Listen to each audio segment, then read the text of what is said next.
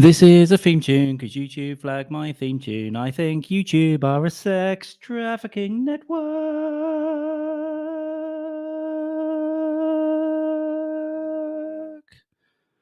Yeah, that's what I think. That's in fact, it's not what I think, it's a fact. That's what YouTube are. I am. That's a joke. Brett Brock told me to say that, so it's got nothing to do with me.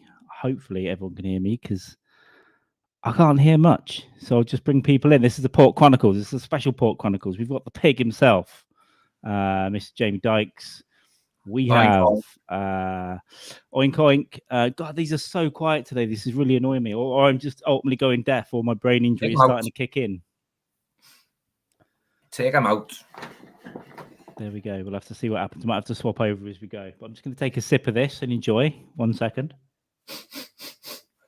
Smells like a December 2001 fucking Stella Artois. Remind me of the time my uncle made me gargle his cum. All right, no, good. This isn't how I meant to go. We're already apart from that. We do have a wonderful guest today. He is he's just lovely. I mean, he's a great artist. He's a great man, and he kept us awake for good chunks of the polython. I don't know how many hours he did it. We better kick him back some booze, right? I'm thinking of sending him some booze at some point. Yeah, I have to send him something. So we'll just welcome him right now. It rhymes with I've got a horse cock.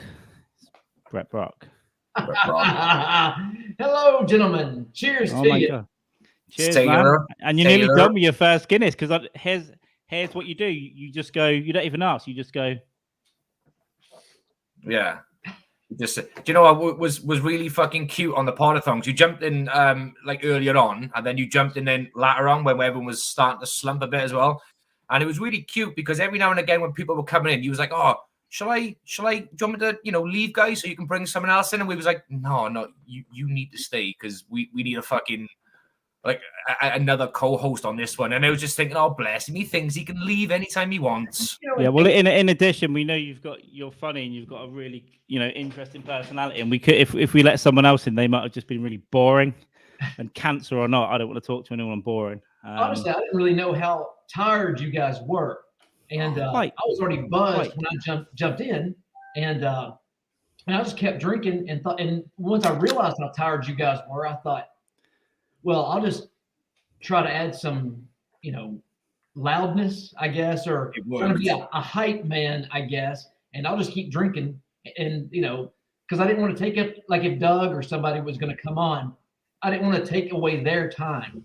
And so, if you guys had specific questions for somebody else, I didn't want to, muddy that up and be in the way. So I was ready to bounce anytime you guys kicked me off. So. Yeah, but that's what I'm saying. Like you coming on was like literally a breath because we was all, on a high, we would have stayed there as well. It would have been great either way. But someone like you jumping on with that fucking burst of energy was just like exactly what we need. It's like Pulp Fiction, where like Uma Thurman's like practically dead, and they're like fucking stab her in the heart. Like you was that syringe. You were the adrenaline shot into the tits of the podcast, into the tits of the heroin overdosing podcast at that time. If you're alive, say something. Something. Yeah, that's what. And even if it doesn't matter who came in, it could have been. I mean, even if Prince Andrew dropped in, we got a lot of questions for him. It would have been like, no, Brett, stay. This is gonna be. I think by that point, even if we had certain questions for anyone lined up that was coming in after a certain time, which I don't think any of us did by that point, it was just going to flow naturally.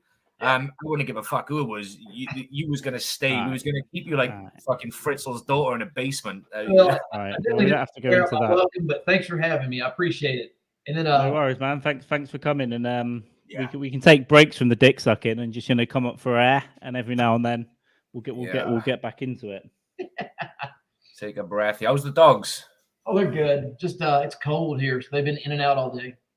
Yeah. So hopefully they get their pees and poops out. So I won't have to take them out. Yeah. Well, if you need to take a break to stop your sofa getting shat on, then go right ahead. Just let us know. No, they should have it out by now. Yeah, me too. I've got no one to take me out, but I've been taking myself out or to the toilet, and I've about 8 times in preparation, and then I took these knockoff Imodium. So whatever the drug is, loperamide hydrochloride. There we go. It's essentially a cork. Up the sphincter. It is. Well, we've got some absolute pigs in the chat already. We've got this senile fuck. Hi, Matt. I always feel weird calling you Matt as well. I've got Kelly ready to go. Swine. Yes. I mean, you're just down to the pork-based words at this point. I don't know how your wife keeps up with it. Alcohol makes you really fog, dehydrating. Yeah, I'm pretty dehydrated today, Kelly. It's actually my headphones are playing up. Mandatory Brett Brock appreciation association comment, lovely. Excellent emojis from the man Harris himself. Kelly is right. He is sexy. He is. I mean, I'm naked from the camera down, so just in case it's a boner, which harder and harder these days. Oh, Kelly's just going off. She's probably fudding herself off in a bath. His hair, why is he funny? You can draw. He looks at that. It's not fair. Yeah, but he does occasionally just get a chicken and strangle it in the street. So there's always a downside. Yeah, just as the kids are getting off the school bus, he's there with the chicken, just fucking. Are you saying Evan has gone all Spanish on us? Can you just rustle up some tacos and that'll be good? Yeah. Buenas tardes. Tacos. Anyway, yeah, I'm warm. I don't know. I'm gonna have to adjust the heating in here. I'm all off. It's maybe it's the thought of your fucking neighbors making loud noises and you're gonna go up there and do some bad things. So your Saget sketch, was that about 3.5 hours to fill in? Was it something like that? 3 hours. I think it was about 3 hours. 2.5, I think. Spend a lot of time in the chat talking with people and try to stay active. It's inherently boring to watch somebody just draw in the first place, and then plus with no music, so I don't have any other option except to stay active in the chat and try to. Well, you do it. I hadn't jumped on one of your streams before, but it was good. I kind of had it in the background so I could see the progress. But then you were always interacting with everyone that came in. How are you doing? You've obviously got some regulars in there, and I'm surprised you can talk, draw, and drink. And it's just all around pretty good. He's a multi-skilled individual. See, I just struggle to speak and think at the same time then. And there's Brett fucking drawing, fucking talking in the comments, swigging. It's like, yeah. The big thing is, keep doing this. I look like a news correspondent. Over to you at the Twin Towers or the One Tower. We just heard a bang. Yeah, I'll have to switch. I'll have to switch out these headphones soon. What's going on there? As if you don't choke the chicken. Yeah.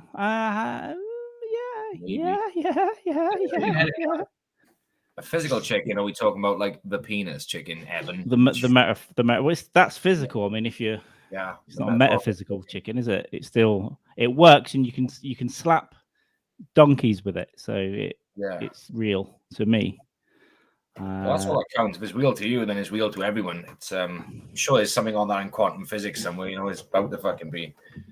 Chickens. It's like what there was there's a why did the baby cross the road is because it was stapled to the back of the chicken, or I'm sure that's like it's like in a Stephen King novel or some shit. I think it's the fucking stand or whatever. Some bollocks like that. Yeah, it sounds like a Kingian Standian attempt at a street joke. Yeah, why not? Those were great. It reminds me of not quite, but like a Wikipedia entry from about 2001. Yeah, old school fucking. It reminds me of like an Auschwitz experiment gone bad. Yeah, they had they were running out of actual human beings to experiment on after a certain amount of time. So it was like, oh, we got a chicken, and we have probably more protein than most. Yeah, most would find at Auschwitz, but yeah. So it took us 9 minutes to get onto the Holocaust, or the Lolocaust, as I'd call it. My one of my friends, Dave Jeffries, he's Jewish, so he kind of gets away with it. But he's got some absolutely fantastic Holocaust material. It's phenomenal. I heard about some of his jokes before I saw them live, and then I saw them. Yeah, it's a real makes people suck the air into their face, which I think then travels back in time and actually sucks the protein out of the Jews from the camps. Nice. Does he actually make them aware that he is Jewish before he does the joke?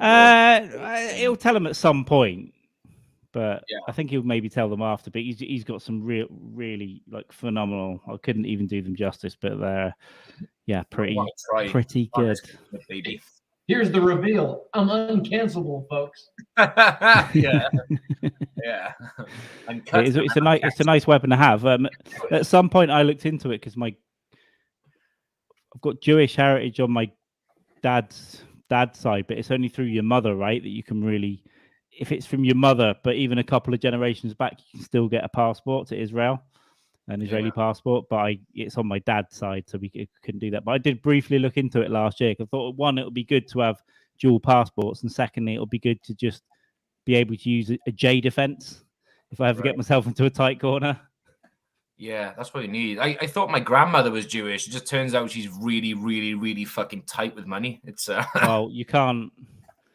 That's it ain't that horrendous stereotype, Jay. It's a horrendous stereotype. She uses a fork in the sugar. She did 9/11. Yeah. Yeah. She runs Hollywood.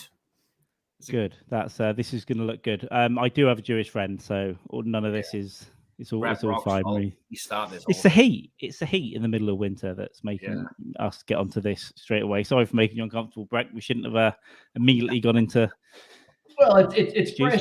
It's fresh on my mind because not far down the road, one of our school boards in McMinn County, Athens is the county seat, just voted 10-0 to ban the graphic novel Mouse. Yeah. Done by Art Spiegelman, and it was about his dad's retelling of his experience during Auschwitz and that kind of stuff. Shit, they just banned it outright. Like there was no fucking opposition to it. Just gotta go. And they actually did it a couple weeks ago, and then somebody made an anonymous call, and then it picked up on Twitter, and then everybody heard about it and went, "Oh my God, this is terrible." Yeah.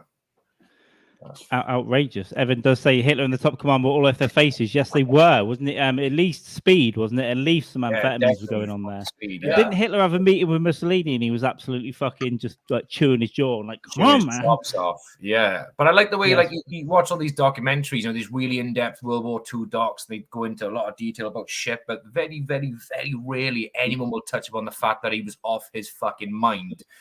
Do you want to know why? Because half the world's population would go, oh, maybe it's not really his fault. If only they had, drug aid and Alcoholics Anonymous at that time, maybe we could have saved him. It's people don't want to feel the sympathy for him. But yeah, he's completely off his fucking face, wasn't he? Always stroke the ego of a starving artist, or they'll draw up some really cool looking uniforms. The next thing you know. Yeah, this is the thing about mass shooters, right? We actually had a shooting here at a school last year. They're very rare, obviously, but obviously it's an incel, and you get them here and there in the States. Fuck yeah, that's right. That crazy ass fucker. Yeah, but here's the thing: all these people need is like a couple of hand jobs, right, at school. So I think it's the community's responsibility to just look around. If there's a sad kid that's just not been able to talk to girls, go and give him a charity hand job. Once to twice a year, and you will probably stop the violence getting so bad. I've always thought sex workers are the greatest cure to school shootings and mass shooters. Yeah, I completely agree. That's all they need. They just need to jizz with someone else consensually. That's all they need. Even once a year. They're contributing more to the prevention of it than anybody else. It's still happening, but I completely agree. Look down the line here. They could do it in the dinner queue as well, couldn't they? They could just stand, up straight and just reach their hand over and just give a little tug and just like leave it there. But you're right; they are really they're at the front line of this this whole fucking let's just fucking call it for what it is, a pandemic of school shootings. Crazy. But Jack the Ripper and Peter Sutcliffe had opposite views because they kill prostitutes, but still, they've done it for their own reasons. I have. I mean, and YouTube, this is an absolute scripted joke, but I have, and I've talked about it before, that I do have thoughts and feelings about doing mass shootings. I just have it when I'm out in the city centre, or it's too busy, people aren't looking where they're going. I do have active fantasies about just gunning dozens of innocent people down, but I wouldn't do it. It's just a thought. It's like suicidal thoughts. I'm not going to do it. Yeah, it's just like Remember the game? Is it Medal of Honor or Call? I think it was Medal of Honor. It was one of them where you was your character, one of your characters was kind of like an undercover covert spy, but they were working with the Russians. And one of the fucking levels was you had to go through an airport with these Russian-esque fucking mafioso. It's Call of Duty. Yeah, that's the one. Yeah, and you basically had to participate in gunning down people in an airport. Yeah, and if yeah. you didn't fire your gun, It was they would phenomenal. kill you. So yeah, was so you phenomenal. had to actually take part in shooting men, women, children, just to get It was deeper and phenomenal. deeper. It was, wasn't it? And after about 3 times being really hesitant of I ain't doing this, I felt straight in, and I just got straight in. Yeah. In. And there was a torture scene. You get straight in with that as well. And That's the same. right. The other game was. I don't play too many games, but I remember the original BioShock. You have a choice because these little girls come up to you in this underwater facility, and you have a choice: do you save the girl or do you harvest the girl? And I just chose harvest straight away because I thought it's a more interesting thing to do, and actually affects throughout the game. It affects different things and affects the ending, whether you harvest or save. Yeah, You just made me nostalgic for pre-9/11 airports. I can barely remember, so I only flew probably, I don't know, twice pre 9/11, maybe. I didn't fly until I was about 10, and then I went to Spain, and then I went to Greece in like 97. So I think, apart from that, maybe 01, maybe 2 months before. But I've heard good things about flying pre 9/11. You know, there's no ridiculous security measures. It's just you get in there, you get on, you smoke, you drink, you walk up and down the plane, you hang out. Everyone's having a great time. Check-in was minimal. I mean, you could show up 15 minutes prior to your flight taking off, and just walk straight there. Well, I did that in October when I went to Finland. I was real late, and I had to get this one old guy. The girl was like, "I don't know if you'll make it," and she was like, "It wasn't Manuel, but I'll just say Manuel." And this old guy came over. He's like, It's like, get this bag to the plane. It was literally like, and this is the guy that's going to get my luggage to the plane. And then I had to sprint, big airport as well in London. I had to sprint all the way around, got there. But then it turns out the flight was a bit delayed and it was fine at the gate. But it was just the most, in my head, it was very dramatic. In reality, it was just like an alcoholic sweating through an airport. But I was close. I got there as I was supposed to board.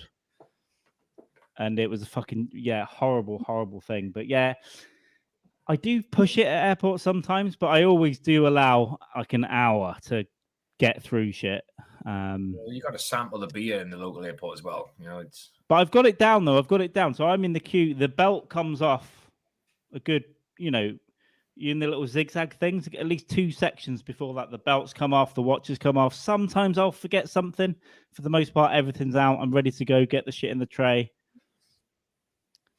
Nice. Pretty practiced traveler, but I do sometimes. I accidentally took a hip flask of whiskey through airport security a couple of years ago to Amsterdam, but it was it wasn't even for the trip. I just left it in my bag and forgot from some night out. And then they were like, "We've got to check your bag." I'm thinking there can't possibly be anything there. I'm sorry, you made a mistake. And he just pulls out this hip flask of whiskey. I was like, and she goes, "Do you want it?" And I thought she was going to give me the whiskey. So I said, "Yeah," but she tipped it down the sink. This was 5 a.m. So everyone gets to smell whiskey at 5 a.m.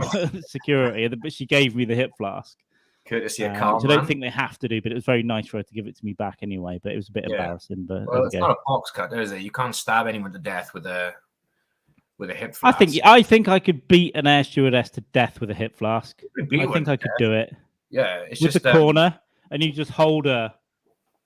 And you just get her probably 25 times before the other air steward gets to you, and he's like, "Stop!" Yeah.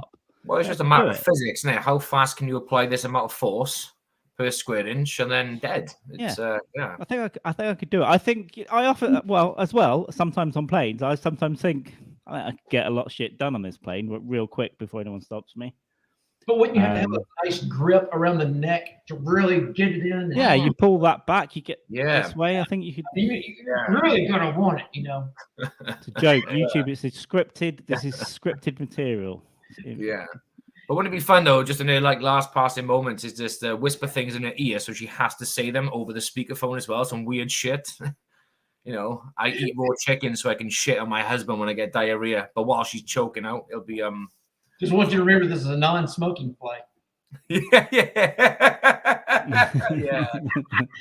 This is a promotion for Bartles and James. Yeah. As the tears wailed on their eyes and their makeup's a big fucking smudge. Another embarrassing moment on the flight. I sat down and I can't remember where. Maybe it was to Brazil. Okay, so it might have been a long flight, like 11 hours. I sat down, and the minute I sat down, I felt my guts go, and I was like, I need to shit right now. But then they're taking off and not letting you. I'm like, fuck. But I eventually got up, got in there, and for some reason it was at the front of the plane, and they had the little, the little kitchen area where they get the food ready and all that. That was right by the toilet for some reason, like right by it. And hot stewardesses. Like I fall in love 7 times when I'm on a plane. Sometimes I had to go in there, and I released a Barack Obama drone strike circa 2011. I mean, weddings were being set on fire. Churches were going down, mosques, let's say mosques. Everything was just destroyed, and I had to come out, and everyone's there. And then the wave, obviously everyone there can smell it. And going over people's nice job. And just the shame, though, the absolute shame. And you never whenever it happens, you never feel clean. I don't care what you've done. You can wash your hands as many times as you want. You can spray it down. You can do whatever. You always feel filthy. That recycled air and just like poop particles on you. It's just gross. It feels fucking horrific, doesn't it? Yeah, it's just like it's always worse when there's someone incredibly beautiful, like 2 feet away, and then when there's 3 of them doing, and I'm sorry, and now you know who I am. I'm the shit guy for 11 hours. Look at that hot chick as you walk by and go, "That's how confident I am, baby." You'll learn to love it. You'll learn to love it. Yeah, you will. You'll have to learn to love it. You will. I used to love speaking of airplanes, but when all the shit was kicking off, like in Syria, I just used to like even on the work computer sometimes just type in Heathrow, London to Syria, 1-way flight tomorrow AM, just random stuff. And you're on list echelon at Menwood who would have extracted that text. Brilliant, but you have to specify block capitals 1 way. Just and I was kind of hoping to get you would have been looked into quite substantially by someone sat at a desk, as in me multiple times as well. Things I've googled sometimes, like how to make a bomb. How to make suddenly your phone rings. It's like Mr. Dykes, we've found a discrepancy with your passport. Can you come with us, please? That's what it'd be like. Or get like what Carl said, like Google how to make a bomb. But the best thing to do is get the ingredients for like a homemade explosive and just put each individual ingredient. Yeah, you immediately you're on international lists. Like the FBI are looking at you, the MI5 are looking at you, the special branch. I don't. So what Brad people said, say they've got anything to hide, but they always have. Us, please, sir. Evan, I've never. Was he buying all those throwdown phones? I've never seen those axes, Evan. I'm already out of breath. Did you hear that? It's like it's like get a lungful. Most planes. Maybe they've seen the Shining and they're just scared that they might need an axe. Opposite the toilets either end. I work for an airline 1999. Next time I'll keep an eye out and I'll just be like, hey, I'll figure that out. Yeah, that's how clever those 9/11 ones were. There's an axe on plane, you fucking dummies. Deeply as a resident. I could have got in the first class really easy right before the pandemic because they were you give them an offer now to get to first class. They say make us an offer on the website, and it got down to £20, like $30-40, right? Because no one was flying. So they're like, but the slider was making us an offer between 20 and 100, but ultimately I had to cancel the flight anyway. So I would have offered for that, and I've just booked one now, but it's now at like 300 for an upgrade. I'm not doing that. What I will try at the airport is I might pretend to be not retarded because they don't want one of those in first class. They might pretend they do, but if you go up, you're like, oh my god, can I get the first class? They'll be like, no, we've run out. We can't have this upsetting the other passengers. But something, I don't know. My wife is dying on the other end. She's like, the AIDS cancer is up to her eyes. Yeah, I'll cry. I can cry, and I'll just be crying. No, she's back in coach next to the shitter, and some dude just took a dump. Yeah, dying back there. My sweet Elizabeth, dying. The guy next to me was telling me he's anti-vax, and just give me that little bed and free champagne for the flight, and I'll be away. And I'll tell them on the way off as well. Okay, that was a fucking lie. Yeah, so because Carl used the word retard, and so I feel like I have like carte blanche to say it myself. Like And for probably for like legal reasons, I will have to say this is a true story and not a joke, which is kind of the opposite to what we usually do. So when my daughter was like 18 months old, this is a long time ago, we was flying to Turkey. They through customs, they basically lost her bottle of milk. They got rid of her bottle of milk or whatever. So she was on the plane fucking crying. I was walking her around the plane, and we sat next to the bigger area where the door is, because a lot more leg room there. So I thought, sit down, let her play. Stewardess comes over. You can't sit here because she's a liability. She may, open the door and we'll all be dead. 15 minutes later, to quote Carl, a retard sat in the same spot, and they were giving this fucking kid like proper like accommodation. I was like, whoa, what? Who's likely to open that door? Me with my 80-month-old daughter, I'm just trying to relax. Or the waterhead. Or looks like a 21-year-old fucking waterhead. He's going to be clinging onto the fucking door for dear life. And I mean, they are strong. I have to say that's a true story, as opposed to a joke. The strength is always underestimated. Yeah. Oh yeah. A friend of mine got into not into a physical, but he got beaten by one in HMV, which is a music store here. I guess like Virgin Music or something. Beaten by vinyls. The story is funny when he says it, but apparently he was just out with his friend and he was looking through CDs. This was 10 years ago or something. And there was one of them with a carer, big guy though, big one. And all of a sudden started kicking off, and I think he intervened and said, "Oh, well, what's the problem?" And he got pushed through a whole rack of DVDs and music, and ended up in a pile of everything in the music store. So yeah, they are sometimes strong. And also, I used to work. I won't say too much, but I used to work a job with people with mental and learning difficulties, and I had some fights. You had to fight them sometimes. And I'm not making fun of them at all. I'm just pointing out stuff. And so I'm going to tell you a little. I don't know if it's PTSD, but this time I was in 4th grade. We're in elementary school, and whenever the kids would all get together from, we'd go into the cafeteria and they would set up like a Disney movie or something we all would watch. That's usually because the teachers were all drunks. But the special ed class, they would also be in attendance as well. And as a 4th grader, we sat towards the back, and the special ed folks sat right behind us, watching, I can't remember what it was, Song of the South or something. And I hear this noise behind me, and I look back, and it's this kid named Calvin.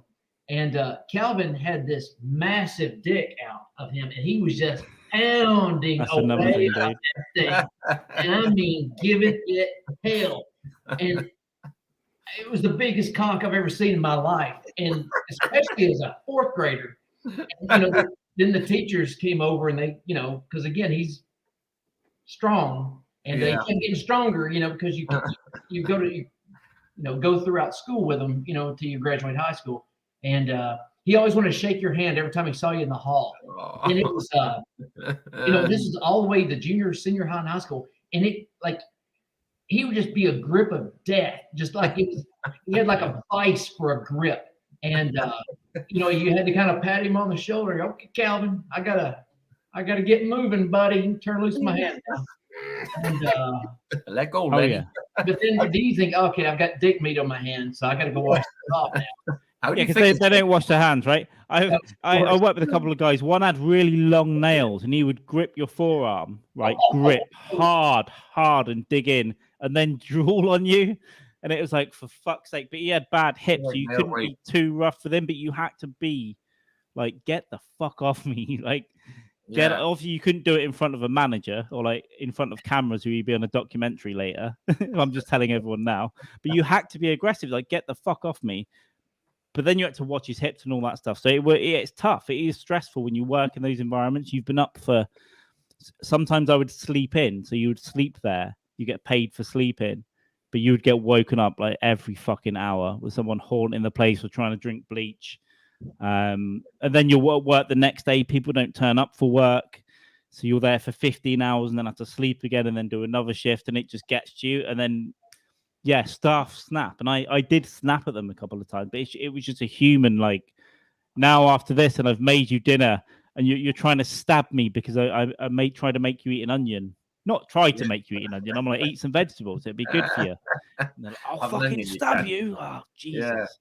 It sounds like parenting. That's exactly what parenting is like. It's just fucking, force feeding your kids because you would have loved it, Jamie. The amount of meds you can get hold of, like risperidone, all the antipsychotics. You just pop them, a couple of beers. Beautiful stuff. Brett, you meeting that guy in the hallway, right? The one with the Lenny from Mice and Men. Imagine how his dick felt.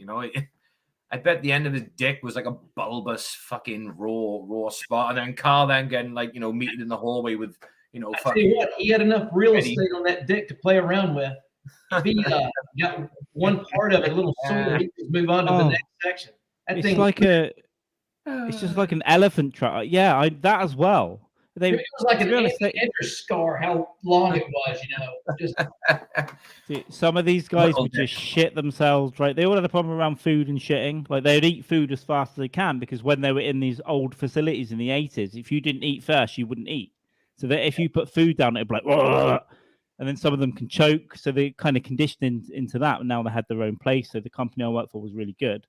And you're really still talking about gruel and porridge in your country. Yeah, probably. But they would also had problems around shitting, right? So they would not worse than me. They would just sometimes to get attention, that guy who would grip you would go into his sensory room, pull his fucking nappy diaper off, and just shit on the floor.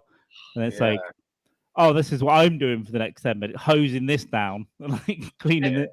But they do it deliberately sometimes as well. So it was really nice and stressful. And if you're fortunate enough to have a grandfather with Alzheimer's, dementia, that kind of thing, you get to deal with it again.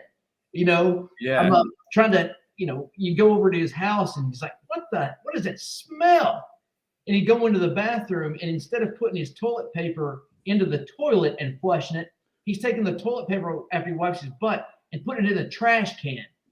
Oh. And it's like, what is happening here? Yeah, you do that in South America. You have to do that because you can't flush the paper because of the pipes. You have to. They put it in a little bag in the thing next to you. Yeah. But to be fair, once you're used to it, the bag is scented. It doesn't. Once you're used to it, it's just putting it in there. And that's probably remember to also remove it at some point. And you just got. That's just an extra thing you've got to do daily rather than let it build up. But Evan's going on about telling us how to take down an airliner right now. There are fire axes everywhere. They're 6 inches long. Did you put your penis against it and go? It's two of them. Above the first row and overhead, it's a first aid pack with some pretty gnarly jobs. Also, when you're on an airline, you get radiated, right? It's dangerous. So when you have an X-ray, there's a reason that nurses stand behind a fucking screen because it's radiating you. It's fucking dangerous. And if you have lots of X-rays, you're probably going to get some kind of cancer eventually. Some form of cancer or a mutation. When you work on an airline, the atmosphere is thinner. You're way closer to the sun or the radiation from the sun. You're getting fucking radiated the whole time. It's not good to work on an airline for 20 years. That's why they always look beautiful at first, and then you get the one that's like a bulldog, just walking down with 2 heads. The skin cancer got her. I've got a feeling a 5G conspiracy theory is about to raise its head right now. Yeah, that's gonna fucking pop up any minute. Yeah. Don't take the bags. The only conspiracy with airlines that was real, or not conspiracy, but the conspiracy was you can't use your mobile phone whilst on a flight. What load of bullshit! Like turning this phone on is going to interfere with the fucking the safety of our and I've tested this by every single time ignoring the instructions to put my phone in airplane mode. I've just been testing it on behalf of the other 500 people on the flight. We did it all the time. I was constantly texting, from my phone while we were at low enough altitude, or close to a cell tower, and we're getting ready to land at Travis Air Force Base or something. Once we got below 10,000 feet, I'd turn my phone back on and start texting. Hey, we're going to be on the ground in 5 minutes or so. So I think around Heathrow they have jammers because I tried that as well, but until we were literally 80 feet, it was nothing. So I think they've probably got stuff around the airport to kill phone signals. Probably. But yeah, I always try that too. But yeah, I like to try things on behalf of the other passengers. But I don't mind flying unless you're next to a really obese person, and that has happened for a few hours once, where they melt into your seat. Their side is on you, Their elbows are on you. So there's nothing you can do. There's literally nothing you can do. And we can get into that real quick. I guess this is early 2019. I flew out to Eugene. Well, tried to fly out to Eugene. I had to be at the Nashville airport at like 5 a.m. for a 5 a.m. flight. So I had to get there at like 3:30, 4 o'clock in the morning. And we're delayed 30 minutes because a massively obese person had to get an additional longer seatbelt strap, and they couldn't find one. No. So we had to wait 30 minutes. No.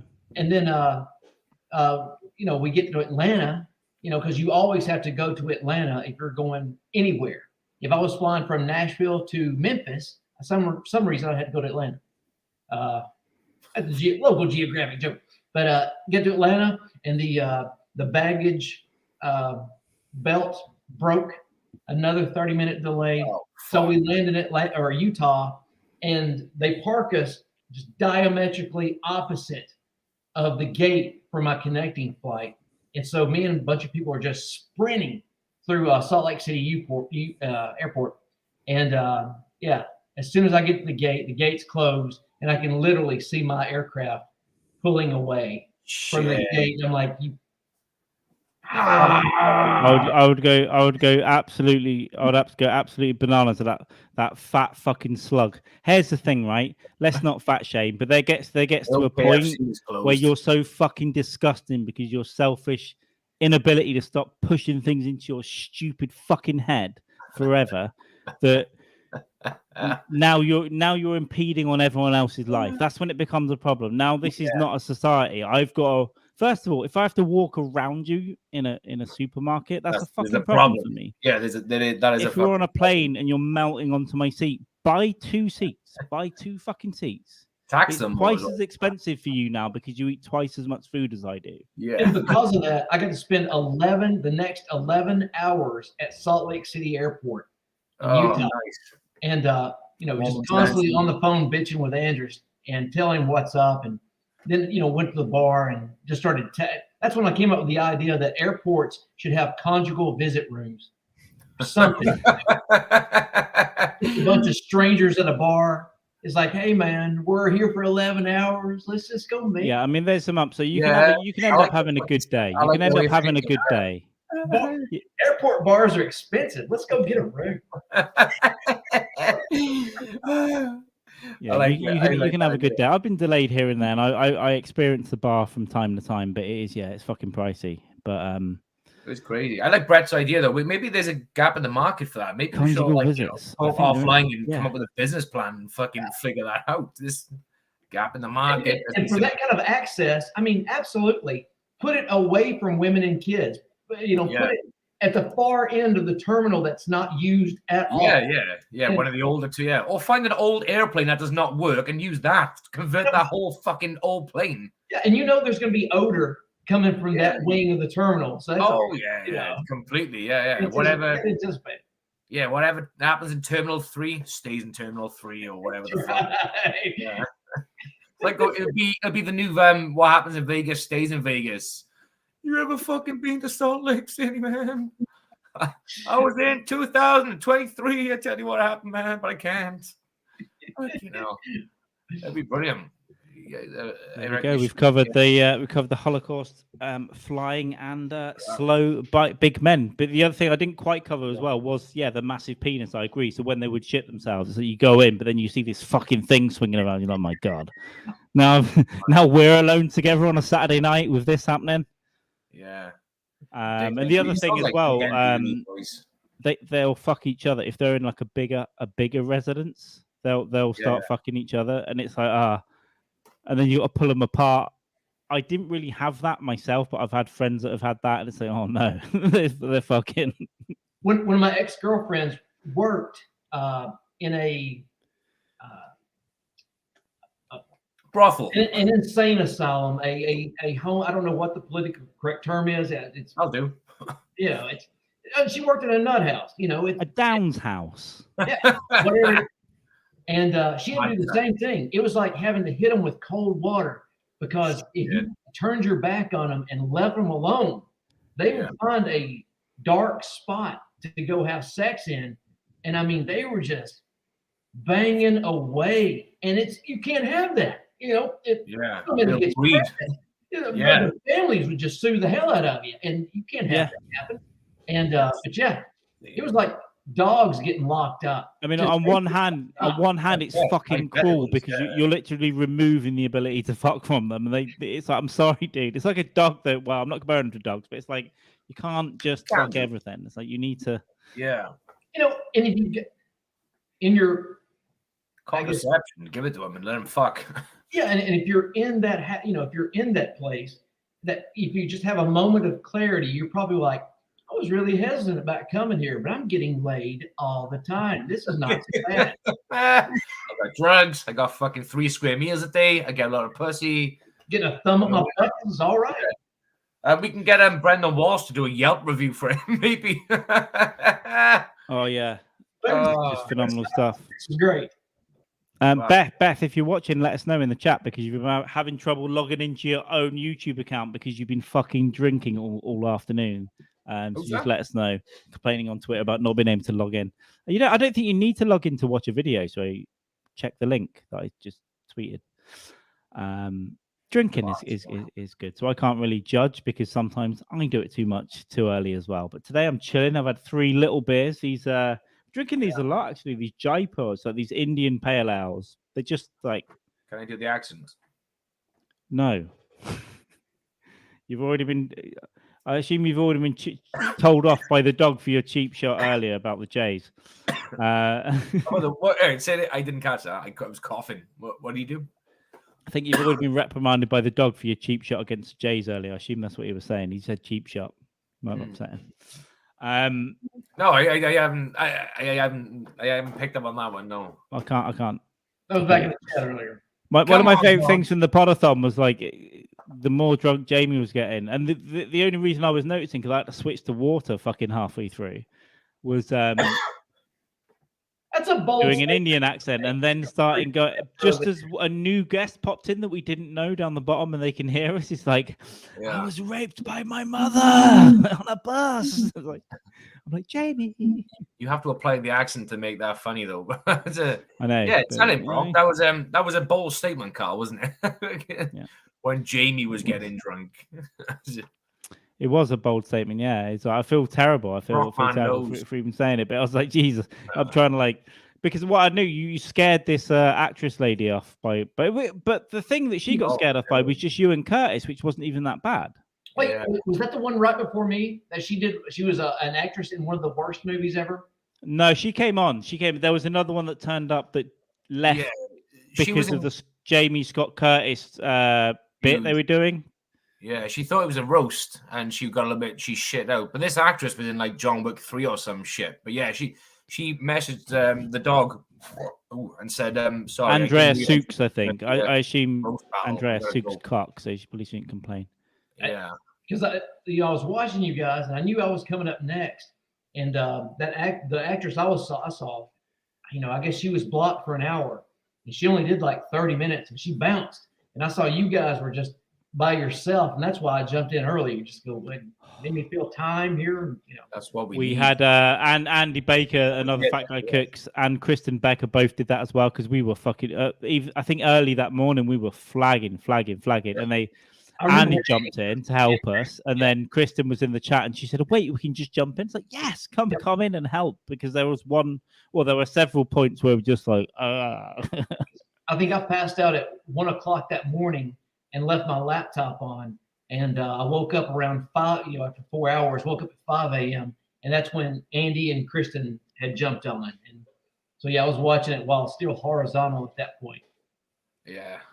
I was just gonna say, my if I was doing any sort of weird my face was cramped, my jaw was cramping, like round here was just like seized up, so I just had to go. I haven't got the lock jaw, gag reflex down yet, but I'll keep trying. I promise. No, Brett, again, not to blow smoke up your ass, but honestly, you coming on when you did at the last stages was just literally it was like 6.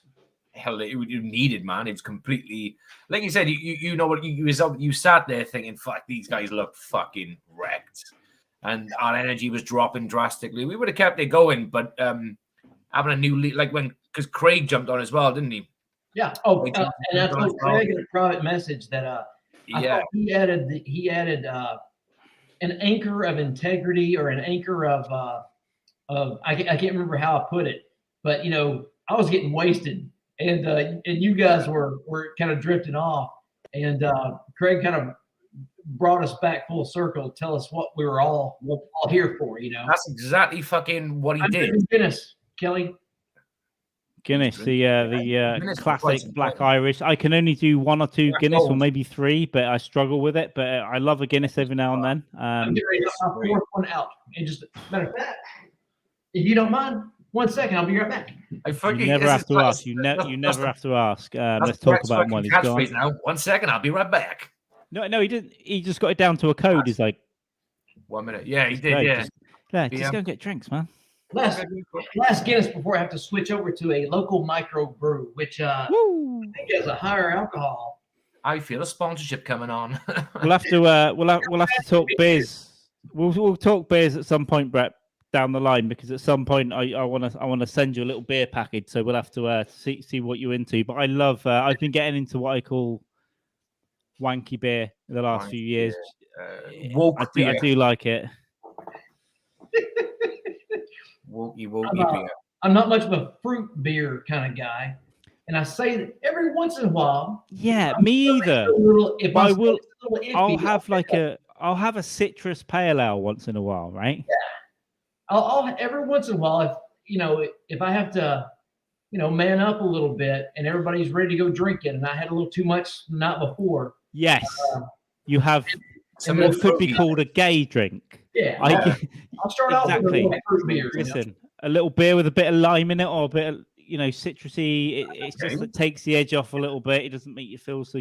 You're trying to get one of your 5 a day as well by having the citrus burst in there as well. It's refreshing. It's good for your skin. That's all it is. It's just chemistry. Because I don't like tomatoes, and I'm jealous of people that can just start their day off with a Bloody Mary and put the Worcestershire sauce in there and really get back in the game quickly. And like carrot juice, because you can substitute tomato juice for carrot juice if you wanted to. Right.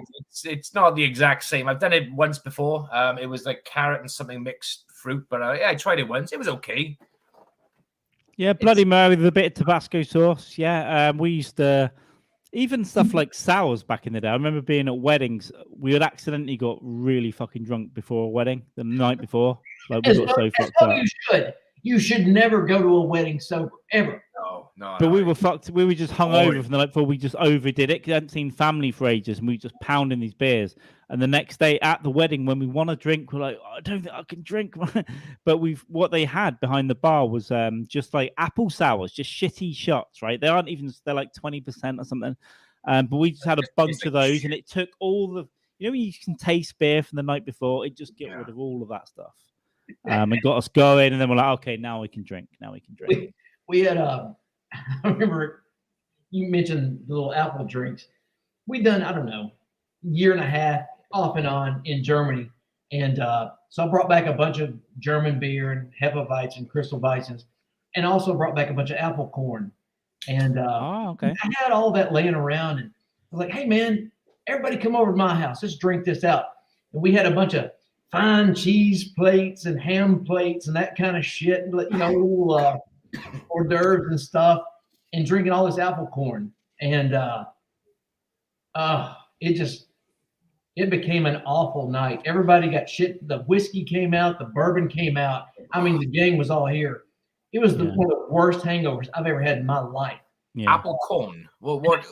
I had to just go, took my shirt off and just had to go lie down in the bathroom floor on that cold tile. Not bad, yeah. Just put my face on it, just try to get. You need the cold. Yeah, when you're that fucked and you're lying on the bathroom floor naked and you just need the cool air, that's when you're. And we had girls over, so I couldn't get naked, in case somebody walked in. But what is apple corn? Well, I've never heard of it before. That's it. That's it right there. The one I'm looking at, the Berentzen, the one with the green label. Yeah. So I don't even know what it's. you left everyone just in your house sprawled out, and you just lay on the floor. Yeah, it was like a Jonestown. I mean, there's people. Sweet apple liqueur. People were puking, and there's people passed out on the carpet, just on the floor. No covers, no pillows, no nothing. Yeah, it's like an apple schnapps, basically. Yeah, and we had a lot of it. I wanted to get rid of it, and didn't want to just toss it down the drain. Shit. I just used it as a reason to invite people over and let's. Yeah, in Germany. Yeah, I need to try that. 'Cause I was in Berlin a couple of years ago and I had some good beers. But Europe, we've got a lot of good stuff here now. But Germany, Netherlands, you can find Belgium, you can find some real interesting stuff. And Evan, Leffe, 6%. I think, isn't there another one that's stronger, like 8%? Because I think I went into a bar on the left. Yeah. And then there's there's something else that's. I went into a bar in Amsterdam and it cost fucking like €11, and I thought, okay, I'm in the Liederspleen in the center, so it's going to be expensive. But then I looked, I was down in these beers, and then I looked at it, and I was like, it's like 8%, man. No wonder I'm feeling a bit fucking dizzy. We get a lot of the apple ciders over here, and your alcohol content can go up 7, 8, 9%, and it doesn't take long for those things to hit you hard. They fucking do, man. Ciders are fucking. I haven't drunk cider in a long fucking time because it's like entry level in the UK, like Wales in particular. It's like entry level when you're like 13, 14 in the local park, and fuck me, Long Island's can be rough, Kelly. Like I've had a few strong fucking Long Islands. We used to drink a lot more. We would buy them by the jug at restaurants back in the day, and just pound them. And it's like got 7 different spirits in it, or 5 to 7 different spirits, and the hangovers. Yeah, it's not good. And it's sneaks up on you. Yeah, they do. They just fucking creep up because it's the Coca-Cola. It's fizzy. It's sweet. It goes down. It goes down fast, and then 5 hit you at once, and that's like 30 shots just hit you. Because you're always sitting at the bar, and it's like, okay, I've got to stand up to go pee. And as soon as you stand up, it's like, whoa. Yeah, and ciders as well used to mess me up because there's a bar that shut. It's one of the only ones in our city that shut down because of COVID. It was underground, called the Hot Bunker. But they're good beers, but they also won like the award for best cider in Wales. And some of that stuff would be like 7, 8, 9% cloudy, thick, warm cider. And you sit down and have 4, and they're fine. And then you go outside, and it's like, all right. Okay, the night's begun now. Now we're going to get into some mischief. We were in Seattle one night, and me and a flight crew of us, there were 6 of us, and they had kind of this limited edition, obviously limited, because it was this mead, this cask ale mead that was sitting on the bar, and not everybody wanted it. And we thought, well, there's 6 of us. We'll make a chat because the bartender already 10%. Said, it's going to be, this mead is rough. It's high alcohol content. It'll put you on your ass. And of course, we all thought, okay, there's 6 of us. We'll challenge. We'll polish this mead off. Yeah. And we depleted them of their mead source. But we paid for it the next day. It was fucking sweet. That's class. Mead. That's a fucking tough drink to take down. It's quite thick as well, isn't it? It's like it's thicker than Guinness. It's like fucking. It was like because. Yeah, it wasn't a reputable mead maker. So it was like it was like honey almost. Taste the lumps in the fucking stuff. It's It's like you can taste the lumps in mead in the same way you taste lumps in the first beer you have after a hangover. Yeah, you just fucking. I remember a couple of years ago we went to a wedding. It's the Brecon Beacons is basically just fucking well out the fucking way from anything, and it's basically where like the SAS train. That's where it's so fucking remote, okay? And there was a wedding in like a little old fucking mansion place or wherever the fuck, one of these pretentious weddings. Oh, we want one in a mansion. It's gonna cost thousands of pounds, but it's always what we wanted. Anyway, we was in the wedding. We was fucking. They had a Bailey's. They had a fountain of Bailey's, okay, which was great. They had a fountain, Bailey's flowing from it, and you had little chocolate glasses. Little chocolate cups. So the idea was you would like drink and then you would eat the fucking chocolate cup. Me, Keely, the wife who you met like last weekend, and a few of our friends were there. Like with every shot, we was chugging the fucking chocolate cups down. And the people who owned this beautiful Bailey's fountain, they said, look, you're gonna have to fucking start, reusing the same cup because you guys are just over every 30 seconds. So we had to reuse the same little chocolate fucking shot glass cup or whatever for about 4 or 5 sips. But anyway, that night we got absolutely fucking wankered. I mean, I couldn't fucking stand.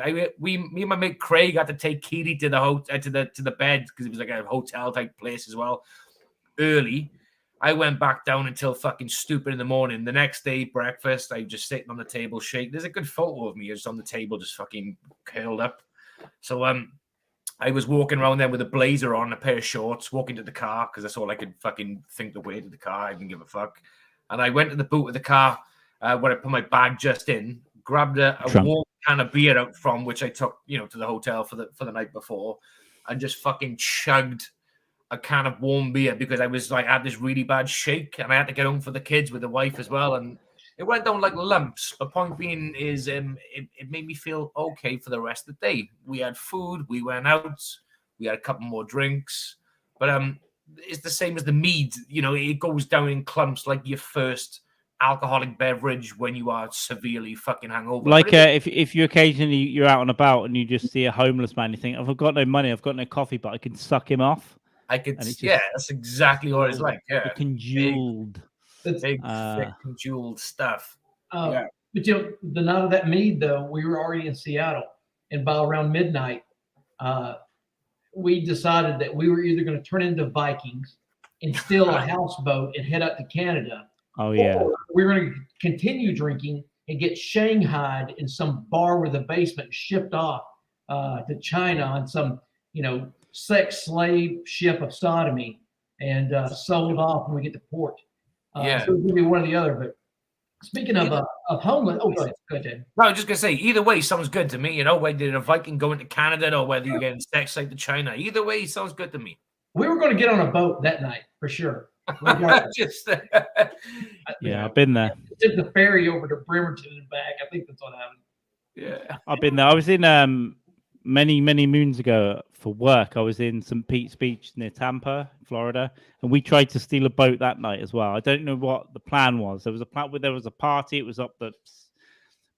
It was quite sick. At one point, we had a few of us in this boat, but we couldn't do it. We didn't know how to fucking do it, and we were so drunk. I remember we were drinking on the beach, like vodka from the bottle, and we were serious. This was a serious job as well. We were a bunch of serious people. We just let it go because our work happened to be on the beach. And then we got a bunch of dudes standing around going, "Avast, you matey."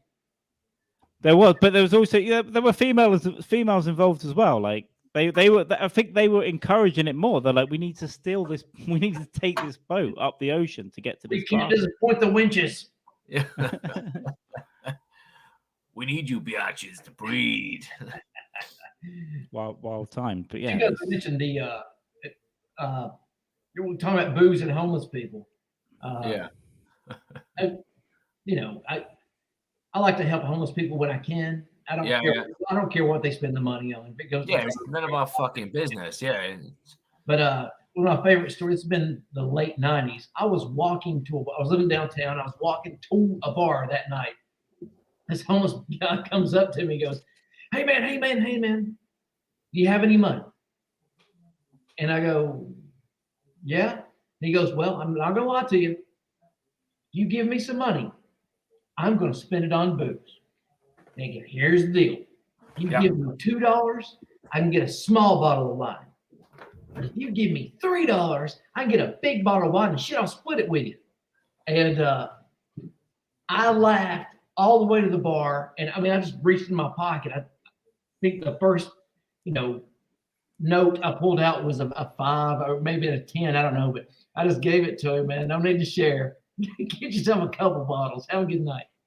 Enjoy your fucking night, mate. Yeah. I just love, the approach is just so different than everybody else, Yeah, that's being fucking honest. It's just like, like that's fucking. But they My mate was in Vegas for his. I didn't go, but he was in Vegas on his stag, right? And he said that one of the best parts was a guy there, homeless guy with a big cardboard sign, spare change, please.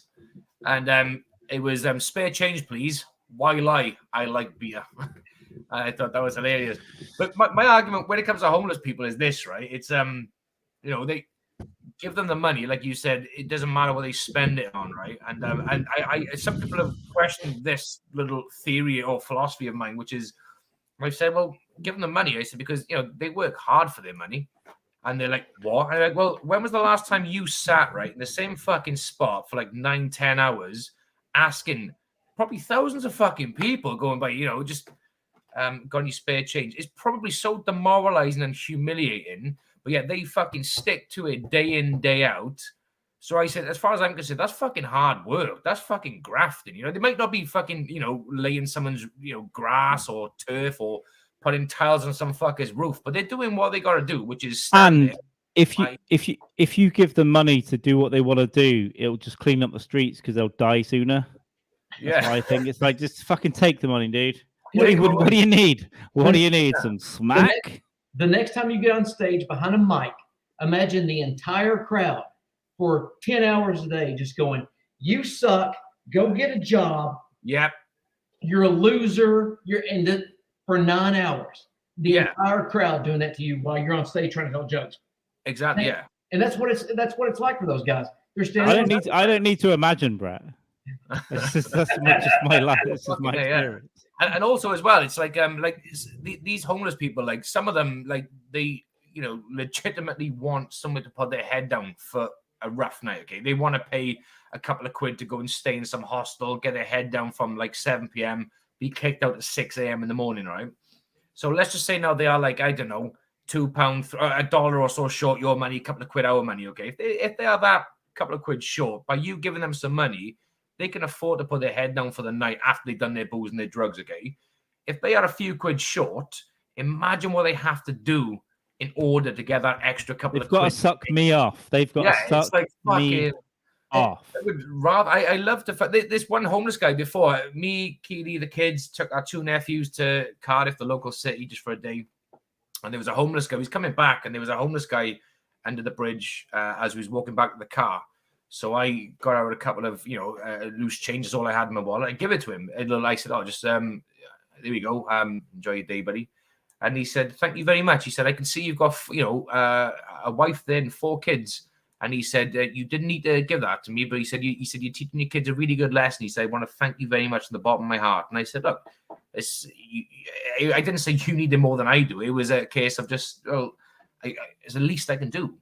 And I did get a little bit fucking choked up. I was thinking, wow, I felt like he really appreciated what I give him. It was fucking sweet. And the older I get, the more I guess empathize maybe with the homeless. I think the homeless got it figured out. They don't pay property tax. They don't pay HOA fees. They evade everything. They figured out how to survive in the brutal heat in the middle of the day, the deepest cold of the night, winter. They've got it figured out. And a lot of times I see the homeless and I think, I'm the chump. I'm kind of They've just gone back to fucking caveman days and gone, right, what's the bare necessities of life? I need to keep warm in the winter, keep cool in the fucking summer, drink water. They're not creating more waste. With the mix of drugs and alcohol, they got to try and keep themselves alive and stuff. This is why van life kind of appeals to me, like just live in a fucking van. I know I've got to spend 25 grand to get one, but you get a good one with good Wi-Fi. I might just fucking park up in places. It will help with comedy as well. I can just park up wherever I'll live where I like. Not pay taxes, the fucking council tax we have here every fucking month. Bills, I'm kind of self-sustaining. I'll earn money. I can work from my Wi-Fi fucking A-team van. I might occasionally get broken into and fucked, but that's okay. Just enjoy it. Lay back and think of England, I say. It's a bonus sometimes. There was a couple in the UK, right? They were like they were retired early-ish in life. They had good jobs. The kids were grown up, and they brought a camper van. So what they did, they basically just spent a fucking shitload of time traveling the coast of the UK, and it was cheaper for them to pay the parking overnight, 24, 25 quid or whatever it was, to stay in a beautiful place with a beautiful bit of fucking scenery, and then move on the next fucking day. Just like that's fucking nailed down, man. And if you're a veteran in this country, you can go to every military base, and they have motorhome and RV parking spots that you can get $20 a day, $30 a day, That's way cheaper than a motel. Sewer, Yeah. water, electricity, everything hooked up. And I think for the most part, they don't want you staying there more than 30 days because it's considered a legal residence. Yeah. But you can go to another base then and go elsewhere, and or you can just leave for one night and come right back. And come back. Yeah. There's a lot of people doing it here now. A lot of young girls are doing it. They just have it's just van life. Where are they? We'll find them. But they just do what they need to do, get their van repaired, live in there, work in there, and just it's there's going to be some problems that you don't expect, not only from the vehicle, because that's your world. If the engine falls out, your house is dead. But and then obviously security problems. But if you can figure out a few of those issues, you save so much money, and it's a life I'd prefer as well. It's like I can just be where I want to be. I wake up near the sea. I can be instead of worrying about traveling around to do gigs, I can just be in the city for a while. And this is where I'm working right now, then I'll go here. I lived in a motorhome for 6 months out in West Texas while I was out in some training for the Air Force out there. And it spoiled me, man. Because, I could completely deep clean the whole thing in about 2 hours. Yeah. Had grills and smokers set up outside. So I did all my cooking outside. The dogs were with me. Had the air conditioners on. Water, sewer, electricity, everything. And, when I first got out of the, I can't work on this thing. I don't know anything about motorhomes. But you'll learn from just necessity. You have to learn how to do it. And it comes quick. It's not bad at all, man. You figure it out. Yeah. I'm completely fucking useless. If the end was nigh and there was a zombie apocalypse, I'll be fucking dead weight because I couldn't fucking screw anything into a fucking wall. I couldn't even put a picture up without the fucking wall. You don't need to. All you need is to use one weapon and then find people weaker than you, and then you can take their food. Job fucking done. You get the people in allotments growing cabbages for 10 years, some vegans and some hippies. Yeah.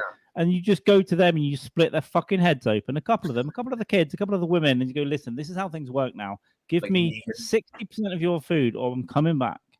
And more people on your team. Morgan, those fuckers just. Exactly. Negan. It's just like you go that way. Baby, it's time to pay. Yeah. And then you start to build your own society. And that's ultimately what I'm after. Yeah, you don't want to go down the Rick Grimes route, do you, and lose your wife through childbirth and then all other shit like that. You want to go down the Negan the moral thing, and then everyone ends up getting raped and murdered anyway, or eaten. Yeah, everyone becomes leeches with fucking Rick, don't they? Everyone's just leeching on. Oh, he's our fucking savior and all. I love Rick, and then Negan's just like, oh, listen now, you kill my people, I'm gonna fucking kill yours. We're gonna fucking call it a day. Well, we're not gonna call it a day. I'm gonna take 50% of your shit.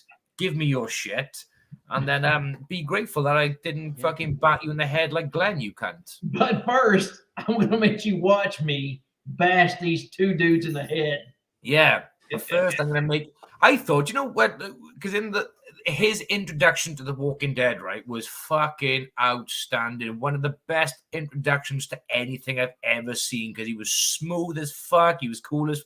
And you know what? He was like, oh, don't kill this guy, don't kill that guy. But you're like, you know what? It's justified because you did sneak into a little fucking, shack and you did kill his fucking guys first. So the least you should do is lay down to your friends' lives for the greater good. You can't.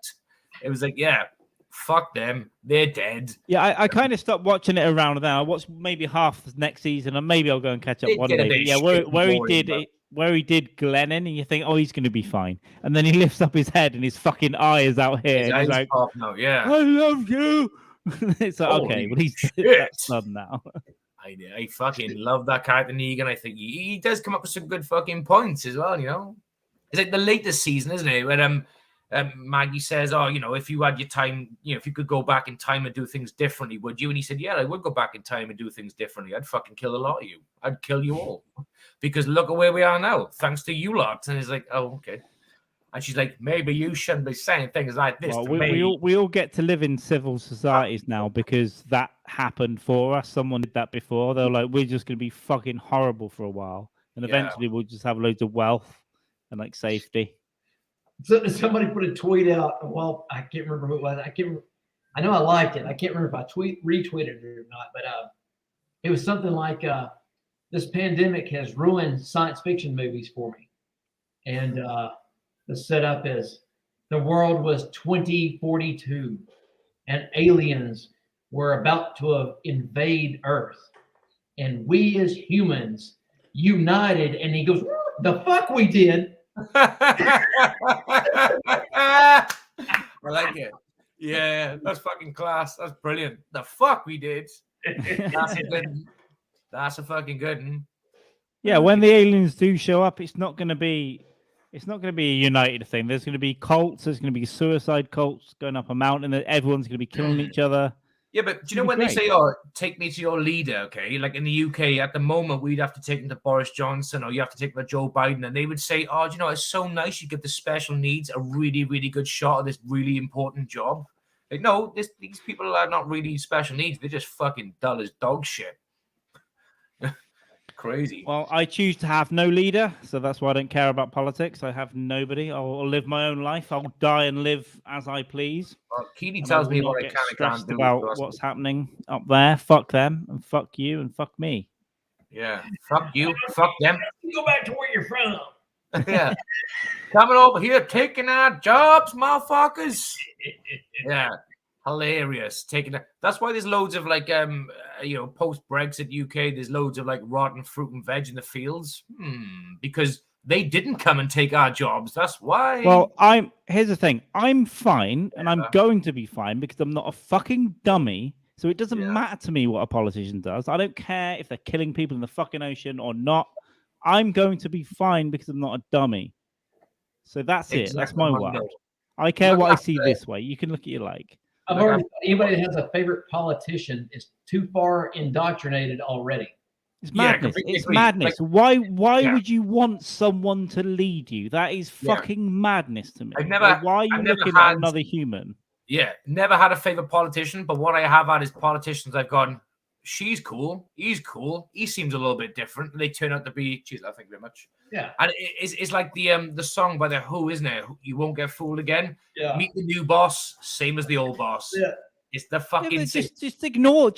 They're not your boss. They're just someone else doing something else. Yeah. And even if you don't want to participate in the system, you don't want to vote, that's cool with me too.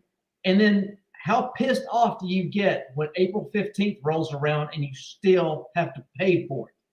You don't want to contribute to the quote good or bad side, or pick the less worst candidate, but you're still paying for everything. Yeah, I'm pissed off that I have to pay exactly the council tax here. I don't want to pay for the police or the fucking fuck you. I can't say that because we're on YouTube, but I'd rather sit in my window with a rifle and just gun down any public servant. That's also going to be a problem for YouTube. Yeah, so you could say when it was too dark, so he took something a little bit more light-hearted. Go fuck each other. Do what you need to do. I'm gonna make myself a sandwich and then eat it, and then I'm gonna die. That's my entire life.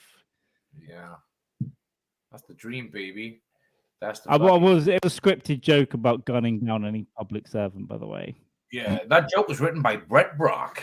Brett Brock. Brett Brock coming for you from Nashville. Brought to you by the January 6th committee. My name is David.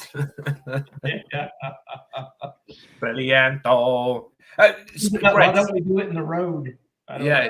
Have you, Brett? Because you didn't really answer it the other day. Have you done a sketch of David Koresh? Like, have you done one? No, I've never sketched David Koresh. I thought about doing. I will arrange for what's the what about like a cult leader, like a fun one? What's it called? I think I thought about doing some, sketches of Gacy and, Dahmer and the serial killers. Yeah. And stuff. People were into that stuff. And then there's no way you can't do Koresh. You have to do Koresh. You have to do Warren Jeffs and Jim Jones. You have to do all those guys. To me, they're all the same. Oh yeah, completely. They're all Cool. heroes. I mean, they're all nuts. They're all They heroes. just use different rhetoric. They just read different parts of scripture. That's all they do. I'm going to stick to this scripture. The end is the same, except some of them wear nice stylish tennis shoes. Yeah, they do. Yeah, I don't think I might be wrong, but I don't think Jim Jones made anyone fuck him. He probably did, but I don't think it's one of his big things. Or did he? He might have. There's no doubt he did. Yeah, there's no doubt that he did. Oh yeah. Oh no doubt. 100%. Yeah, it's just like with Koresh, it's kind of like, yeah, he fucked the minors, and I don't mean people who dig in his backyard. I mean little children, young teens. He got a lot of them at once in the bed together. Yeah, but so did the Beatles. So did the Beatles. So let's not worry about what happened years ago. He had like an altar, didn't he? He had like an altar where he would take these young brides and then do it. It's fucking. It's like I think we were talking about Warren Jeffs and what was going on in Texas and Colorado City between Arizona and Utah, right there on the border. They had a consummation altar. That's right. Yeah. And the image is out there on Google. And it's creepy when you look at all those chairs in a circle, and that altar is padded and perfect height for a girl to be lying down. And fucking chilly shit, man. It's fucking dark and chilly. Yeah. And first off, kudos to the kid doing the consummating. To work under that kind of stress and pressure with all those eyes on you. That's get that kid in your porn. He won't have a problem. Yeah, I was just gonna say, maybe if a camcorder was on him, it would have been a different story. The nerves would have clicked in. Fuck, nobody else is gonna see this. Yeah. Pretty fucking rough fucking ride that is, literally. But let's just make sure that we can't be too angry about them fucking 13-year-olds, because the Beatles did it, the Who did it, Led Zeppelin did it, right? But the Beatles are on Disney now, so yeah, exactly. So Disney gave them a documentary.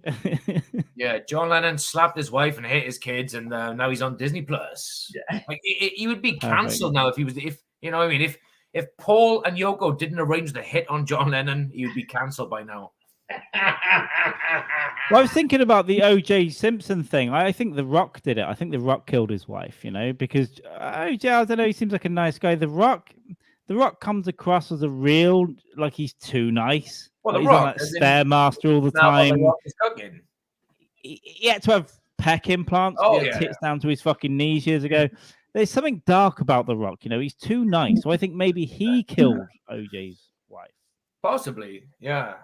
He would. How old was he? How young was he then? He was very young right there. I think the question was, who was the big star prior to The Rock becoming a movie star? Whoever it is, we don't hear about him anymore. That's right. Maybe Carl has got his facts wrong. Maybe it was that person. Yeah. A global cabal of Hollywood directors. WWES. Other like strong men. I guess Arnold Schwarzenegger, Van Damme, maybe. Dolph Lundgren was starting to kill it with the Universal Soldier. Dolph Lundgren, man. Fuck yeah. Didn't he knocked fucking Stallone out cold, didn't he? Doing Rocky IV. What about Patrick Swayze? He comes up to the Roadhouse. He's an unstoppable cooler in a bar. He is. He dies, and now here's The Rock.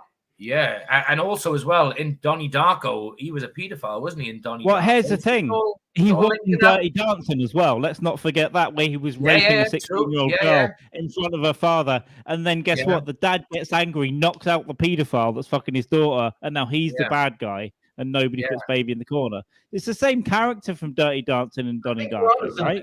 It is. It's the exact same character. Yeah. We are finding the gaps that QAnon just missed out on. QAnon are pussies. Oh, let's storm the Capitol in there, but we are finding like we are like thinking. We are the brain. We're not the muscle. We're more like thinking about it all. Do you know what I mean? It's and this meeting of the minds is unquestioned. Let's just say this though. Let's not pretend that we are like. Let's not pretend that all high-level politicians aren't having sex with children. Let's not pretend that that's not happening. So they're kind of QAnon had a kind of the right idea. They just kind of went a bit crazy with it. It's the same as Hitler, right? We didn't have the right idea. He just went crazy. Shouldn't have said that. Why does Hitler? Yeah, the right idea about inventing Volkswagen. A well-engineered car. Yeah, you know, and I drove an Opel. Well, you know, during my time in Germany, and I never had any problems with it. I don't know. And there's been times where I've worn Hugo Boss, so who gives a fuck? Do you know what I mean? So Hugo Boss, we've used an IBM computer in our lives. So, you know, all these companies contributed. And there's times I kind of agree with eugenics. Yeah. Yeah. Completely. Yeah. Well, it's like the stand-up bit, isn't it? Dykes stand-up says, yeah, not forced eugenics, but like, you know, offer up some white trash prizes, put some Sunny Delight on there. All you gotta do is putty up that front hole. Which a couple years ago, my hometown, the judge, who is no longer a judge, we'll get into that in a minute, he offered repeat offenders. He goes, you know what? I'll give you 30 days off your sentence if you'll agree to be sterilized. I like him. Whether it's the male or the female, whatever. Tubes tied, you know. The problem with that, I mean, we kind of understood, you know, you get your house broken into, you kind of understood why he was doing that. Yeah. Then it comes out that he's got like 2 or 3 bail bonds agencies, plus he's the judge. Oh, fuck. Plus he's taking, you know, he's being bought off by some other people, and he's making money hand over fist as a government official. Shit, I still like him, but hey, it's fucking wow. Entrepreneur for sure. What a fucking judge, man. This is someone who's in charge of telling people they've done wrong and they're gonna go to prison and shit. And fucking hell. And he's in everyone's pockets, like. But how many of these people are in someone else constantly in fucking, you know, indebted to other people? It's fucking insane. Yeah, and you know, I put out a tweet a while back that I think all judges should have it mandated that they disclose whether or not they're invested in the private prison system, because that's clearly conflict of interest. Surely the fucking Christ, yeah. So yeah, because so essentially, if a judge has interests or investments in a private prison, okay, then that judge essentially is a shareholder. So therefore, he's going to say, well, do I get X amount more money at the end of this year with all these shares going up, or do I let this guy who I know is innocent, you know, go fucking free? He's like, sorry, you're guilty, but there's CCTV footage of someone else doing it. Sorry, down you go, bye bye. Yeah, it's a huge conflict of fucking interest. It's absolutely fucking a big pile of shit. Yeah, and then I was trying to, a while back, I pulled up a map where all weed was legal or decriminalized or medicinal, that kind of thing. And it seems like right down the center of the country, it was all illegal across, and my state included, just across the board. And it seemed like that's where all the private prisons were, from like the Dakotas and that Tennessee, that kind of deal. Yeah, Kentucky and through, and that's a very broad paint stroke. It was, I can't remember why I couldn't put it together. There was some discrepancies with it, and so I knew it'd be easy to poke holes in. But that was clearly I was looking for confirmation bias to make that happen. So poke holes in my own theory. So.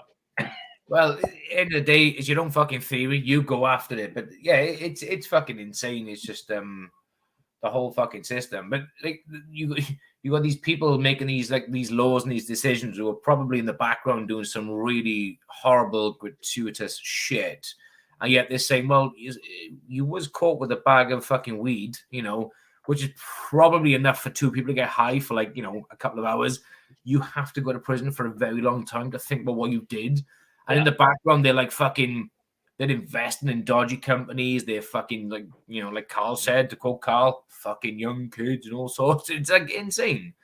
And these people, they walk amongst us. It's fucking, yeah. They're treating their wait staff like shit.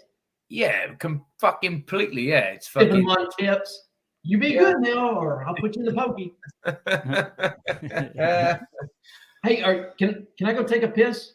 Maybe. If you be a good boy, you can take a pee now. Never ask, Brett. Go. I've just done the same. I just peed in my own sink. I don't know how long this is going to last because I've got nothing to do today. Hour, 10 hours, who knows? Keeney's on for it's work. It's going to be at least 3, so get going. This isn't going to be a shorty. This will be at least 3 hours. And then beyond that, we'll see what happens. We'll have to be a bit more mindful of what happens towards the end. But who cares? Just started on the bourbon, by the way. I've got limited ice. The one thing I forgot to get was ice. I love my ice. So what I've decided to do, I'm going to front end bourbon and water, warm water, and then towards the end I'll get some ice in a bit so I can like. Carl, what I do, I don't buy ice anymore. I bought these silicone molds. I bought like a couple of like ones for small ice cubes. I bought these big silicone molds for like a big fucking ice cubes. When you come down, I will show you. I tell you what, you can literally use like one chunky silicone mold for about maybe 2 or 3 whiskeys. Depends on. I'll get some of those, and I didn't think about getting the bigger ones, but the reason the bags of ice are like £1 though in Tesco, so it's like I'll just get a big fucking thing and it'll last a few weeks. Melt so fucking easy, isn't it? Yeah, they do. But I'll get some molds as well. But it's just laziness as well. It's just like get those fucking things in there. But yeah, no, I'll look out for some larger sized motherfuckers. Another cheat as well is to buy like go on. Brett is under my table. It's like a portal under there, and let me tell you. He's just as cute. He's just as cute choking on this, and he is making a drawing on Twitch. He is. He is. Another cheat as well when it comes to ice is getting water balloons, okay, and just fill them up with half the way with water, chuck them in the freezer, and you got a little spherical. Never even heard of that. That's insane. It's mate. I tell you what, it's a great life hack. I was literally out of ice, and I thought I don't. So you split the balloon out and then smash it up or something after? What's it? You literally just fill the fucking water balloon up with ice, just so enough so it's going to fit into your glass. Chuck in the freezer, and then you've got like a spherical ball of ice when it freezes out. Just open up the fucking rip off the fucking. Never would have thought about it, but honestly, I've got a little bit left tonight, and I'll treat myself in a bit. But I'm just going to drink a little bit of warm water and warm bourbon in the meantime. We're good. The Brett's back with an advertisement for a local micro. What are we on, Brett? What are we doing? Doing adverts. Thunder and Frank. Thunder and Frank. Local micro brew. Wait a minute. Do we need to give free advertisement? I don't think so. They're not coughing up any dough. We'll do it this one time. This one time we'll do it. Go on, let's do it. We don't mind tonight because we're far beyond. So it's a Jackalope Brewing Company. Yeah, Jackalope Brewing Company. It's looking for a content, but it should be a nice transition from Guinness to this because it's 5.5%. It's an American Pale Ale. 5.5%. An American Pale Ale. Everything is being a bit slow. Like me. Trying to add to the stream. This is the stuff. Thunder and there we go. Thunder and baby. Nice. Love it. Good. I get taken in by good designs, like good cover designs as well, let alone what the beer's like sometimes. I just get taken in by good design sometimes of a can or a bottle or anything. It's like, oh, that looks fucking cool. And then I have a double check. Could I stomach this? Get in there. Yeah. It's what our local brewers do around here and artists. They work out a deal where if you do my can art for me, Chad. then we'll hook you up with some free beer. Like, well, how long does that last? It doesn't pay the electric bill, but okay. Yeah, but if you spend 2 hours knocking together some art, get a template. Just get a template and slightly switch it every time. Go, yeah, sure. I'll do one for you. I'll do one for you. Do one for you, and just keep the. Yeah, it's not going to pay the bill, but you're going to get the occasional 24 beers sent over. You're getting some beer coming through. Years ago, there was a bar downtown that I was a regular at every day, and they wanted to do a pitch where they wanted to expand and they wanted to go to Covington, Kentucky, or wanted to move on to other places. And so I did all the concept art for how I took the architectural drawings and that kind of stuff, and did all their interior concepts of how the bar was going to look, where the pool tables were, how the bar was going to design. And they go, so what do you want for payment? I go, every time I come in here, I want my first beer and a sandwich for free. to me, I thought that was pretty great because they're only like $2. That's cheap as fuck. On the sandwich, and then charging everybody $10 or so, 10, Yeah. $12. And the beer was pretty much nothing except they're charging everybody $5 or $6. And yeah, I milked that thing for several years. Fucking yes. That's fucking sweet, man. So you get yourself a fucking bit of grub, a bit of fucking beer as well. Yeah. Nice. And they knew I was going to stick around. I wasn't just going to have one beer and a sandwich. I was going to have one beer sandwich and then, have a $40, $40, $50 beer tab. So they knew they were getting back. But cash, I was I wasn't rolling around in the money at that time. So I knew for a fact that I could at least afford, I could get one meal a day. Yeah. But that's fucking forward thinking, because obviously if you push the limits and say, well, I want fucking 5 free beers, I want fucking a breakfast and an afternoon lunch, they might be like, fuck you. And you've just gone in simple. Give me a free beer and a sandwich. Here's the thing, Brett. I'm sure you've got your head screwed on as well, but I mean, we were talking about this with the dog the other day, like about you just make some time finding some more avenues to get some more cash coming in for what you do, because you're so fucking talented. Like you said, it's a great thing getting the beer out and stuff and doing the Twitch streams. But if there's a way, I know the thing is with t-shirts and stuff, what people don't realize, I think, if you have merch, you don't actually make that much money. Like, it's really tough to make more than like $1, $2 from a shirt unless you're selling like a lot, right? But there must be some other ways, like, as well, that I'm sure you're creative enough to think of them as well, but like to find another way to get extra. You've had the bids for charity and stuff through the Andrew stuff, but I'm sure there are ways to like pull some cash in there for these. And if anybody didn't watch my stream last night on Twitch, Andy has all the money that was made from it now, because I haven't used eBay in years, and yeah, it's fucked now, isn't it? Trying to get this lighting right. So eBay wouldn't even turn the money over to me until I got some good reviews and all the products had been delivered. And so they started releasing the funds to me on the 24th. So I had to wait for that to pinned into my account, come over to my account, and then put it. And then Andy had a deal where he wanted some of it to go to his GoFundMe, and then some of it to go to his PayPal, that kind of thing, probably for taxes. And so he now has all the money that was generated from that. So it's out of my hands. It's all in his hands now. So there we go, 28,773 for Andy right now.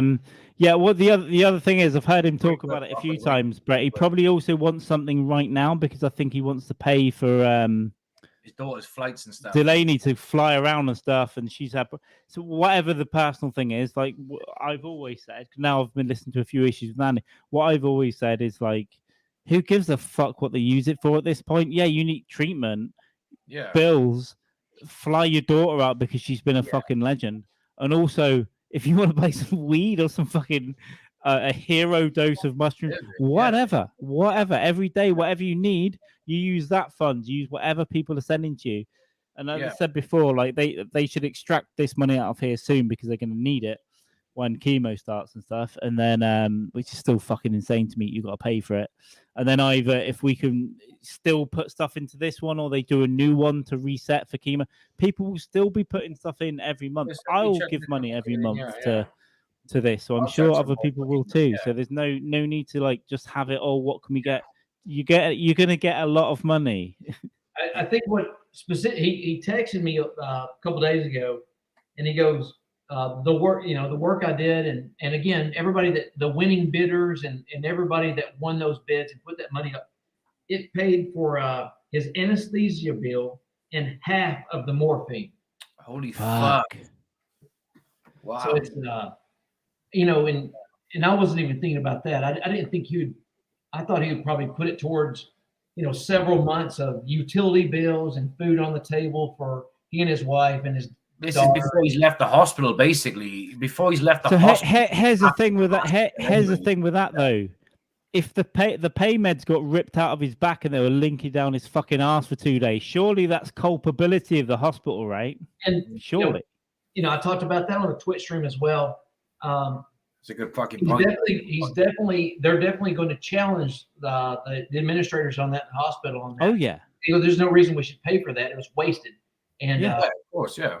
And so I'm waiting for the next issue. He's told me some stuff, but it's his story to tell. Yeah. Of course, man.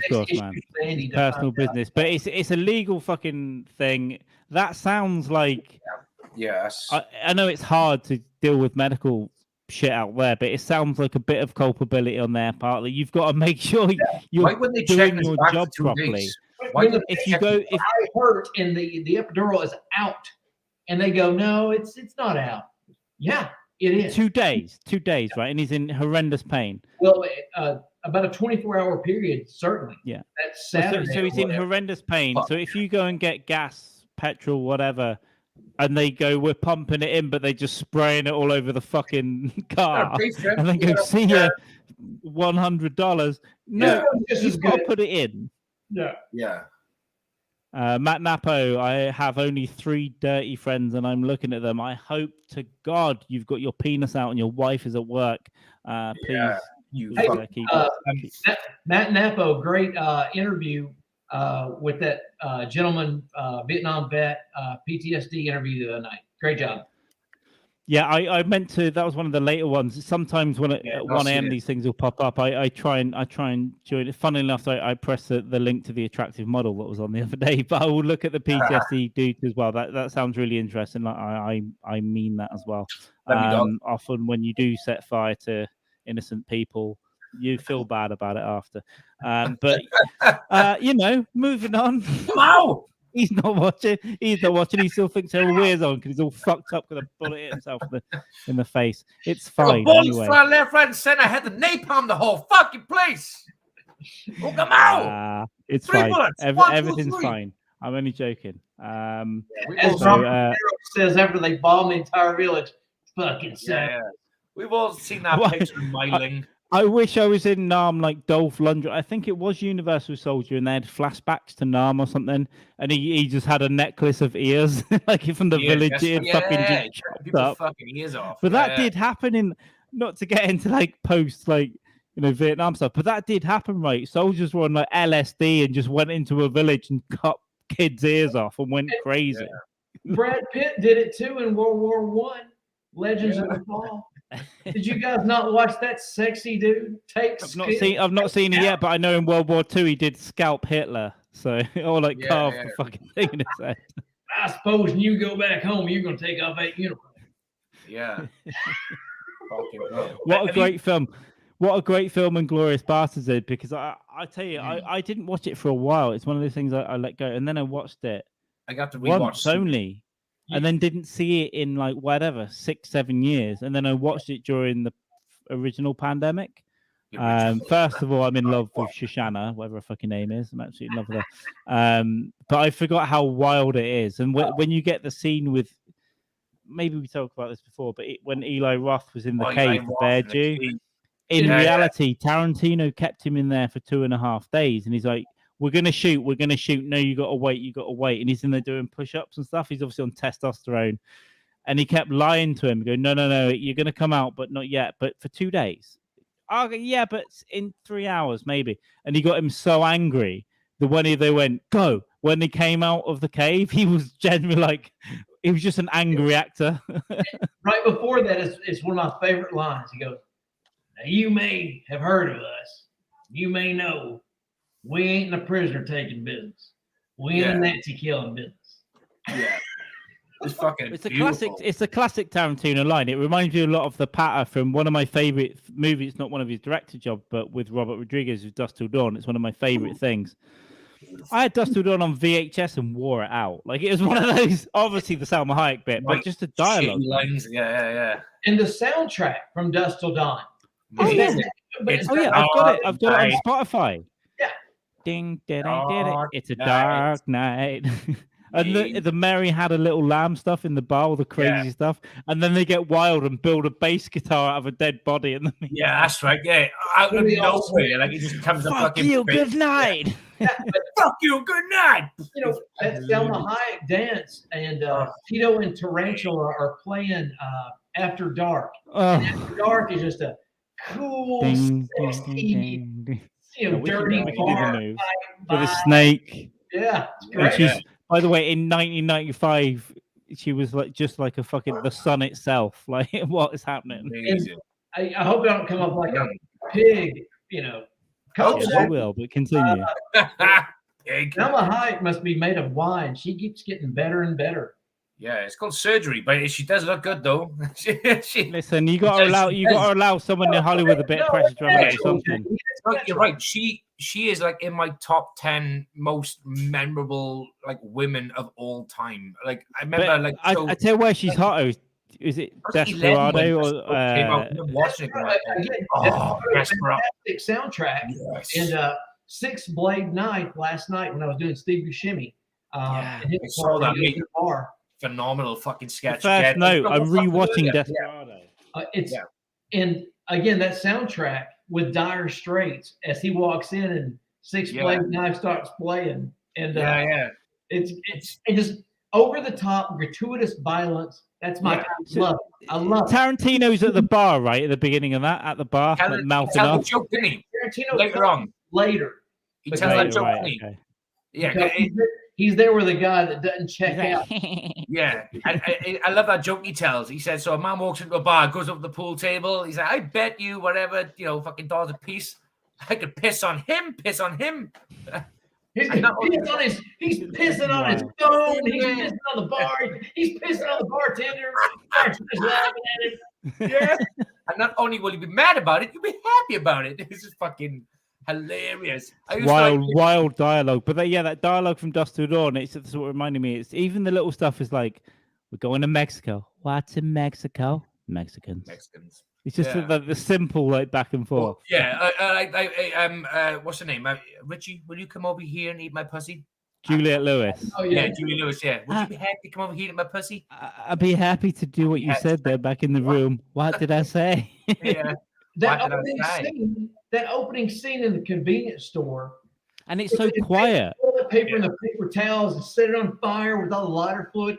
That's great scene. But the dialogue, when they start that movie, the dialogue is so low. It's like, oh my God, and it's like, well, and he's talking about retards cooking burgers, right? It's like, if they're in a lark into cooking burgers, think they ought to be. Yeah. Like, yeah, sure, man. They turn up the gas station in the States, but we call them petrol stations. And it's all going fucking down. Tarantino gets his fucking thumb blown off. And fucking George Clooney's there, sitting down. Richie, yeah, you okay? Yep. And he's kicking the fucking shelf. Did you signal the ranger? I didn't signal the ranger. What does it fucking matter now? He shoots a hole through his hand, and he's just looking at it. Like the camera goes through his hand, right? And he's kicking the bleach down from the shelf. And he's just like, Clooney's there with some fucking toilet roll, and they make it like an explosive. Like, people forget, like before that, Clooney was just a fucking. He was in ER. In ER, right? It was just this a boring, handsome nothing. He was a face. He was a good-looking face. Yeah, that's it. But Dusk Till Dawn was like, he's actually a fucking cool guy. It's a fun actor, and the gaffer tapes it up, and even when they slap the big Kahuna burger into the blood and tape, and then he gets the third one. Where is she? Yeah, in the bedroom. She's in the room. I remember having that. I remember borrowing that tape from a friend. Shortly after they first came, I was very young, and I'm from a broken home. My mommy and my daddy broke up. I was very young, and my father came down to stay here to stay. And I was like, Dad, do you want to watch a film? He's like, yeah. What is it? From Dusk Till Dawn. Who's in it? I said, well, Quentin Tarantino's in it. I didn't know much about Tarantino at that time, and I said, George Clooney from. He's like, the doctor from ER. He went, let's give it a go. And he was expecting like proper like shite, but literally my father was just like we was watching the whole thing laughing, and I was like, this is great, Dad. He was like, yeah, this is brilliant. And he's like, I never thought I'd see George Clooney do this. So I was like, neither did I. And I remember like I don't think I gave the tape back to a friend for like 6 months. I just watched it on a continuous loop. And Desperado as well, I borrowed from him until my mother decided to buy me these two films anyway on VHS. So just, I'll have them. But fucking outstanding, man. But my introduction to mainstream, like cinema as films that I know and love now are probably like they stem from them two films, Desperado and From Dusk Till Dawn. I watched a lot of stuff when I was a kid, but these two films were like my all the time. I used to love going out in the street and replicating the El Mariacho stand with the cases, just doing that all the fucking time. Phenomenal. Because sex machines in both, right? Sex machines in Desperado and Dust Till Dawn with it. Oh no, he's got the gun, the fucking that's gun, right? He's got that in his case. Yeah. How fast can the two of you get this up late? And come on, bring your guitars. And then the music starts playing, and they start getting off the bus and kind of robbing it. Yeah. I love that. I don't care what anybody says. I love it's over the top. It's gratuitous violence, and with a great soundtrack. You're not going to question the motivation of the characters. It's just fun, wild. You leave that movie knowing you had a good time. Yeah, exactly. Yeah, that's the idea. Yeah, and that's Tarantino. Like, all right, Tarantino's a lot more talented than Rodriguez. Okay, Tarantino got a lot more depth, but with Rodriguez, it's kind of like, oh, this is unless it's like Spy Kids or whatever the fuck it is, you're gonna watch it. It's like Rodriguez is a phenomenal visual filmmaker. Because if you look at the Grindhouse stuff, the two they had Death Proof and Planet Terror. Planet Terror is by far my favorite because it's just fucking. It's Rose McGowan before she went crazy. She's got a gun for a leg. There's zombie shit. Tarantino's trying to rape someone, then his balls fall off because he hasn't got the fucking gas. But I do like what Robert Rodriguez is doing in The Mandalorian when he directs those. Right. I like his episodes. That's right. Yeah. I like Rodriguez, and he did the first Sin City as well. Yeah, he did. Yeah. But that was a joint. It was Rodriguez and didn't Tarantino jump in on that? It was like co-directors, wasn't it? For like Tarantino directed a scene, I think, in that. I think it was when they were keep swapping. I think he directed a scene, maybe one of the Marv scenes or something. But it was a Rodriguez film. The second one was awful. There was so much expectation for it, and it just didn't hit. But that first Sin City is absolutely phenomenal. And I'll keep saying this all the time. I love Pulp Fiction, but I love Reservoir Dogs. That initial scene where it's just a bunch of dudes sitting at the breakfast table at this diner. The dialogue. They're just we're all dudes. We say some completely dumb shit. Meaningless dumb shit. No. Dumb shit. Faceless. It doesn't. There's no meaning behind. It's just baseless. It's just dumb. We're just filling up dead air, and that's what dudes do is just talk about dumb shit. Just Yeah, and that's what's great about Reservoir Dogs. Like with it on the diner and they're all tipping, and Steve Buscemi's like, Mr. Pink, it's classic. So I don't tip. And I when I was 17 or whatever, I used that in my real life for years and years and years until I started going out with people that tipped all the time. I was like, fuck, they got me. But for a while, it was like, no. I used the whole McDonald's thing, the dialogue around the table, and they're talking about Like a Virgin, right? And Mr. Tarantino's like, I got Madonna's big dick coming on my left ear. And it hurts like the first time. Tommy the Jap coming on my right ear. it's so funny. Good. I love Reservoir Dogs. I remember it coming out. I used to watch Film 90 whatever with Barry Norman. Jamie, I don't know if you remember that. It's like a British movie review. It was so indie, and I didn't. Obviously, no one knew who Tarantino was, but I just respected the indiness of it. And now when you look back, Pulp Fiction is probably the perfect movie, right? The perfect Tarantino film. But Reservoir Dogs, I love that it's pretty much in one warehouse. It's so cheaply made. He wrote it working in a video store, and they got Madsen in, and they got Penn in somehow because it was so Tim Roth. It's like Tim Roth, right? Even. Yeah. And they just convinced them to do it because the script was so fucking good. And I'm still amazed, again, as him working in a video store, a nobody. I think he'd already written True Romance and Natural Born Killers. Natural Born Killers and Reservoir Dogs, right? Well, no, I think he had written True Romance and Natural Born Killers. Sell them off, yeah. And then he was trying to sell them to make. And so I think that was his kind of in. But the fact that he got that crew, just like you said, Harvey Keitel, Chris Penn, Tim Roth, just that Madsen, all those guys. It's amazing that a brand new filmmaker, phenomenal bunch of actors, right? Legends and new actors, and just to get on board. You know, the ear cutting scene is fantastic, and beautiful. Whenever somebody asks me who am I going to call, I still say a fucking snake charmer. Yeah. You know. Yeah. That part when Keitel's like, he's hurt, he needs a doctor. Who are you gonna call? I told you, call somebody. Fucking snake charmer. Yeah. It's and culturally, right? Keitel, that was just fun. Keitel in there to me it was like Al Pacino level. It was just fucking flat. He was the godfather of that production, right? But to go, and by the way, they didn't get paid any fucking money. Harvey Keitel didn't get paid millions to do that movie. He got paid fuck all. And they had, it was a low level production. Maybe on the back end they got stuff, but they didn't get a big fee. There was no money. There was just no money. I am going to tell you what I'm working on. I'm working on I don't want to say a comic book. They're not my characters. They're not that kind of stuff. But because I don't own all of these, that's why I'm putting it out there. So if anybody wants to beat me to it, go right ahead. But something I'm working on is what if Mr. Pink made it out? No fucking way. So what's the deal? What's the deal with that? First of all, we don't know what happened to Mr. Pink after. First of all, that's fucking awesome, right? That is awesome. Son. Well, what's the deal with that? Like, if you put that out, obviously it's a trademark. And of course, you know, we get into the details. I don't want to give away the details of my angle. Okay. He's clearly changed his name, but okay, yeah, all right. So yeah, because Mr. Pink was a fictitious name anyway, given at random. Johnny Purple, but please, that'll do for the tease. That'll do for the tease. Wow, that is fucking phenomenal. Because this is all me and Carl are going to talk about now over the next few podcasts and on WhatsApp. Is like, what's the hypotheticals? What's the potentials for Mr.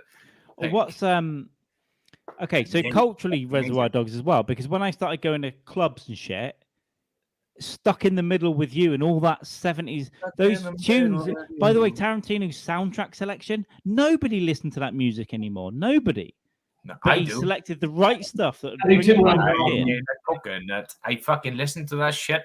Reminds me of my 8-track player that had. But did you listen to it before you saw Reservoir Dogs? No, I was too right. young. So he brought all that music into a whole new generation and multiple generations, and they used to get played. Stuck in the Middle of You would come on at a club at like 11:30 when you're fucked up, and it's like everyone would like boom, boom, boom. Everyone would just go into the fucking dance, the Madsen dance, which is wild when we were like 17 and stuff. So it's like just culturally that music selection, and even in Pulp Fiction, where the songs that Bruce Willis is humming to himself and stuff as he bumps into Marcellus Wallace. Yeah. Jesus Christ, man. It's good shit. It's what I love about Tarantino. Craig, yes, just quickly, Craig, yes, go out to the Zyron, take a picture, give us the deal there. Sorry, bro. Yes, but you know, with all that music, you kind of hit the nail on the head a little bit. You know, some of it I remember it, and I'm sure a lot of people do. Sure, Mind Dog definitely does, and I think. Mind Dog remembers masturbating to Al Johnson in the bath. Like, hello, madam. So of course, he remembers Steelers. Hold the phone. I'm gonna go and get a pee. Smack the kids in the head. Kick the dog in the leg, and I'm gonna go right ahead, Brett. Get back to that point. You got a full day ahead of you. Yeah. Hella Moon. Yes, actors, hold on to it. Dust to Dawn Classic. Let's just get through these quick. Pink, pop singer. How she got their name? Okay. You can't say that mind-bending. Beth, let me tell you this. First of all, thanks for joining us after like 5 hours of drunkenly trying to log into your own YouTube account. You absolute champagne-drinking animal. Twitter before this. Yeah, I've been replying to her on Twitter trying to get her in. We can say what everyone. I will say what I like. Don't ever tell me. We will continue to bend your mind. Pulp Fiction, Son of a Preacher Man. Yes, what a tune. What an absolute tune. Just the scene as well. That came into maybe we were in a club together just throwing cheesy chips at each other. Pink was Mr. Pink before she dyed her hair. She was an R&B artist. That's right. And people forgot she came out with that pop album, rock pop album in like 2001. I remember that. Lol, I fucking know. Just keep drinking, keep commenting, keep engaging because you are awesome. And I'll send you Black Dragon cider to your house as well if you're talking about big cider. Sorry, Brett, to interrupt you. I just wanted to get through some of that because it's appreciative. I just, I've always thought about how Tarantino brought those songs back. Yeah, they weren't in the public domain. They weren't out of culture, right? Because you always had songs from the 70s and 80s that stuck, but those songs were just gone. And now I heard those songs growing up, but now I identify those songs specifically with moments in his movies. Oh yeah. It's so it's always cool how the media converges like that. Between film and song, but always kind of in the back of my head going, how do you get away with that? How, the only other filmmaker that does that, I think, is Scorsese. Does it well enough where he'll get like Layla, right? And that second half of Layla, because most people forget, right? They hear the main part or the acoustic version, but that second half where it goes into that instrumental. Yeah. And I'll be honest with you, I watched Goodfellas 20 times before I twigged that was Layla because I never heard that extended version. And then I was like, this is the Cadillac scene. And then it goes into everyone being executed to that completely unrelated music. But, during Leota's coked out scene where he had to get the patties ready, he had to get the meatballs ready, he had to keep stirring the sauce, stir the tomato sauce. You're on the phone, she's taking coke. I had to go oversell these guns because the serial numbers wouldn't read off it. But look at this helicopter. He just, he's blasted out of his brain, he's chewing his face off the coke. The Stones are playing. There's so many great bands that are playing. It's like, how the hell? I mean, it's Martin Scorsese, so he can pretty much do what he wants, I'm sure. But still, he's incorporating a lot of big bands, big music, Yep. And Monkey Man, he's just driving that Cadillac scene. And Scorsese made a couple of documentaries about the Stones, right? So I think he probably had an in with the record company. It's like, we'll do a deal we're going to pay for it. It's going to be expensive, but we'll do a deal. This is going to be great. And the blues, he did that documentary about the blues where Rolling Stones got their, Muddy Waters and Elmore James, that kind of thing. Yeah. Phenomenal. But the ability, you're right, the ability to pick the right music, even it could never. I don't know if anyone else will come up with Steelers Will for cutting someone's ear off, or the opening bass line to Reservoir Dogs. It was the beginning of that slow motion walk, which no one had ever done before. And then there were 100 movies trying to do it. They're all in the black suits with the bass line going on. It's like, yeah. So it's during the end of the Godfather scene, when Mo Green gets his and everybody gets theirs, the turntable door. I've watched that, and I've had It's a Lovely Day by Bill Withers playing, and it matches up perfectly. It's a lovely day, lovely day. Over here, that music was used for a tea bag advert, like Tetley Tea. It's like, it's gonna be a lovely day, lovely day. Kill Bill 2, Car Hungers. Yeah, so here's the thing, right? I've seen Kill Bill, I don't know, 25 I don't know what, 25 times. I've seen Kill Bill 2 3 or 4 times. And I agree, as a movie and as a dialogue, it's fucking amazing. I do prefer the first one just because I think it's just the way it is with the action, the crazy 88, all the introduction cool to characters stuff. Yeah. But the second one is probably the better cinematic movie. In the first one, you've got Buck. And he likes to fuck. Your name's Buck, right? My name's Brett Brock. And I like to cook. When she's walking around those truck keys and just kind of guessing which one belongs to Buck. Yeah. Honestly. There's the pussy wagon. Looks at the keys. I think we've mentioned this before because Tarantino obviously invented his own world. You've got the Vega brothers. You've got it's kind of real, but it's kind of a bit crazy as well, right? With Pulp Fiction, Reservoir Dogs. It's the same world you can imagine, right? Even Jackie Brown, they're in the same world. But I did hear a theory, and I don't know if Tarantino ever talked about this. Kill Bill would be the movie that Vincent Vega would go and watch at the cinema. It's a movie within a movie because you've got the crazy manga shit and she's killing like 88 people with a sword. That's the kind of cool shit they would watch. Vega rocking up there, And on, there's going to be 2 drunk drawers that I've planned out for the Twitch stream. I'm going to do the Scagnetti brothers with from Natural Born Killers. Scagnetti's, yeah. And Scagnetti was also, that was the cop in that movie, and then Scagnetti was also the parole officer for Vic Vega in Reservoir Dogs. That's right, yeah. The Vega brothers. The Vega brothers. John Vega. Travolta, Michael Madsen, right? Yep. So that's going to be 2 of them. Tarantino already had too many like Asperger's ideas. One of the movies he was going to make was going to be the Vega brothers, and it was going to be maybe younger versions of them. When he had the World War II thing, that took him years to make, became Inglourious Basterds. But he's always had these extra things, right? So even in Kill Bill, he was going to make who's the guy that trains Uma Thurman? What's his name with the beard? Like Paimo. Sonny Chiba, wasn't it? The actual Sonny Chiba played him, I think. Yeah, but he. Oh yeah. He was going to make an entire film in Mandarin just about that guy. At one point, he's like, "I'll do this, I'll do that, I'll do that." Pai Mei. Yeah. That's right. Pai Mei. But he was just going to do that, but he gets too many ideas. But what I like he's doing now, he gave us Once Upon a Time in Hollywood. It's my goodness. He gave us that, but now he's written one book, right, about Rick Dalton, and he's going to give us another book, right, or a history. Yeah. Come on, man, no crowd, nothing from the Mexicans. Yeah, it's going to be with Quentin Tarantino meets Rick Dalton in like that's it, like the movie director. So this is where I see Tarantino's future. His history and stuff. It's like a fictional autobiographical thing, but Quentin Tarantino is interviewing like fucking amazing, phenomenal. We're going to get one more third Tarantino film, and he even says maybe I can never top Once Upon a Time.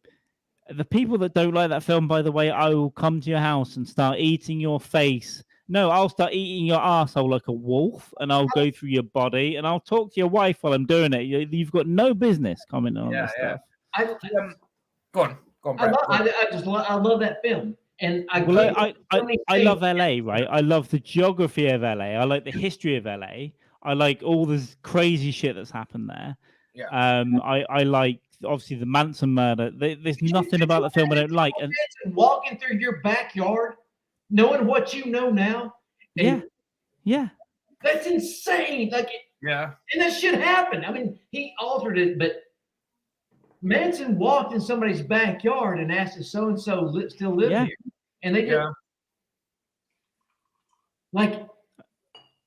And I'll tell you this as well. The dog won't like this, but let's just promote the interview that Tarantino did on Rogan was phenomenal because he never talks, right? He never talks. He did like a 3-hour interview, and it was one of the best because he just reveals so much. He's like talks about his writing process, talks about what he wants to do. And I need to rewatch it because Rogan gave him free rein just to fucking talk Tarantino. Tarantino's brain to me is crazy. He got into a big thing over here. One of our news journalists tried to like tell me about violence in your movies, and Tarantino wasn't having any of it. We need to send you the link. He was like, "Fuck you." He was like, "Stop! What's your fucking problem, man? I'm coming on here to promote a show," and he just lets him go. This same journalist that Carl's talking about now done the same thing with Robert Downey Jr. Robert Downey Jr. did the same thing. He basically said, "My fucking Christian Guru Murphy." Yeah, I'm sure it's Martin Bashir, wasn't it? I'm sure. Yeah, he had Downey Jr. Robert Downey Jr. on, and he said bringing up shit about his past. He said, "Look, I'm here to promote a film what I did in the past has been dealt with. Why the fuck are you dragging this up now? This is not like a Q&A on my life. This is about this film. Yeah, but you asked Robert Downey Jr. that question in 1995. You go, why have you been blacklisted from Hollywood? Not because people do forget that Robert Downey Jr. was not allowed to work in Hollywood before Iron Man. It was like you're just not doing that anymore. Scanner Darkly is what brought him back. That's right. Right, Scanner Darkly was phenomenal. Yeah, that's that. I haven't seen it, but that's the one where it's all like fucking Keanu Reeves is in it as well, and it's Woody Harrelson. It's all rotoscoped animation. It's really good. Scanner Darkly is what got him back because I think he was portraying a coked out dude in that animated film. He was in rehab and getting better. What was the film he done with Val Kilmer? It must have been just before or after Scanner Darkly. That fuck. I can only think of Robert Downey Jr. and like Back to the Can we just say that I think Robert Downey Jr. was cancelled for taking cocaine a lot? It's like, what are you doing, Hollywood? What was the fucking film? Robert. I'll have a Google of this one now. It's it's kind of done in like almost like a noir filmish type way. It's Downey Jr. is a criminal, but he gets involved in some underworld shit, and you get it. Oh, let me have a look now. It's really fucking good film. I know this. Val Kilmer. Let's have a look. Robert. Kiss Kiss Bang Bang. Kiss Kiss Bang Bang. Yeah. Fuck it. So that was made in 2005. So yeah, okay. So that was Scanner Darkly sort of time or before, maybe after. Yeah. Why is there a giant fancy dartboard on the right? Why not? And where's your darts? Thank you for watching from Twitch. So Kiss Kiss Bang Bang was a year before a Scanner Darkly. So yeah, but that same sort of time then. Yeah. Oh, Keely just come home. Nice. Delivered beer. Oh god, there's so many fucking comments, guys. This is awesome. Christian Guru Murphy, yes, Evan. It was Christian Guru Murphy. Martin Bashir was the one that. Why did you think Martin Bashir for? Because he tried to kill Princess Diana, but the Queen did it. He would be in rehab. Heat. Well, let's get started on Heat. Heat's one of the movies. Motherfucker, yeah. Oh my god. I shouldn't bring up everything else. Yes. Bang Bang.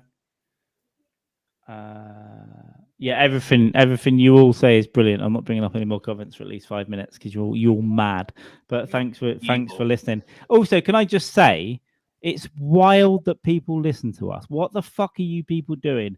If you listen, as he does, if you listen and support this podcast in any way, you're a fucking idiot. What are you doing? You should be sterilized. Pig.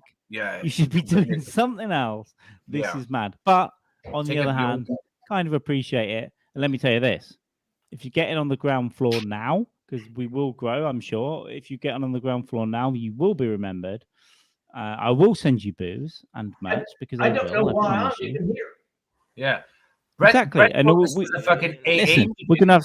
It's like he just strolled in. I thought this was Alcoholics Anonymous. And let me tell you this: we're gonna get some great guests lined up.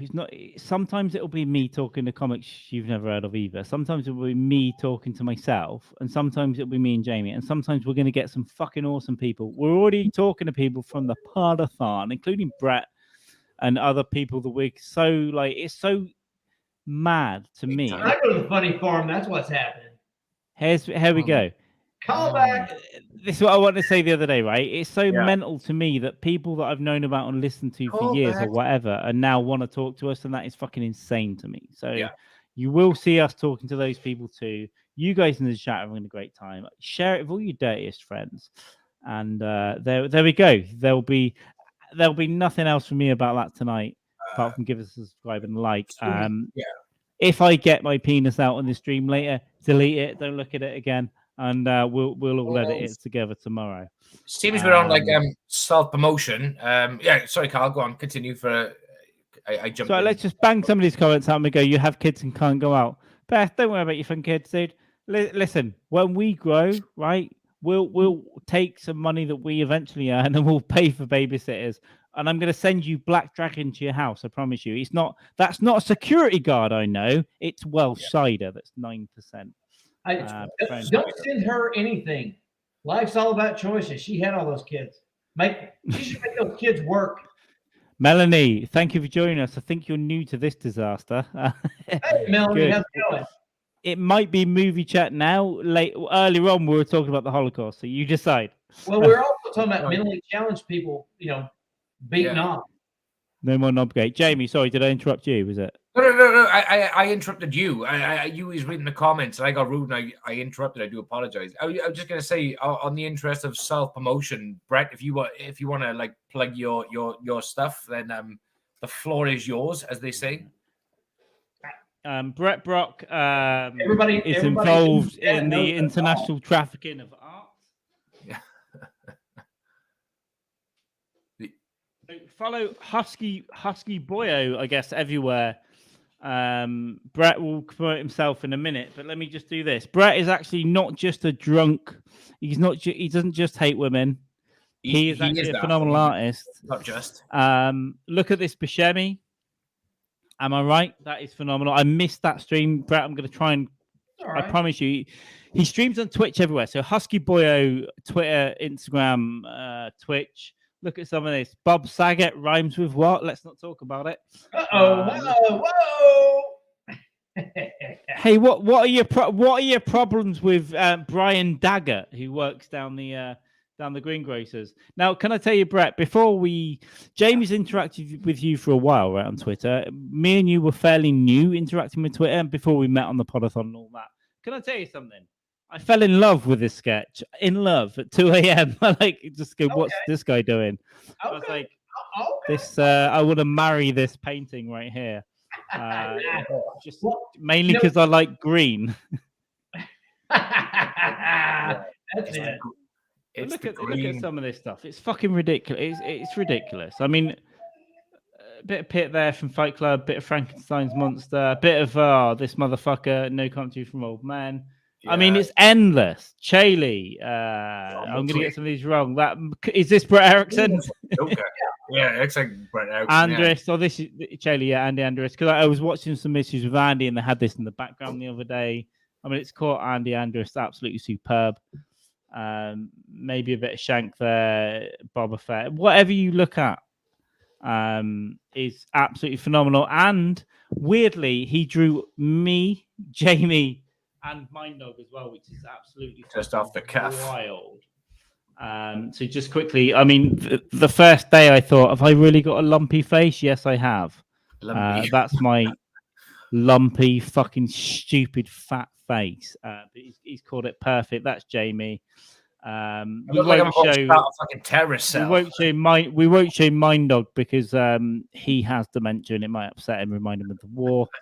Get the dog on it. Get the dog. Show the dog. But apart from that, I did take that over a bit, but I just wanted to show you that Brett is actually a talent and not just a fucking man from Nashville. But Brett, if you want to promote yourself, if you want to talk that. Yeah, that's pretty much it, man. 13 Drunk Drawer episodes on YouTube. But check that out if you want to. Do a Twitch. I try to do a Twitch stream Monday, Wednesday, and Friday around 1500. Instagram, Twitter, Husky Boyo. Twitter's where I fuck around and just have fun. And Instagram is just kind of business casual. You poke fun at me in the chat, I'll poke bad at you. But usually Instagram is just me, posting art and getting off. Well, thank you very much, Melanie. And when you're done, if you give this a once over, that'd be great as well. Evan, you want to shout out Brett's Wolfpack? Yeah, I guess. But definitely make sure you drop into Brett's Twitch stream. You look out on Twitter, he'll post it. The first time I managed to get onto a stream was the other night on the Bob Saget stuff. And honestly, I had it in the background. I was doing other shit, but honestly, just to keep looking and seeing like, fuck, now that looks crazy. The interaction he has, and we did talk a little bit back and forth. It's get in the comments, have a chat to him. And so the other thing I was going to ask you, it took you two, maybe 3 hours, 2.5 hours to fill it in. When you do the initial sketch, how long does that take? Like about an hour, but it's like everything goes. If I'm not interacting with people, if I'm not interacting with the chat, everything goes pretty quickly. Because once I get it in my head, I thought about it the night prior. And so it gives me, 8 hours or so to really soak in. But if I'm going to sketch something and pencil something out, I'm working on bone structure and muscular structure and that design, that kind of stuff. Yeah. I can't do that if I'm having to talk to people as well. Sure. But once I get it in my head and get it down, it's no problem. You can just color that shit in. It's always been, I know it's like everything, right? If you watch a guitarist, like how do you do that? If it's a comedian, like how do you do that? If you want, but artists for me have always been one of those things that's like, fuck, I can kind of draw some stuff, but I could never just understand how to look at someone or something and get you. I guess you got all these base shapes, ovals, and fucking all the rest of it, but the way you do it, caricature, I guess, as well. We had a show over here called Spitting Image, which was, I don't know if you've ever seen that. They made some phenomenal art in the 80s of politicians and celebrities, and they actually made them out of clay and then latex them and had puppets. Yeah. So I don't know if you... wasn't that where Genesis, the Genesis video with Phil Collins? Yeah, I think they did do it. Yeah, and they did a Star Trek single as well. They had some songs and stuff, and it was just phenomenal, like caricature stuff. And I've always been fascinated by. I had a friend at school actually. He modeled our teachers out of clay and then liquid latex them and painted them, and he'd bring them in, and he was getting shit but it's just phenomenal. That is one thing to me that I've been like, how are you doing this, dude? I guess it's just a natural. Your brain grows in a certain way and you can go, I can fucking do this. And when you're 5 years old, I guess, and you draw like a perfect face, your parents go, what have we made? You're 5 years old and you draw that big fat crayon or whatever, and you just draw. You draw Superman and Batman, all the big licensed characters. And then you're 48 years old and people go, oh my, you've got such a God-given talent. Well, if I'd known a wizard, okay, yeah. So the God-given talent thing. 35 years, Yeah, the God-given talent thing and overnight success is like, oh, you're an overnight success comedian. Yeah, plus 12 years doing it at fucking open mic. Yeah, that's not me, by the way. For so long, and eating ramen noodles. Yeah, it's insanity. So, but you must be that. What was the first time? You realized you could draw, or like your parents were like, "Let's fucking get this. All right, he's doing all right." Was it young? Well, in high school, I was one of the youngest kids in my high school class. So there was me and two other guys, and one of those guys, they were twins that were younger than me, and one of them died in a drunk driving accident before we graduated. So I was the second youngest person in my graduating class. And but along that time, there were people, and it was always like this. Through college, there's people who were far better artists. They were far more mature. They're faster than me. The only thing was different was I kept going. Especially in college, some people bit off on drugs, on booze, chicks, dudes, but I kept going. And so that's the only, that consistency is I just outlasted some of those people. But no, I've always been around better artists than me, and that's what I think anybody should do. Whether you're a comic, a musician, don't surround yourself by people who are not as good. And because what happens is you're going to end up teaching those people, and you're going to stop challenging yourself. And I hope that doesn't sound arrogant, but I always keep my role models who are way, way better than me. So I'm always stretching. I'm always trying. Oh yeah. Always. I completely agree. It's like you have to surround like my friends in comedy, the people that I speak to day to day that are either at my level, a little bit below, a little bit above. They are people that I fucking respect, and when I see them hit a good bit, it's like, fuck me, dude, that's good. Or I'm not as funny as it. So you do need that, and then up to like watching Burr film his special in London. I was right there by the Netflix camera, off to one side of the stage, and then being feet away from the stage and watching him do Paper Tiger, which the thing most comics do 3 or 4 shows. He did 2, and most of the show that I was at is in the final thing on Netflix.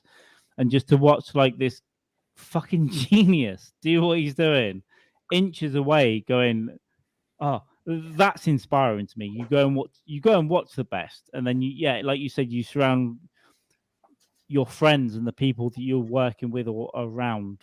They have to be good too, because if you hang around with people that aren't funny but are just nice, now I'm going to say it's not going to inspire you or challenge you. Paper Tiger that may have been his last bit as far as funny goes, because he's been going. He was funny when he got married. He was funny when he had his first kid, and now he's got 2 kids and going to therapy, and now he's talking all of his rage out. Well, I'll tell you that I also hear that he's also. I'll tell you this. He also, yes, he is. He's doing all those things. Yeah, he's doing all those things, but he's also failing a little bit as well, I think, on the slide. And now I believe that the next one will be just as fucking good. It's like the Walk Your Way Out special, the one before. I also saw that live. And by the way, his opener didn't turn up, and he did 2 hours 15 on his own. He just belted it out. I saw his 50th birthday thing at the Albert Hall, which was about 8 months before he did Paper Tiger. Almost a completely different special, which is crazy. It was fucking amazing. It was 2 hours. And then when I saw the special, it was 1 hour 10. But it was so tight, and most of the material didn't come from that. So he had rewritten a new hour in 8 months.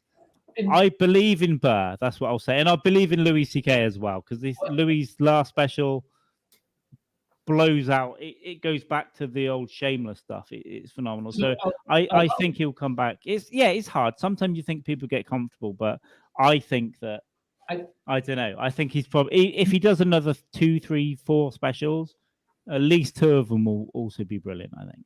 And it's I hope the next few specials aren't exactly what you expect.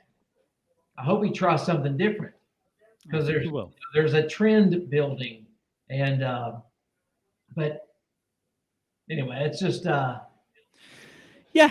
I get it as well. I get it as well. But I think if you do look at his, I don't know, if you take 3 or 4, like not walk you out, like why do we feel this way, and you people are the same. In each one, he is trying to do something new. He's trying to do a character thing. I think then, for a few years, it's the same, like, angry, like, stuff. And it's always going to have that anger. But I think he's smart enough to know that. And I don't think he will do 3, 4, 5 specials in the same vein. I don't know. Who knows? They're in the defense, because it's subjective. It's subjective anyway, right? So you can, like, really like something that I don't like. Most of us agree that he's funny. Or I can hate something that you love as well. I can go, but fucking, Even if it seems like there was a huge cattle car of comics that just came out at once, it seems like. And if all those iconic or I should say, I was going to use that word later, but if Burr and Attell and those guys just suddenly retired, they would already leave behind some iconic bits that we will always reference, we'll always talk about.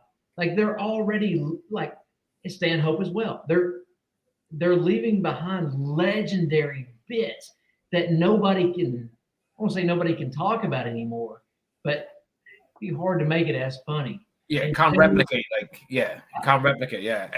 Anyone can anyone with a good voice can go to the local bar and just fucking jump on a karaoke and sing a song from their personal favorite musician, but no one can jump up on a microphone and replicate their personal favorite comic, because it just does not come off the same. Hey, Jamie, you were talking earlier on Twitter. I saw. Were you being honest about that? They were going to shut down karaoke bars because it was copyright infringement? No, I was taking the piss. No. Yeah. No, that's not real.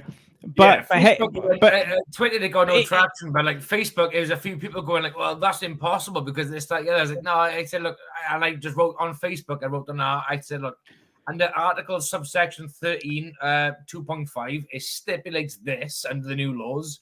And then people just seem to like bite on it. It's like, he did get me upset. It was funny, but you think that, like, if you're a live artist and you do cover, like, I don't know how the cover bands probably get away with it, right? They're selling 200 tickets, but at a point, if you're Beyonce and you cover Wonderwall, right, something that's out of your genre, you've got to pay Noel Gallagher 10 grand, right? You've got to pay money to perform it live, because you are making a lot of money by doing it's PRS checks, right? I don't know what it's called in the States, but it's a royalty service that you do by performing live.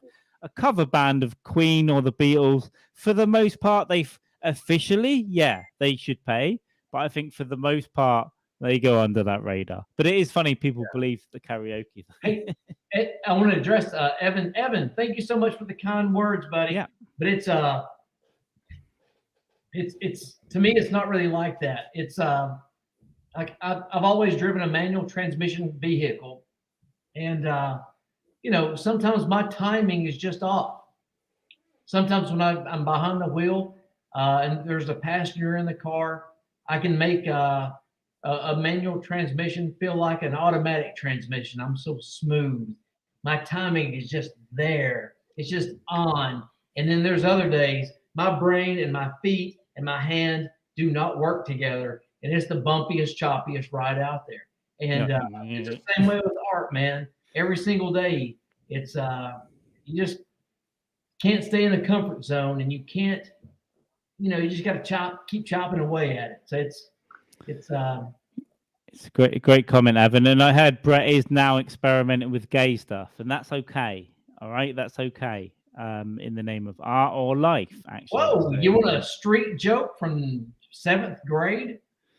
Yes, that's where I live. What the next challenge is that, I think. Brett did a series of olds. I've found on the draw. There we go. Buried Rocks in September. It's called but it's Red Rocks. I mean, Red Rocks, right? That's a crazy outdoor venue, right, in the desert. Yeah. I saw Bill Burr do his live Netflix recording at the Ryman Auditorium in Nashville. Saw him for the second show, and he was just on fire. What special was that? Can you remember? It was the one at I think you should walk yourself out. I think walk yourself out, right? Yeah, I think that's right. But Red Rocks is the second best venue you could possibly watch any show. It's just like you said, it's outdoors. It's everyone's on mushrooms. All that sound is just it's fantastic. And but again, the Ryman's the best, and Red Rocks is number 2. Yeah, I've heard. I'd love to see a show at Red Rocks. Actually, I've heard. I know Kreischer and some other people. I think Burr as well last year. They did a big thing at Red Rocks, like a big. Wasn't a special they did, but they did a big event, a big comedy event. But yeah, it's one of those places I want to go and see a show in. Like I want to see a show in MSG as well. But even though I know that's not particularly good for comedy necessarily, but I just want to go to these classic places, or the Wilbur in Boston, maybe. I was just going to say, just go to the LA Bowl if you've got time. It's expensive, and but it's the LA Bowl is cool. It's legendary. There's so many places. But definitely check out the Ryman. And when I say the Ryman, now they do it in 2 places. Like they'll do the Grand Ole Opry out at like Opryland Hotel area. But specifically, if you're going to watch a show, make sure it's at the Ryman Auditorium, and it's right off of 5th Avenue and Broadway, downtown Nashville. And you're gonna, if I do make it, you're gonna take me there and then leave me. Of course not. I don't know you. I don't know you at all, and I'm going to leave you alone. And I'm not. Yeah. No, inject ketamine into my ass and then push me into the street. No. You should do your research. Do your research. No, of course, man. All time. And anytime you come down here, and again, I'm about 25 miles away from downtown Nashville, which ain't no problem. It's all interstate for me. But unless you just want to stay downtown and get the downtown experience, save money and just crash at my house, man. Well, here's the deal, man. I've got I'll probably end up just like ringing you at 2 a.m. Go, I'm stuck. A hooker's chasing me. Like I'm sleeping in your place. Everywhere I go, right, I always want to do a little bit of the standard bullshit, right? I know people that live there. I want to go to. Of course, I'm going to do the tourist bullshit, but I also want to go and see real places and meet real people as well. So, yeah, if I go anywhere, I want a night or two in fucking the middle of Manhattan or the middle of Rome or the fucking Nashville. See what it's about. So it's a night in Nashville. It's kind of like a night in Vegas. We'll start on Broadway. And used to what we would do, we would start at the corner of 5th and Broadway, and we would try to have one beer at every bar down Broadway, and then we'd go up 2nd Avenue and try to have a beer at every bar up 2nd Avenue. And you could never make it. I mean, it was bars open at 11 a.m. and they closed at 3 a.m. and you could never make it. By the time you made that corner on 2nd Avenue, you were already, road. Borderline, alcohol poisoning. Well, I've been there. I've challenged everything, but as I get a bit older, it's tougher to make that. But then it's about pacing it and planning it, right? It's like, okay, tomorrow we're gonna do 7 till 2. Right? Tomorrow we'll do 2 till 8, and we'll see how we are. If we're not fighting or killing each other or being in jail, we might keep going. Oh, have a plan, because there's a lot of sections of Nashville. There's East Nashville, where kind of hipster people are. There's a lot of cool bars over there and a lot of fusion type restaurants, that kind of stuff. And definitely plan out doing a comedy set, because we have multiple open mics every single night of the week here. So plan that out. But after getting just plastered on Broadway and 2nd Avenue, you'll only need a 1 or 2 nights of that, and you're done with that. And then we'll go to some laid back, chill bars out in some other neighborhoods, and we can go look at Vanderbilt girls if you want to. We can sit out on patios and watch them go by in their little summer dresses, that kind of crap. I'm the easiest person to please, to be honest. So it's, a little bit of tourist shit, a little bit, of course, comedy. Like everywhere I go, I did comedy in Berlin. I think next time I go up to Amsterdam, I'll do it there. Everywhere I go, I'll just sign up for a mic. When I come to the States next time, the main thing I'll do, New York, go whatever, I'll fuck around. I'm sure hit Nashville. I'll just get up anywhere that will have me. I'll upset everyone. They won't understand it. They'll hate me. I'll sit in a corner in an anxious ball, and then I'll drink. Drink your sorrows away, son. If you show up in New York, Chicago, LA, you already have a character going. Like, you could just show up with a legend behind you. You could make up whoever you are. Yeah, I've got this accent, but I used to work over here, and just go with that and let people start talking about it. Build on it. Like, yeah. Those close-shouldered communities, like, that dude came from England.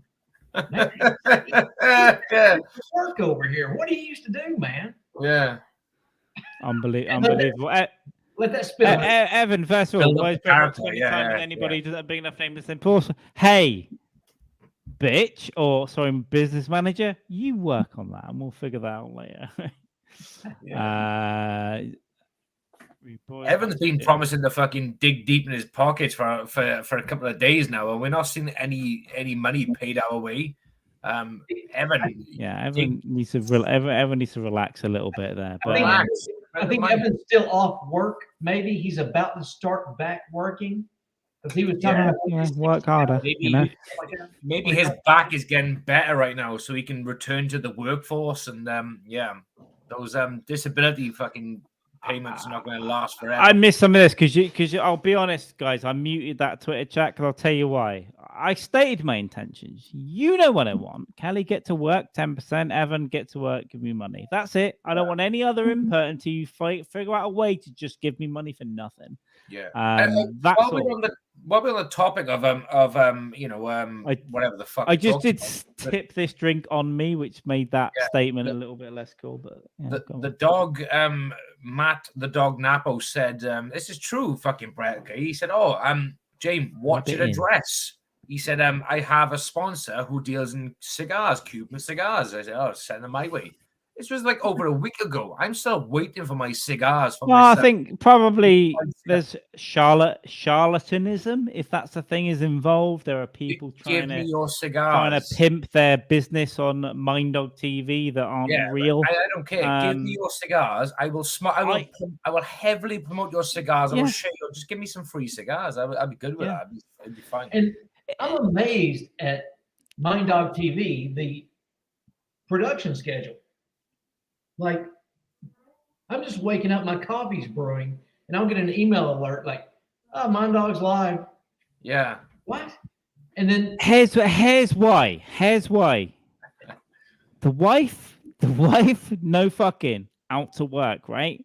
Let me tell you this: 9 a.m., 1 p.m., 8 p.m. Oh, I'm just doing a podcast, and then randomly last night, come and do a podcast. You know, don't get me wrong. Doug, you've been great to us, and you still are great to us, and we might have some more news coming because we're going to have a meeting tomorrow. Let me tell you this: get a fucking life, you asshole. That was a scripted joke by Brett Brock. Because let me tell you this: after the podathon, I wanted to never see a camera or a light or a screen or StreamYard again. But at the same time, I never wanted to leave the loving womb of camera or StreamYard again. I never wanted to leave. So I get it. Separation anxiety kicked in. I like the Saturday night. I think I went to sleep until like 1 p.m. UK time. I fucking hate this shit. EST time. I went to sleep, woke up like 1 p.m. our time, and I had to be up and out for like birthday drinks for the wife. And I was so on a fucking adrenaline high from the fucking, the previous 40 hours was incredible. And then Sunday, the same thing, fucking woke up, was on a buzz, and then that died down a bit. And I had like separation anxiety from 40 hours of podcasting. Exactly. Napo, US-based guys was good. Yeah, it's almost as if there's an ocean in between. We need to figure out logistics. I'm sure there's an issue with sending we got Cuba cigars to the UK. Yeah. Dog, US, I feel discriminated against because it's almost like if I was like a black guy and I asked for something and the white people got it before me. Dog, that's how I feel because like the Americans have got their cigars before me, and this is wrong. I feel like I've been discriminated against because I'm Welsh or live in the UK. Hey man, so like with this accent, it's hard to even say the word black without saying it. Like, I don't like the looks of that black car. Like, he's on people. You should hear how I talk about my black cock. Yeah. And there's a pub by me called the Black Cock Inn, which is hilarious. But from your angle, from Nashville, Tennessee, the Black Cock Inn. It's fucking. Look at that. The black cock is now in. That black cock should be working harder. And I'm betting on a chicken fight. YouTube, this is scripted comedy, and please consider context. Thank you. But, going back to what you guys were saying earlier about missing and the coming down off the high and the rush, you guys, it should have been motivating to see the Twitter comments the next day when people were going, "Oh my God, there's not a podcast. I feel empty." And there were a lot of people saying, not only you guys are podcasting. Yeah. So the dog, we call him Matt Napper, but it always feels weird when I call him Matt because it's like, no, he's just the dog, right? He's just the old dog. He's the old dog with senile dementia now. But when he said, "What are you guys doing on Twitter?" And he said, "Why were they up?" It's because after 40 hours, we both slept for about 6 hours actually, and then as I pulled over and looked at my phone as you do, I would have slept for longer. My Twitter blew up, and it's like, fuck, I've got 50 fucking things. And then you're going through that and you get into it. It's like, yeah, that was cool. It was nice to be like, oh, there's people. Yeah, Christina was saying, I woke up and there's no podcast. So I'm sorry, I don't know. Yeah, the live feed went down because it was 40 fucking hours. Yeah. It's on Twitch, but then people are interacting, and ever since then, actually, it's been a lot more lively on my Twitter. I'm sure Jamie yourself as well. It's like, there's more people. There's people in the chat here. It's fucking insane. We I guested on Mind Dog in like September after months of maybe going over, and then it was because of Jamie. I went on there, went back. We both went on. We did fucking got drunk over Christmas. Kind of gone on. We put on, and then we did the podathon, which was out of left field because we both said like, "Oh, we'll just help you." However, thinking I'll just help you behind the scenes. Ended up co-hosting it, and then meeting people like you as well, Brett. Not to be too gay. Like meeting people like yourself across the fucking ocean, loads of cool comedians, of course, speaking of stand-up. It's insane. But because the dog with this, the strings he got, he could have basically picked a few more probably well-known established people to do it with him. But he just basically, after like Carl was just saying then, we said, we'll do what we can when we can.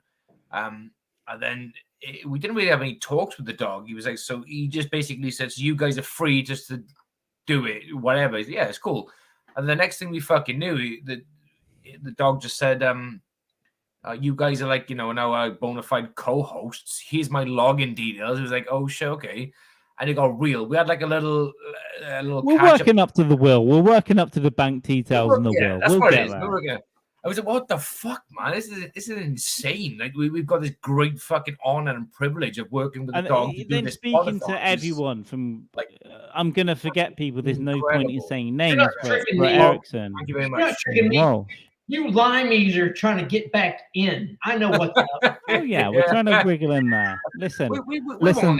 If he's not watching right now, let me tell you this: this stupid old cunt. We're just trying to go. Oh, we like you. We like what you do. Just give us a little something and let us do things, and then we'll speak to who we need to speak to. We'll take over. We'll move in, kill you, fuck your wife, and then we'll all move on, right? That's what's really happening. But we can't say that. Yeah, we can't say it verbatim. Like, we gotta word it differently to him. Like, There we go. We have a strong gun. To be fair, strong gun. 4 days to request to get. Okay, slagging you off for the guitars now. I call it potato dog. You call it tomato. Whatever. Potato tomato. Kelly's going off. She's sad. She missed. I know. Craig is in the house. Serendipitous magic, of course. Yeah, synchronicity. I like to think. Let's get into it. It's only when I came home and found you both my wife that crossed the line. She was in bed with us. She wasn't in bed with her. She was in bed with us. Me and Carl were like curled up, like fetal position. She came into bed with us. It's we only changed ends at halftime once.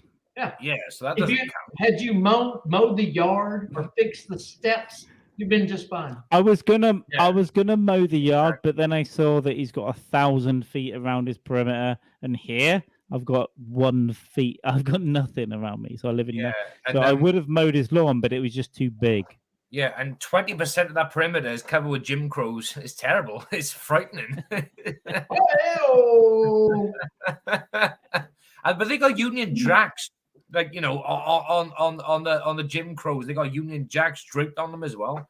It's kind of like it's fine. Well, but you got it's a little bit of carrot and the stick, isn't it? You've got to give a little bit of love, and you got to get a little bit of figure it out. Brett, never ask. Just get out there. I need a beer. That's Morse code. That is. You know why? Because she would just want to fuck me and Jamie. With Brett, she'd hold hands, and that hurts a whole lot deeper. And that. Brett would sit down and read her. Brett would sketch her like Jack Dawson and we'd just be like wandering in meadows. Me and Jamie we just spit roast your wife, but with Brett, she would want to hold his hand and walk through a meadow, and that hurts a little bit more. And she would say, "Joe, like one of your friends goes, Brett." And Brett would be like, over up on the bed, the couch, and he'd be sketching her, he'd be romantic as shit, and then it'd be a beautiful love relationship. But Carl's right though, that's more scary to the dog than us going twos up on him. It's and clearly with this accent, it'd be like, "Oh, sweetie, it's been a great night. Don't you think?" Well, shit. we should hire some people to do work for us around here. Yeah. Brett, I gotta read something now. Okay, this is this is verbatim. This is what this is from last week. There's a lot of shit there that I got to plow through. When was the podathon? Finished fucking early AM Saturday. Shit. 2 minutes. 2 minutes. Give us some credit. What? Yeah. This is good. This is good stuff. Seems we talk about plowing the dog's wife. We've got to be all out now. We've got to be all out. Okay. Double down now. Double down. So this is. I'm gonna do this. You two go talk about amongst yourselves, and I will. I'll pull out this message from Kiwi to me at stupid o'clock in the morning. Okay. Well, Jamie's now trying to bring his family into this again. I think it's ultimately a way to. Oh, here we go. There we go. This is. After reading it right now, I could have just remembered this, but I didn't. So read it then. It was whatever 0:00 ish, and Keely's messaging me back and forth when she's gone. This is after my wife Keely came in and saw Andy pretending to have. You told her she's your wife and she's called Keely 3 times. Yeah, and this together and blah, blah, blah. And she's like, she went to bed then. She was like, I can't cope with the picture of Carl after what Brett done with Carl and his glasses. It's hilarious. Blah, blah, blah. Keep the noise down a little bit. The kid trying to sleep. Bop, bop, bop. So yeah, I say, you listening? You listening in bed? She's like, yeah, I'm watching bits of this podcast. Blah blah blah. And here we go. Ready for this now? Ready for this? This is verbatim now from Keely, my wife. Brett is hot. It's like, because you know why? Yeah, she said. Keely said, Brett can be her personal Deacon Claiborne from Nashville. Good segue. I think we're talking. Yeah. Matter of fact, I do want to. I'm so glad you said that, Deacon. That Deacon character, one of my best friends, the house that Deacon lived in. Yeah. One of my best friend owns that house. Yeah. And I think I said it drunk that night that they couldn't get the best shot. So they wanted to saw one of the big branches off a tree down and ended up coming down on his woodshed, destroyed his woodshed. So not only was he getting paid like $3,000 a month to rent his house out, they bought him a brand new shed. So Deacon, that's the name I couldn't remember the other night. Yeah. Deacon is that's my friend Paul's house. Yeah. And so as you come to Nashville and do the Nashville tour, you're gonna go past my friend Paul's house. That's where Deacon lives. Yeah. So your friend's house was the Deacon Claiborne house. Yep, that's it. Nice. I've never watched 1 minute of that show, and good. And I was making fun of people. Let me go in and address this because I do remember that because Kelly was just saying she fell asleep during it because the dude, the songwriter that came on, who was in like the unfurnished penthouse apartment overlooking downtown. Yeah. You know, he kind of chastised me a little bit because people said, "Hey, Brett, what's your thoughts on when people ask you if you want to move downtown?" I'm like, or move to Nashville. I'm like, well, most people that ask me that, they've watched one episode of Nashville, and then they just want to suddenly pick up and move because it's so easy. I'm like, well. Yeah. Can you play 3 chords? Have you written anything? Do you have any talent? Are you prepared to work really hard? Because the music industry is not nice. And but I couldn't say any of that stuff. And then the dude came on and ripped me a little bit. And then there was a lady who was playing a song later. And I was already in the chat at that point. I was watching you guys, and I think Chris, who started drinking whiskey at like 7 a.m. And so by noon, he's already drunk. And by 7 p.m., he was sassy. And so I was typing with him in the chat. And I put something. I was responding to him. And I think my comment was, Nothing fights cancer like a song. And she saw that and just immediately made it about her. Oh, fuck, yeah. And so, and then she immediately responded to that live. Yeah.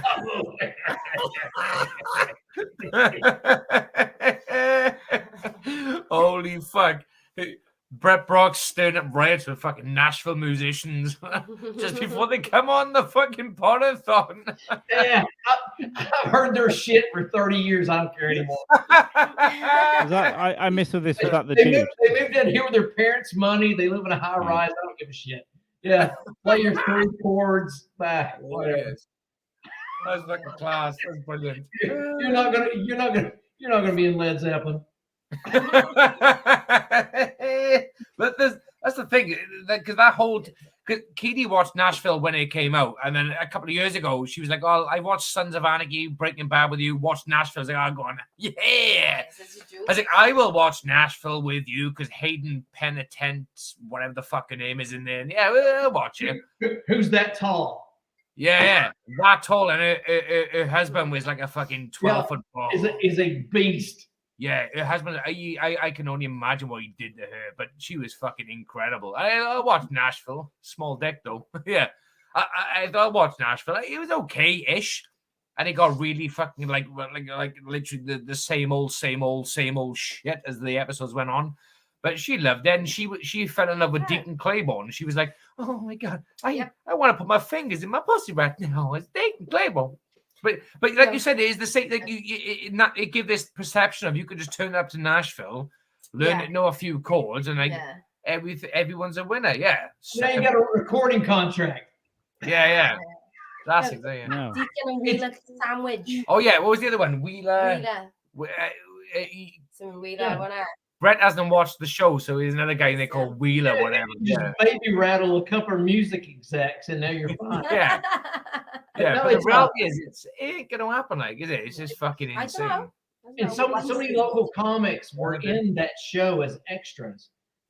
Plus the people I knew who were, renting out their homes for the filming locations. Yeah. I just heard it all the time. It was like, okay, enough with Nashville. I don't care. I'm dealing with the traffic every day. I don't give a shit about this show.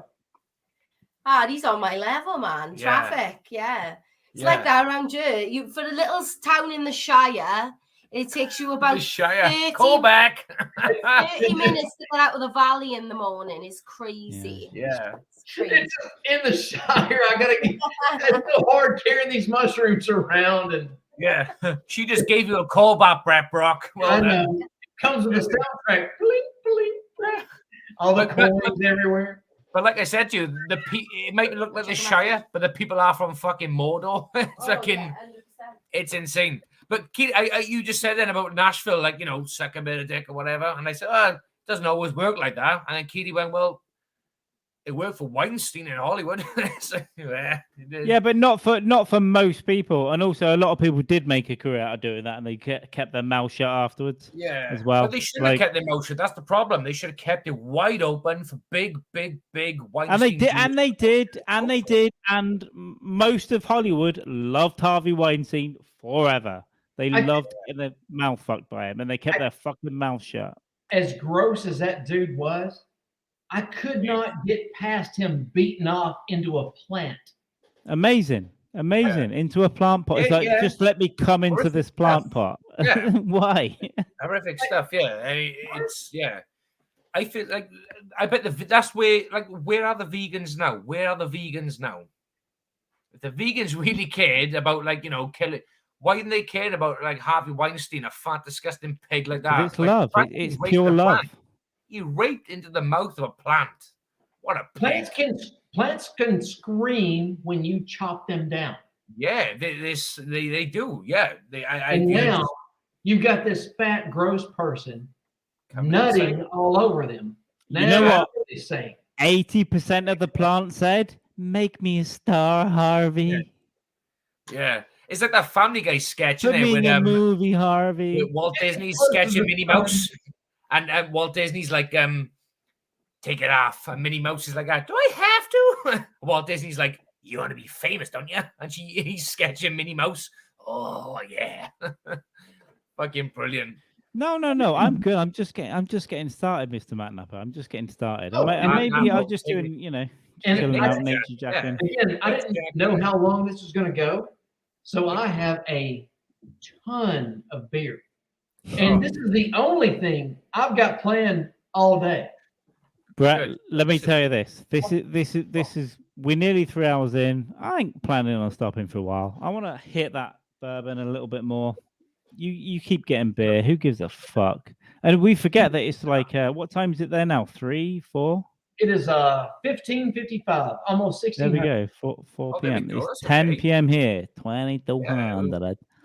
I'm good. And we'll see what happens. We might have to. I don't know. We might have to, if Keely starts coming on singing karaoke, we might have to kick her off. But apart from that, I think everything will be good. Yeah, she jumped on the last pod and karaoke with me and Carl. What was you singing? If none of Label will us love, get yeah. get our penises out, I think we can stay on for a while. There's no need to stop right now. Didn't we bump dickheads about we were going to do this podcast with no shorts on, no pants on? I ain't wearing pants. I'm naked from the waist down. My thighs, I'm in tight black joggers here. It's like they're hugging my thighs, my powerful thighs. And shaft action, looking at that. Yeah. Shake it off. Yeah, And then the legends. Listen, when things get warmer in the spring or summer, I'll do a pod with just like a t-shirt and just pants and no shorts. And why wouldn't you? Exactly. Yeah. I would. I fucking would. Brett, So, I don't like to embarrass Carl, and I don't like to. No one in the world, no one ever has ever heard this theory about Carl about what he likes to do with women. Carl, do you want to tell the world what you like to do? Not really, because that quote was completely taken out of context. And let me tell you this about women spinning.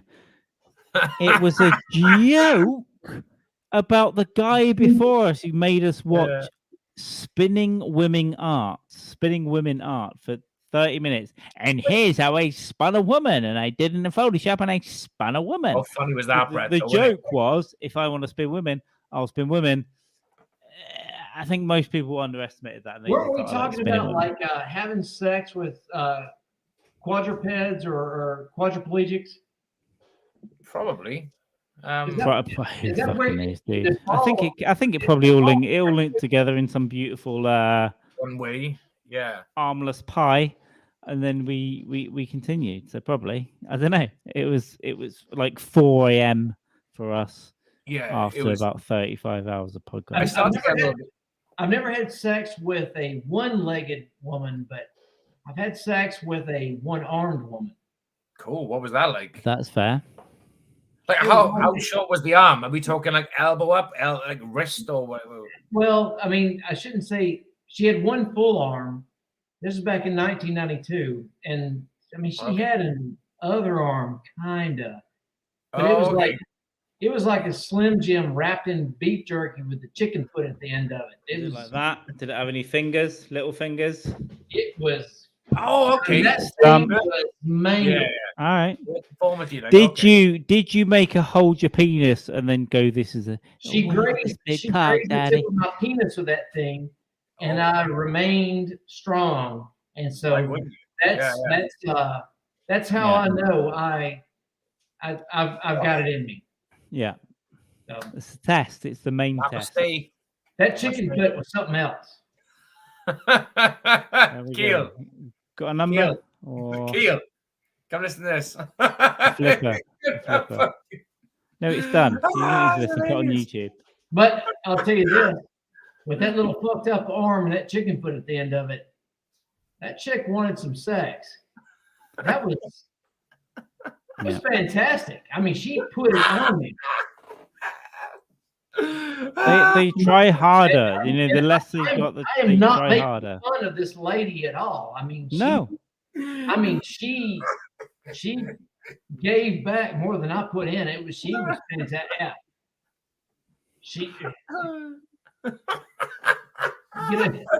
You get a Was it webbed? Was it webbed? Were they webbed? Chicken foot at the end of it. You didn't have sex with that lady. Fuck you know. They were separate, right? They weren't webbed in any way. It wasn't like a webbed hand, it was like a little webbed hand. I mean, it was fucked up. It was fucked up. Like it. Grab my good hand. It was completely shriveled. I mean, it was. I mean, again, it was. Movie ship. It was. You know. Thalidomide stuff. Yeah. Yeah, it was elbow length long. Oh. Yeah, and it was. I mean, just not fully developed at all. If you didn't have sex with her, you would have been a discriminative individual. So you had to do it, didn't you? You had no choice. I'm uncancelable at this point. Yeah. No one's cancelled. And Kelly is still in love. He can draw. He's hit as fuck. That's a spelling mistakes from a webbed hand again.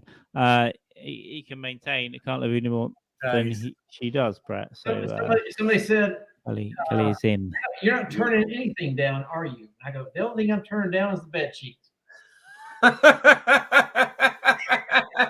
Yeah. All good.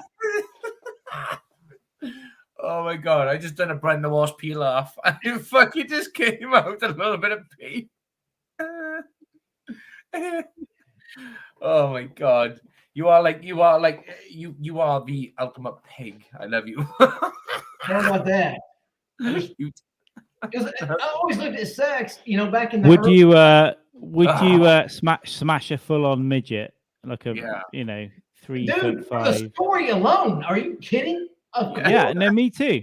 I speak to a friend. I spoke to a friend about it. He's like, "No, that's disgusting." I'm like, dude. Yeah. I was on a dating site recently, and I came across a midget, and I was like, it took me a while to go. Yeah, okay, yeah. Well, obviously nothing came of it, but it's like, yeah, it was a legitimate decision. I was like, 1, story, 2, everything looks bigger to her, and you get it come, so yeah, and it's easy to go. Here's the thing: you never know when it's going to be over. Like, sex just doesn't happen every single day. No, it'd be great if it did. Because there's a lot of work that goes into it. But you hear that, Kelly? But one day you could wake up and just go, "I'm old. I'm over it." Or it stopped working, or I'm dying. And that's it. And that's over. You've got no more sex stories, whether pro or bad, or it's no more. You've got to have as much sex as you can, because one day it's just going to stop. Yeah, that day you sit down and go, I don't want it anymore. I don't want it anymore. And it's not really, because people are loose and old and saggy, nothing like that. Because I'm guessing, old people still want sex. Oh yeah, probably. I hope so. Because I got 48 and I still feel like I'm 22 or so, but it's not like that anymore. But at some point, it's just going to stop. But I don't know, man. You can't look back and go, I'm really glad I was arrogant and turned that lady down that night. Look at my standards and how high my standards are. I have integrity, damn it. Oh, hilarious. You got that on a story, you nerd. I turned it down once. I this was a long time ago. I turned sex down. Me and Kitty when we got together when we was like 6 young, right? Me and Kitty did, okay. And then when I was like 18, I was going to university, and me and Kitty broke up because I was going to uni. She wanted to do her own thing, and then we had a little bit of a separation period. I was working in a bar. I told Kitty this story before. To do some black cock for 2 years. Carry on. Kitty was chowing on big, black, beautiful Idris Elba dick for a long time, and I was envious. But I now love Idris Elba, and I want to marry him. And he should be James Bond. He'd be fantastic, James Bond. Oh, imagine Idris Elba's James Bond. I fucking endorse that shit. I love him. I think he's I love him. What a man. Idris Elba's a man. Tom Hardy's like, okay, you play at a man, But Idris Elba's like fucking a man. That's it. So I was working at a bar once, right, in my local town. Me and Keely hadn't long broken up. I was all a bit like, oh, I'm sad. I might kill myself. I might not. Who knows? And all that bollocks. And there was this working a Saturday night. It was really busy, okay? Extremely busy. And the night started to die down. And there was this woman there. She was like, she come over. And how do we say a very ugly, fat, disgusting bitch? Politely, there's no way of saying it, but anyway, she came over. Pig munter. Like, oh yeah, I've seen you work in the bar and this, that, the other. And she, honestly, she was a pig of a woman, but you know, she was nice to talk to anyway. No, she was nice to talk to. Great personality. Keely's got a saucepan over his head. What do you mean, pig? Yeah, she offered it to me on a plate, and I was like, a little bit of RESPECT for a month. This was her thing, right? This was her thing. And I fucking swear down, it freaked the fuck out of me. She was like, she tried a few different tactics over the night. I was like, oh, I'm not interested, but I'll talk to you. You're a nice woman, sip at the bar, you know, give it a couple of 10 cheap, quid cheap drinks, you know, sometimes free drinks, just whatever. Have what you want to have. Nice woman. You keep talking to me. I won't exclude anyone from a social circle. You know, everyone's equal to me. But night was going on, the drunker she was getting, and she was telling me things like, "Oh, well, I was born." When I was born, I was Melanie, born. Life's depressing. Yeah, she was like, I was born with a dick. I was like, okay, that's fine. And she was like, yeah, I'm a hermaphrodite. Like, okay. And she said, she said things like, now and again, you know, it got a tendency to pop out or whatever. Okay, whatever. And this was the conversation over the course, give or take, over the night. And then look at his face.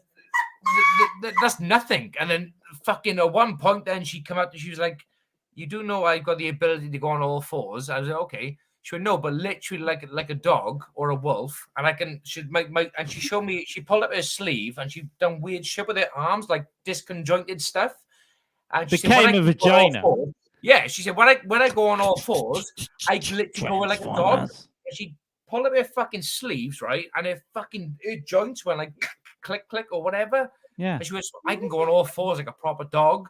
So I had this woman now. She was ginger, ugly, really big, fat as fuck. And she's a hermaphrodite, which is whatever, it's fine. And she can go on all fours like a dog, but literally pop out her fucking elbow joints like a fucking... Like, Jamie, if you didn't fuck this animal, I'm going to kill you myself. I know. I wish I did, but I couldn't. I was just like, I was scared. I literally fucking finished my shift and jumped on a fucking taxi and went home. I was like scared the fuck. Had you been in this country, you would have tased her, chained her up in a basement, and taken her around the country with people paying $10. Yeah. Capitalism, baby. What was the point? What was that point in that story? A pig hit on you. She was disgusting. You never fucked her. Yeah. I didn't fuck her for publicity or story value like I should have done. That's the point. Yes, this is the first time I am hearing this story. You've heard this before. No, I show you. I have not heard this story before. I'm sure you have. Yeah. Keely, the real story you beat out of him during the night was like, okay, she gave me a hand job. Never fucked her. I have not heard this story before. No. Yeah. I'm a bit taken back. However, thank God. But is it the one that was very you said ginger glasses? The way they talk. She had glasses. Yeah. She used to scowl at us around town. Yeah, I know. She used to scowl at literally like she I don't know why. Scowl like a dog. Yeah. See, she knows. So I thought it was jealousy. It's true. This Perhaps is fucking not. true. Yeah. Perhaps not. She used to scowl at me. We always walking through our local. This looks a bit defensive. It looks a bit defensive. It's like, oh, nothing happened. All I can think of is an American Werewolf in London. Yeah, that's what it was. Yeah, that's exactly. And the reason, and Katie was in the kitchen cooking food because she's a good woman. Hand job. The reason why this came up is because Brett Brock was saying that he had sex with a woman once with like a thalidomide arm. Oh, what? Like a really short arm, like a chicken claw arm. Oh, we can't keep going out. We can't keep going the same off. But anyway, Jamie got a hand job from a girl that could transform to a dog. Keely never knew about it. And that's so do you think that chick with the weird joints is still around? I hope so. Well, next time I go into the Shire, mate, right, and I see her, right, I'll let you know. I'm going to fly to your Shire, Yeah. and I'm going to mate with that lady, and I'm going to make a dog. I'm going to make a dog kennel. Come here. All these You're gonna make Shire dogs, yes? Yes. We are, and I'm going to bring. Really, we'll have to get you on here when Jamie's not on, so you can tell us the real story, right? Yeah. You and Brett will come on, and then we'll raped just talk me. about Jamie. We're going This the weird bot very, shit is getting very blocked every time. disjointed dog Yeah. Yeah, but we're being from the Shire, it's like the back and beyond. There's a lot of She's a Mordor freak, yeah, basically. yes, probably what it is. You only get like She already has a survivability instincts. Yeah, she does. Which I'll make money. Yeah, at some point, guys, we'll get someone to sit in the chat and just delete these. We'll get some moderators in. Every 90 days, she and I will have sex when she comes into her heat session. Oh. Yeah. Yes. She'll be like, we're gonna make more pups, just more dogs. Well, this has become less interesting. No worries. Get her out of here. Come on in. No, come on in. We're not fucking marital dispute. Listen, you need to go and explain to Keely. You need to go and explain to her later what you did with this dog girl. Right? Tell her the truth. You don't have to do it on camera. It's why you need to come and listen, because I can't explain to you what's being said. You got to listen in there. Get a chair, for fuck's sake. Yeah, but she wants to do her own thing. It's like you don't have to keep bringing Keely in. She's going to she's like, oh, I gotta do. It's done now. You walked out the room while we were talking. She said, what did they say? What did they say? I'm like, no, just tell me. It's done. That's it. Brett's gonna make this is getting non-podcast worthy at the minute. It's just people telling each other what people have said. Brett's gonna make with her. Brett, hang on. What are you gonna do with it, Brett? All together? How are you gonna make with it? You're just talking about crossing paths with a dog lady. Yeah. Yeah. So what's your worst encounter in the same Shire? Yes. What's yours? Keely, this is your last input into this podcast. Tell everyone what your worst interaction is like a pig man with a dog man. Oh no. Go on. No. Go on. No, Tell me about like Ian or whatever. No. Yeah, go on. We're not. No. Go on. No. But well done, guys. Give us an idea. Go on. We want to know. What? Like what example? Like some guy you dated. He's been like a bigger pig than Carl and Brett. Like it's something. Or me. We want to know like a dirty story. Like. No, I can't. Brett, tell us a story. I cannot. Brett, she listened to you. Tell her, Brett, in a Nashville accent. Tell her to tell us. Tell us. But no. It's highly unlikely that any of them would perhaps hear this. However, if for whatever reason I have more respect. Thank you. Oh, what a wussy. Look, I understand. English integrity knows no bounds. Yeah. Brett, why is Brett Brock being a gentleman all of a sudden? Just like I couldn't. Discretion always, as of a lady or a gentleman. I understand. Yes, but I'm sure that the aristocracy hikes up that dress. That's time at a dinner party. Joe, there's no aristocracy in this household. She's just being I don't know, she's being very she's being obtuse. Is that the right word? Come on. Yeah. I've always been told by the English that Americans, they drink too much and they can't handle it. So clearly the English can handle their booze and subsequently their booze stories. So there's a problem. We're Welsh, so we are more like I'm not English. Yeah, we are more we are above the threshold of what the English can tolerate. We're above that level. Or we're below. Either way, it depends which way your luck is. But so point being is, Keely, do you have a good sex story to tell us? We want to know one. It doesn't have to be sex. All right, not sex. A date. Right. Yeah, Keely, 2 minutes. Your best story. Go. A while back, I read a shit story. A shit story. Tell us a bad story about dating for you. We want to know. I read a quote a while back Mm. when the Romans were starting to invade southwest England. Yes. The quote was, "The Welsh were madly fond of war, and Yeah. he did not want to attack them as they were waking up from their drunken stupor." Yeah. No, We do not we want would to be do that. naked going to war. Like, if yeah, Welsh you are whores right, with inbred big foreheads were getting That's black cock at the exactly right, time and mate. the Romans came in, they would get real mad. So that kind of ass licking that I just did there with that bit of historical, Yeah. well, Okay. lay it on us. But what's your biggest 2 story? minutes, Keely, go.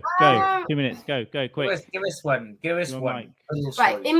It might be boring because I can't. Again, I don't Just kiss and tell. quickly. However, so there was this one guy in college. I can't remember. It's bad.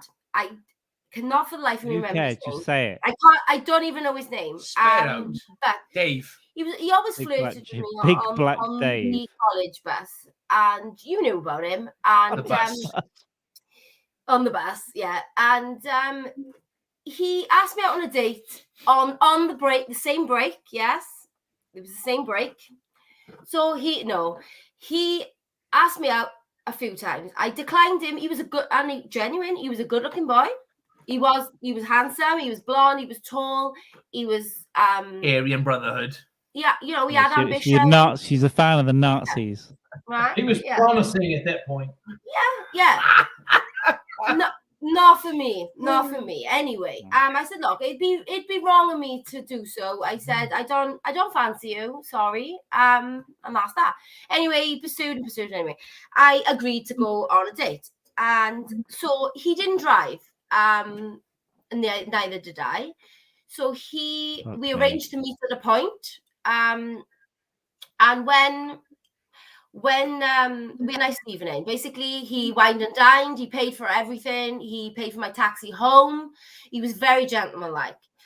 He wanted to be a pilot, you know, all this and that. 9/11. Cracking, whatever. The end of the night, he lived in a different town to me.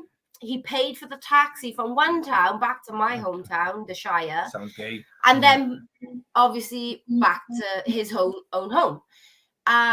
He pulled up outside I still lived with my parents at the time, the mansion.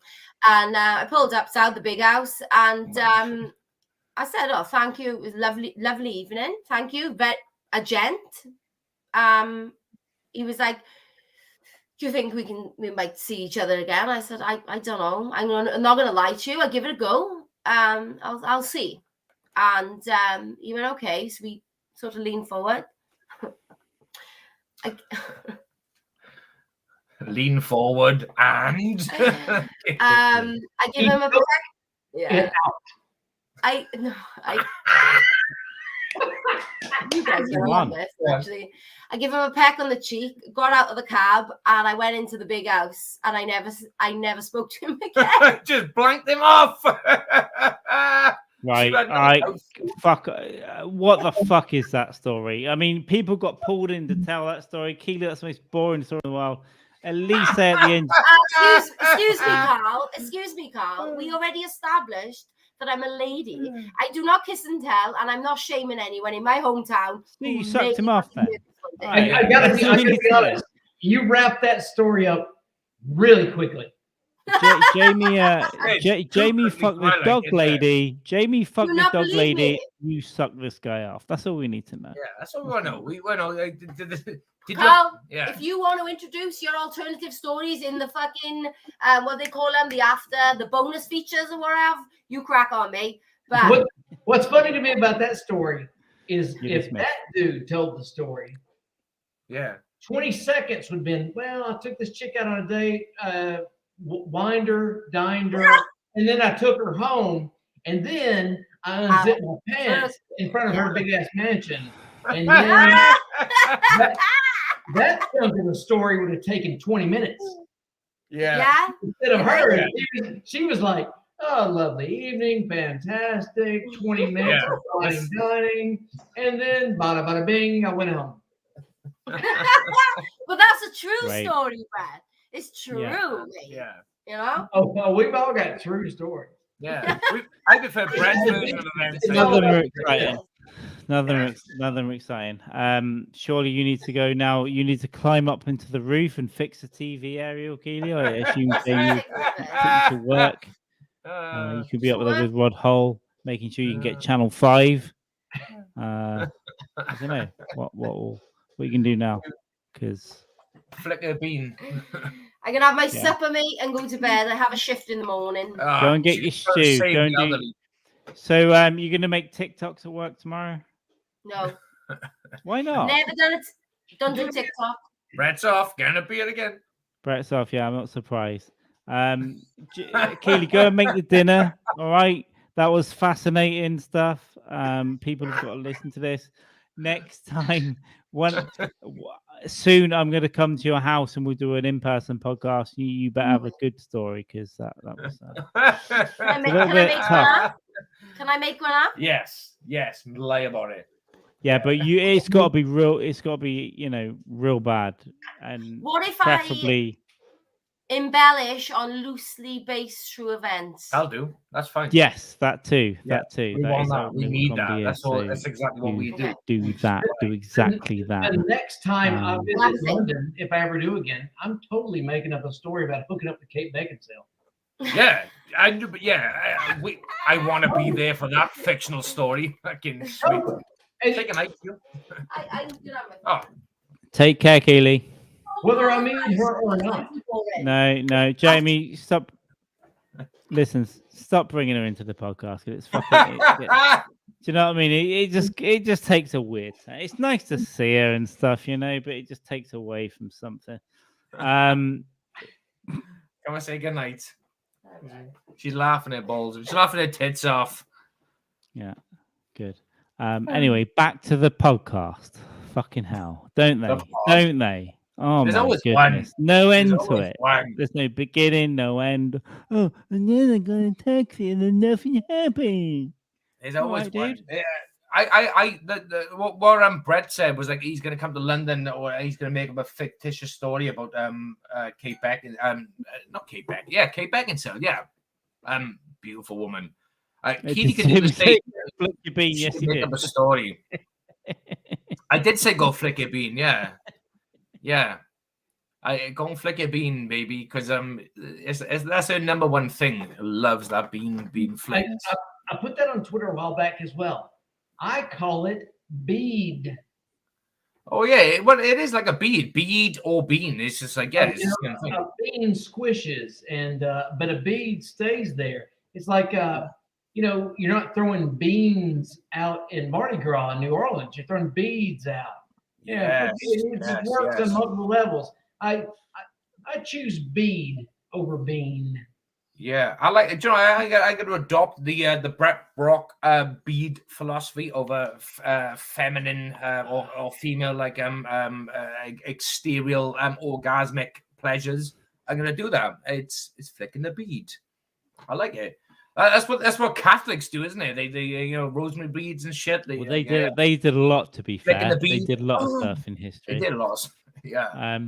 I like Brett Brock philosophy on that. I'm going to go with Brett Brock's philosophy. It's no longer bean flicking, it's bead flicking. Then it becomes dirtier when the Catholics do it. Yeah.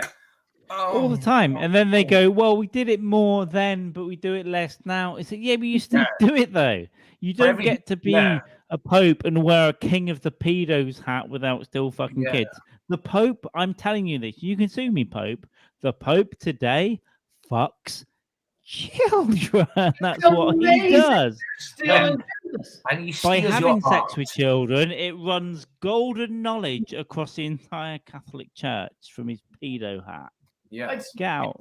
Oh, we're progressive. Yeah, you can wear condoms and stuff, but I'm gonna still fuck an 11-year-old boy.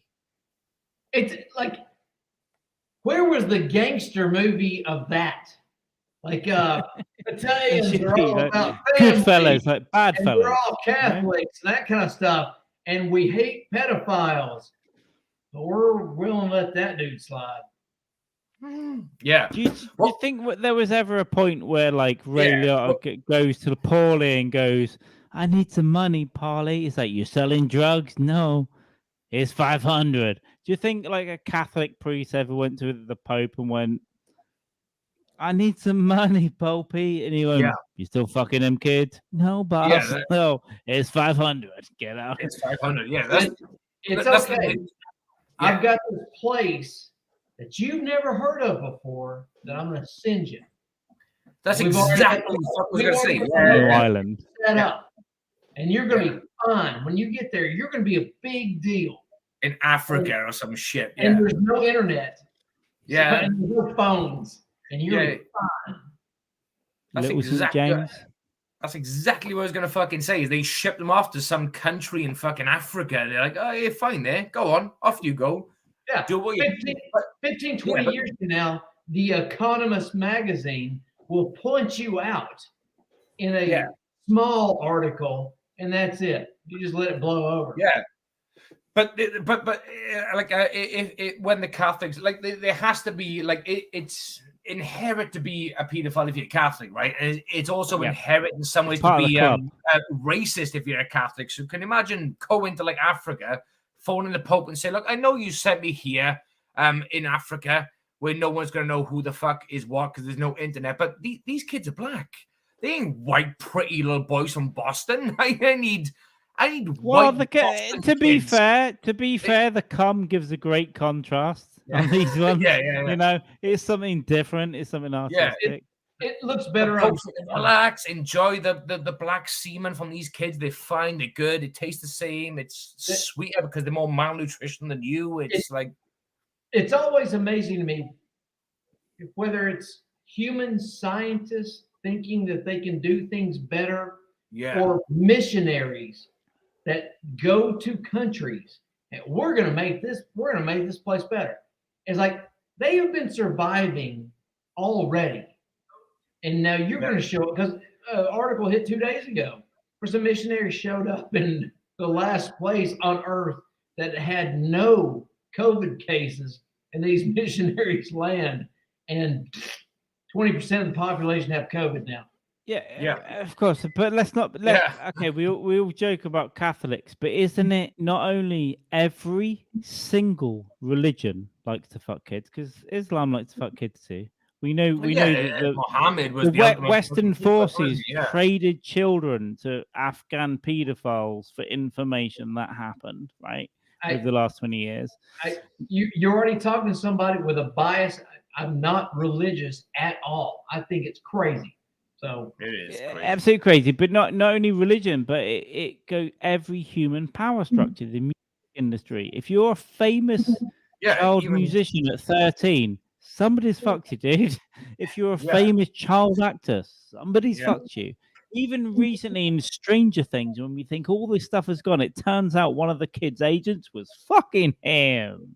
Being a fucking if you want to make it, you're getting fucked, right? Religion, music, politics, anything. Everyone's fucking one way or the other, or you're swallowing someone's fucking jizz. It's fucking horrific. It's fucking happy thoughts. They go in like unchecked for like because let them fucking be like watch Ray Donovan, tough motherfuckers, and then they're like, oh, it turns out that the reason why they have all these bad problems, their dad was a cunt, but they were also fucking raped as kids or whatever. It's because they were involved in the Catholic Church, and you couldn't say nothing because they would get sad.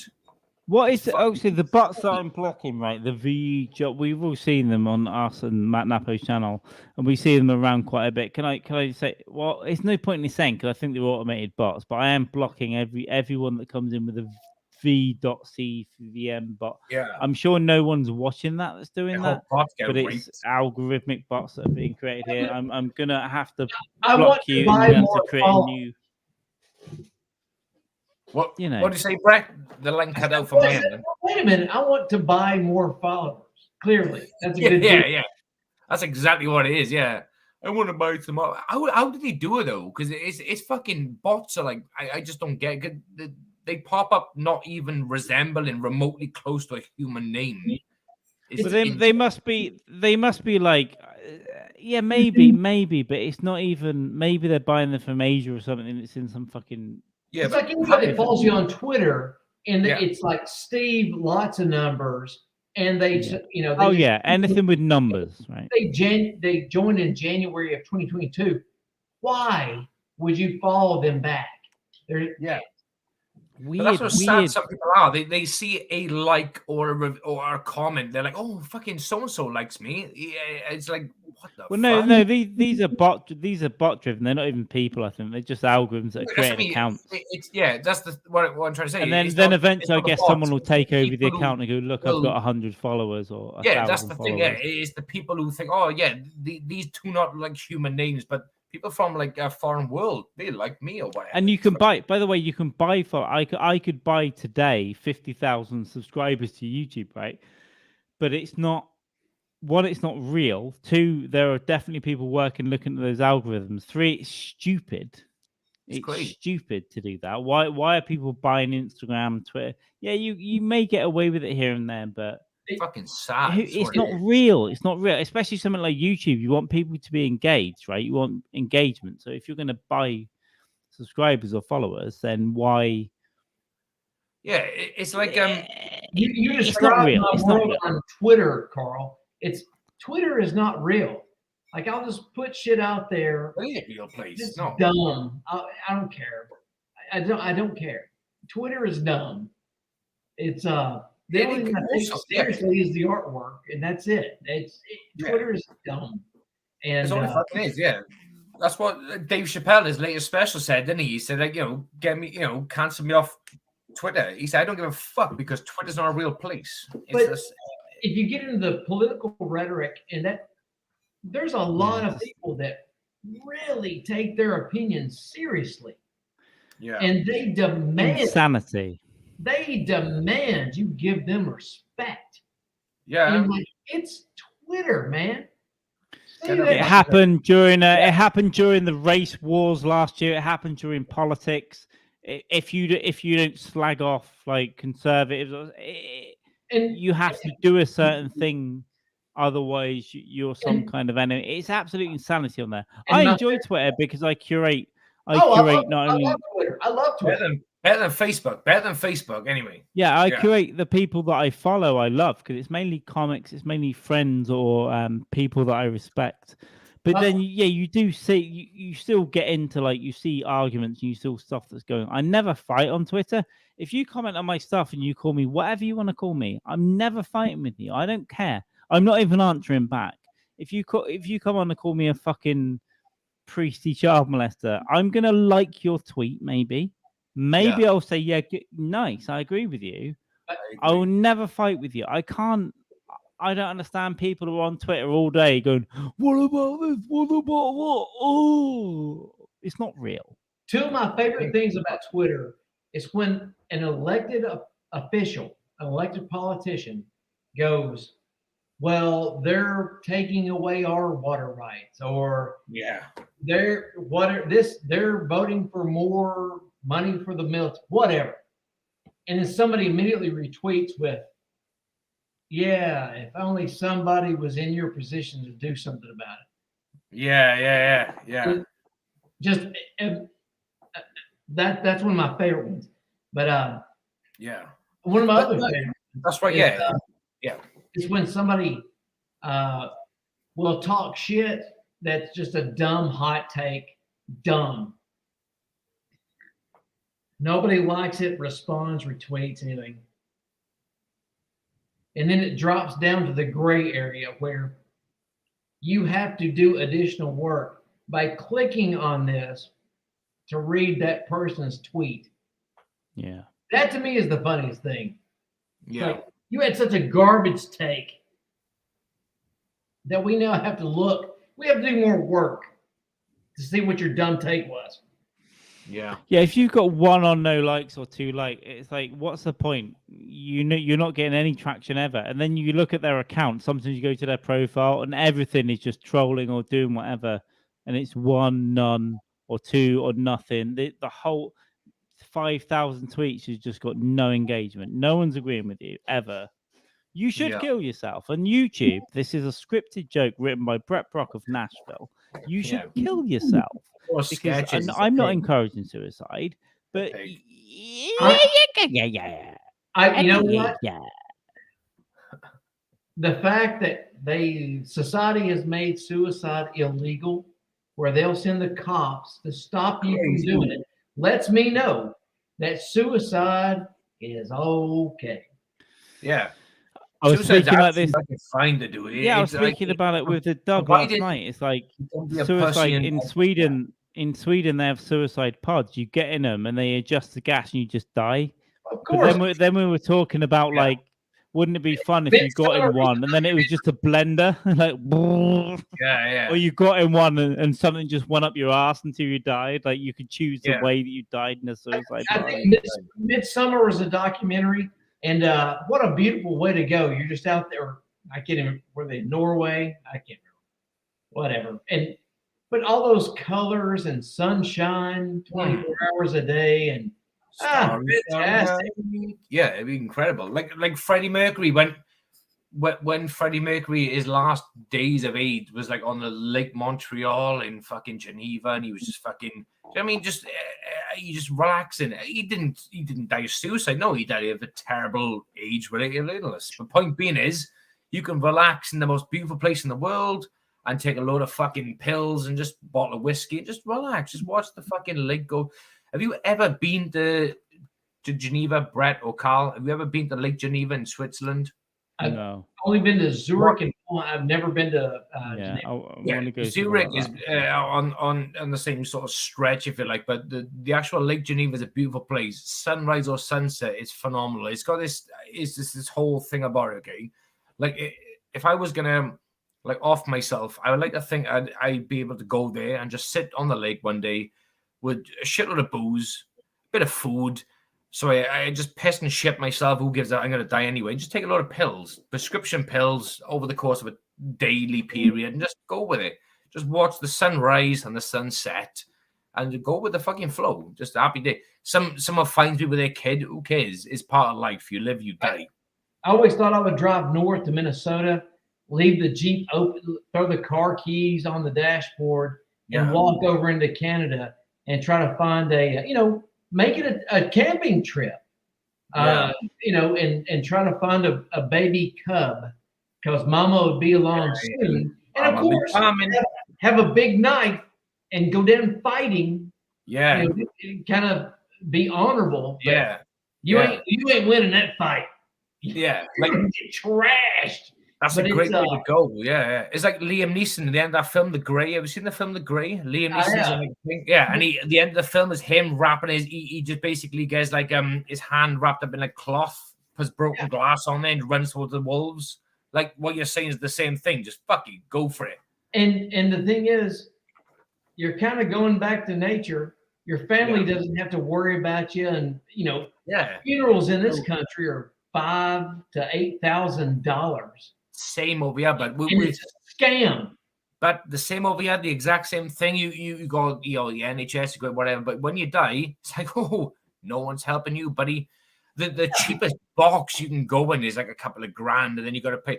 Like I don't not want that shit for my family. I want it's the same from even the Big Lebowski, right, where they go in the funeral home and it's like you can get this for like whatever. Yeah, it's disgusting. You can buy like the cheapest fucking cardboard thing, and it's like, it's £1,000 or whatever. It's $1,000, or you buy like all this nice urnies, $3,000. Why do I want ashes of a relative? It's not real. It's scraped. By the way, I know people that work in crematoriums. Guess what ashes you get? It's not your fucking dad. It's your dad. It's some dog that was in there earlier. It's someone else's auntie. It's all fucking mixed in there. The ash is your bones crushed. It's your crushed bones because your muscles and your hair and everything is completely dissolved and burned at 1800 degrees Fahrenheit. And they resell hip joints. They take out the hip joints and fucking the hand. So I'm going to go ahead and burn some of my material right here on this podcast. Oh no, no one's watching. Don't worry. Yeah, it's all right. Never be an organ donor. Always burn yourself. Always. Because I want to be an organ donor myself. I'm on the organ donor list. No, because fuck that. No one's having organs. Fuck you. You die alone, dude. 4 livers. Go on, Brett. Sorry. And kicked 4 families off the waiting list so the Mick could go to the top, and he still died. He killed 4 family members because he was Mickey Mantle. No, burn yourself. Dick Cheney has a deep freezer full of hearts in Jackson Hole, Wyoming. I'll get you one back. Serious? How many hearts has he went through? 2 or 3? Fucking hell. Burn yourself. Do not let these rich fucks get any part of your body. I think. Yeah. From Listen, no, fuck you. It doesn't go to and also, it doesn't go to your. It does not go to poor people at all. It goes to whoever can pay the most. That's who gets your organs. And quite frankly, if you're a child and you've grown up with a shit liver, you're just weak genetically. Get out of my fucking life, dude. Don't bother me. Don't bother me about my dead liver. Fuck you. You think if I don't give money to the homeless, you're not getting my liver. Liver. I try to say liver in like a professional way. It's like liver or lither. I have to recycle beer. I'll be right back. Got to pee. Get your fucking beer, bro. Get your beer. I like the way you plug that there. He's like, oh, we're talking about human organs, and he's talking about recycling. 800 to cremate to go to my apartment, cheapest box. I like Bobby Lee's a good one. Bobby Lee on Tiger Belly. First of all, rest in peace, Kelly's dad. Bobby Lee on Tiger Belly has got his dad's ashes behind him in his podcast studio, and he gets them out with a little face in his box quite a lot. And his brother and him split the ashes, and he wanted the bottom half. So if they got haunted, it would just be his trousers haunting him rather than his face.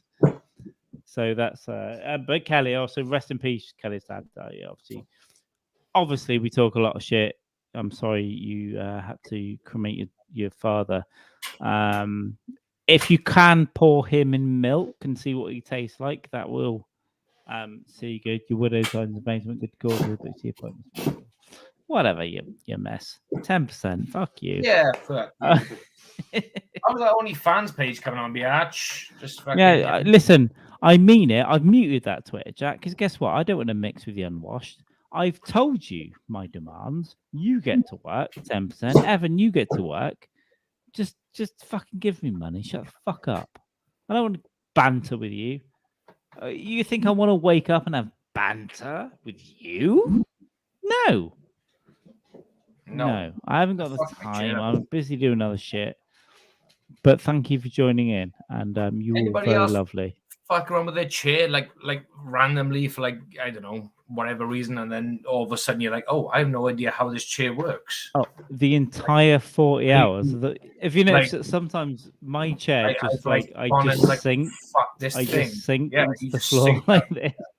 Yeah, it's like it's literally now like fucking slumping down. It's like Evan, business manager, as part of the 10 grand situation. When I move, I'll have a whole setup. Right, I can't keep my back. My back this change is dead. I can't keep living with this. This kind of looks alright, but from here, all I see is depression. It's just depression for me. I don't want to. I don't live here right now. Right. Like right now, okay, I can bob. I knew how this chair worked before. I can bob back and watch this, then bob back and forth. Don't do it because you'll hurt yourself. But now I have no idea how to get this chair locked again. I've just like fucked around with it so much. It's like what? The big one. I'm transcending into like some fucking. I don't smoke though, just bourbon. Yeah. I need to smoke right now. I could do the smoke right now, but I'm not. I know it. Go and have a cigarette, dude. Go and have a cigarette. Take a break. How bad is this? How bad is this, right? Keely would let me smoke in here, right? She would let me smoke indoors for the Andy Andris Podathon. She was like, that's fine. It's for cancer. Great. It's for Andy Andris.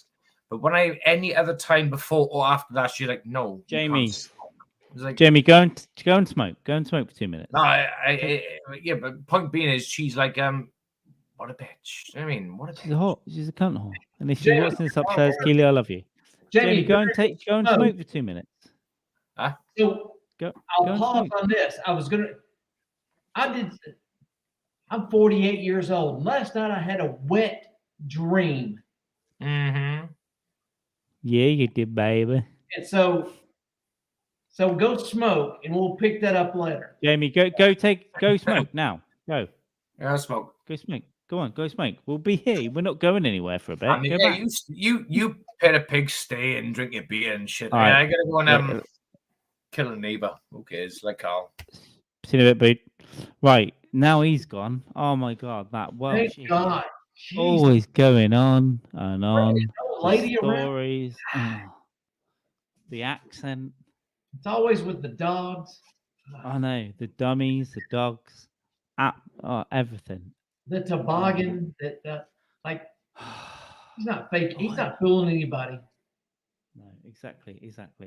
And there we go. And ultimately, you know, racist and stuff, whatever. Racist, misogynist. It's horrible. It's terrible. Big fat. I thought we were past that. I thought we were past that. So in society, yeah, I thought we were too. But you know, sometimes one comes along, and you just got to keep talking to him, because I think ultimately he might kill himself. Well, but you got to keep talking to him. Really, it's insidious. There we go. All right, Brett. Where are we going to go from here? We're 3 hours 44 minutes in. Hey, mind dog, pussy, with your 2-hour podcast. Actually, Carl, I was going to ask about you. What's your thing, man? Oh no. What do you mean, me? What's up? What's your backstory? I mean, we'll get into it. We're going to get into this over several podcasts and probably several in-person beers. What do you mean? What part? What do you need to know? Like, how did we get to know you? Podathon, innit? Mind dog. Where'd you come from? Where did I come from? It's a difficult question. I don't know. I was just born. I was many years younger than my siblings, so I inhabited my own world. I've always felt that I was on the outside of everything, which I guess that everyone does in a way. And I'm being more honest here than anywhere else. Really quickly, I don't know. I spent many years fucking around. I always knew that I wanted to do something a little bit different. I went back to education late in my 20s, and then came out, and then decided to quit it all. I had a career in front of me, and then I said, you know what? I don't want to do that. I want to do something else. I thought I'd write comedy. That's it, really. I mean, a little bit more detailed. I think I used to speak to people, and they said, "Oh, the stories you remember sometimes they're funny. You should write a book." So I started writing stuff down, and then as I was writing stuff down, just because I wouldn't forget it, maybe I was listening to a lot of stuff about comedy, and then thought, "Oh, this would be better if I said it, but how would I possibly?" And then for some reason, my brain suddenly gave to me the idea of, "Well, just say it then, idiot. Do comedy then." So I didn't, and then I wrote for another 18 months, and then went to my first open mic years ago. And that's that. Well, that's the backstory of comedy. I mean, you can. That's not the backstory of comedy. That's just a very broad paint stroke of how you started comedy. But yeah, but you can ask me specific questions if you want. I mean, I don't. Well, of course, we're going to do that. So you were an educator prior to getting into comedy? But I was what? Sorry. You were an educator. A teacher? No. I was a scumbag. I was a drunk. I was a nothing. I just drank and partied. So, and then I moved away. Well, I moved away, and then I got very upset with my own life, and then I got educated, and then I did, a more serious thing for a while, which I won't really talk about right now. But then I quit that on a whim, which was insane to everyone that I knew. I just went, nope, see ya, after years of work. So I'm done with this. And then I just started bumbling around. But the comedy was always in the background. Again, it's broad brushing, I guess, a bit, but it was always in the background there. I don't know. I'm being less specific or more specific. It's hard for me to explain. I can't say exactly what I was doing right before this because it's probably not allowed. But when you decided to get into comedy, Yeah. Can you pinpoint the time that you just gave up on yourself? Gave up on myself. Yeah, I mean, in what way? I mean, I've wanted to kill myself a few times. That's real. This is difficult. And then you got into comedy. Well, comedy's an outlet. It's a way for me to express. Do my not utter the words, comedy's my therapy. It's not exactly. No, it's not a therapy. It's like if you get out of bed and you feel like taking a piss or brushing your teeth, it's that to me. It's like I can't not write things, and I can't not go and try and perform them. That's it. But therapy to me is just 24 hours talking to myself. I spend most of my time alone, like 90% of my time alone. It's just I talk to myself out loud in my head. I write stuff. That's nearly all my fucking existence. I'm just an insane person to be around. But comedy is like, it's something to do that I can express these ideas that isn't me just bumbling around my fucking existence, I would say. So with comedy, has it made you a better business person? Because it's led to this podcast, clearly. Well, no, because this is a small podcast. I think the motivation is there to do something good, and I want to do something interesting over here. I'm inspired by a lot of US comedy and what people are doing over there. So,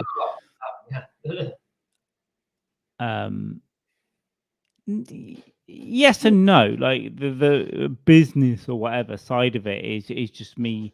Yes, I want to have income from things that I want to do. That's just it. It's as vague as that right now. This podcast right now is obviously very small, but I believe it was something different until about 2 months ago. It's a different name. It's called Refreshingly Non-Epstein. But I was very lazy with it. I was very like, even with comics that were just slightly above me, I was very ashamed of asking them to come and do it. And I don't know why. I think it's just general anxiety. But I believe there's a path here on this end in the UK to do something like this with a podcast. That will be a hangout, that will be a place for comics and degenerates to come and hang out alongside me, pushing whatever I do in comedy, which currently isn't a lot. But I've got a lot of ideas, a lot of plans, but it's just my brain is so fucked that I need to be able to focus on something. And this is Mind Dog, and this has helped me focus on something because I'm a little bit retarded in a way. Well, at least you're riding good coattails.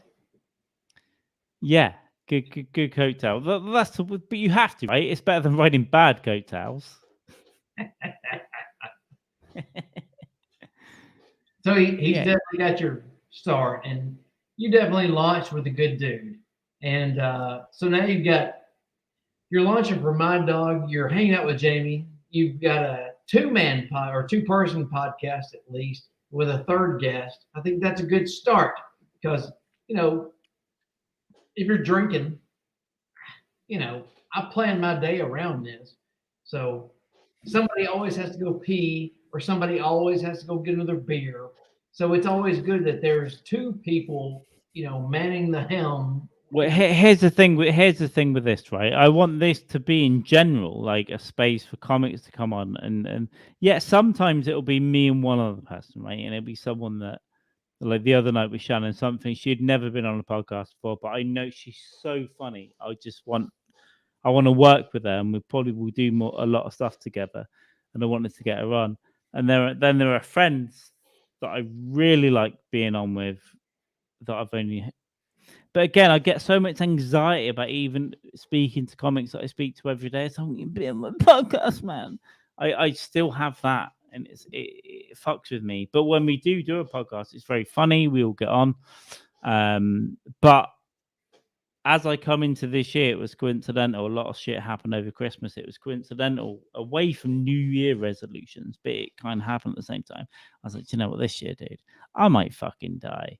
let's just try and do the best I can in everything I can. A little bit stupid. Oh my God, I'm going to be the best, man.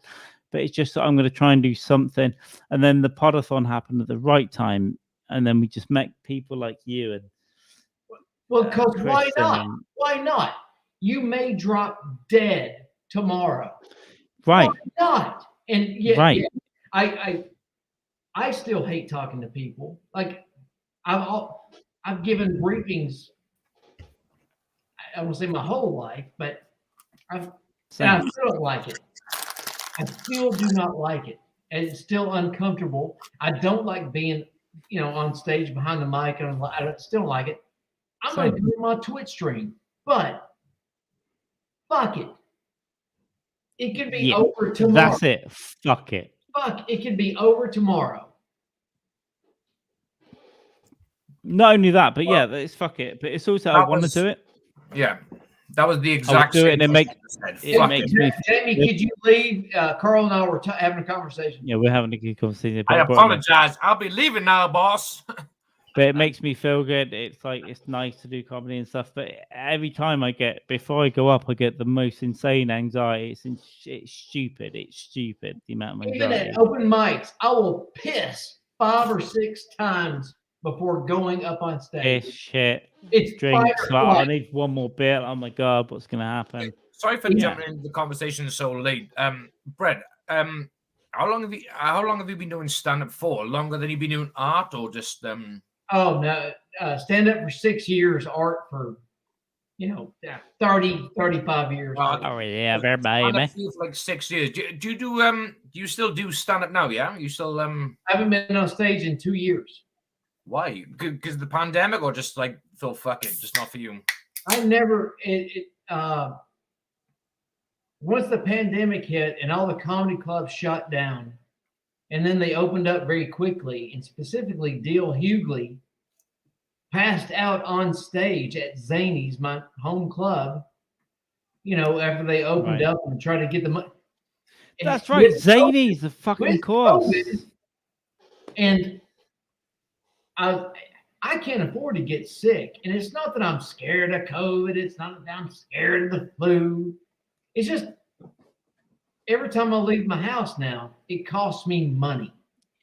Yeah. And is it worth it for me to go out to do an open mic set for 5 minutes for free with me paying for gas to and from? Because whenever I show up to a venue, I always want to support the venue for hosting comedy. So I'll buy food, I'll buy drinks. And now when I show up, it's going to be $30, $40. And is it worth me potentially getting sick to do 5 minutes? And it's maybe not. You are factoring in the whole thing, as opposed to saying, I could go out and get COVID and I could be dead. But you're factoring everything in, like I can petrol money and this, that. If I get sick as well on top of that, let's just stop that. COVID isn't fucking. It doesn't matter. Everyone's living their normal life for the last 7 months, right? So everyone's gonna get it right now, and it's all good. So fucking stop being a pussy. And secondly, but no, it is good to factor in all of it. It's like, what can you do?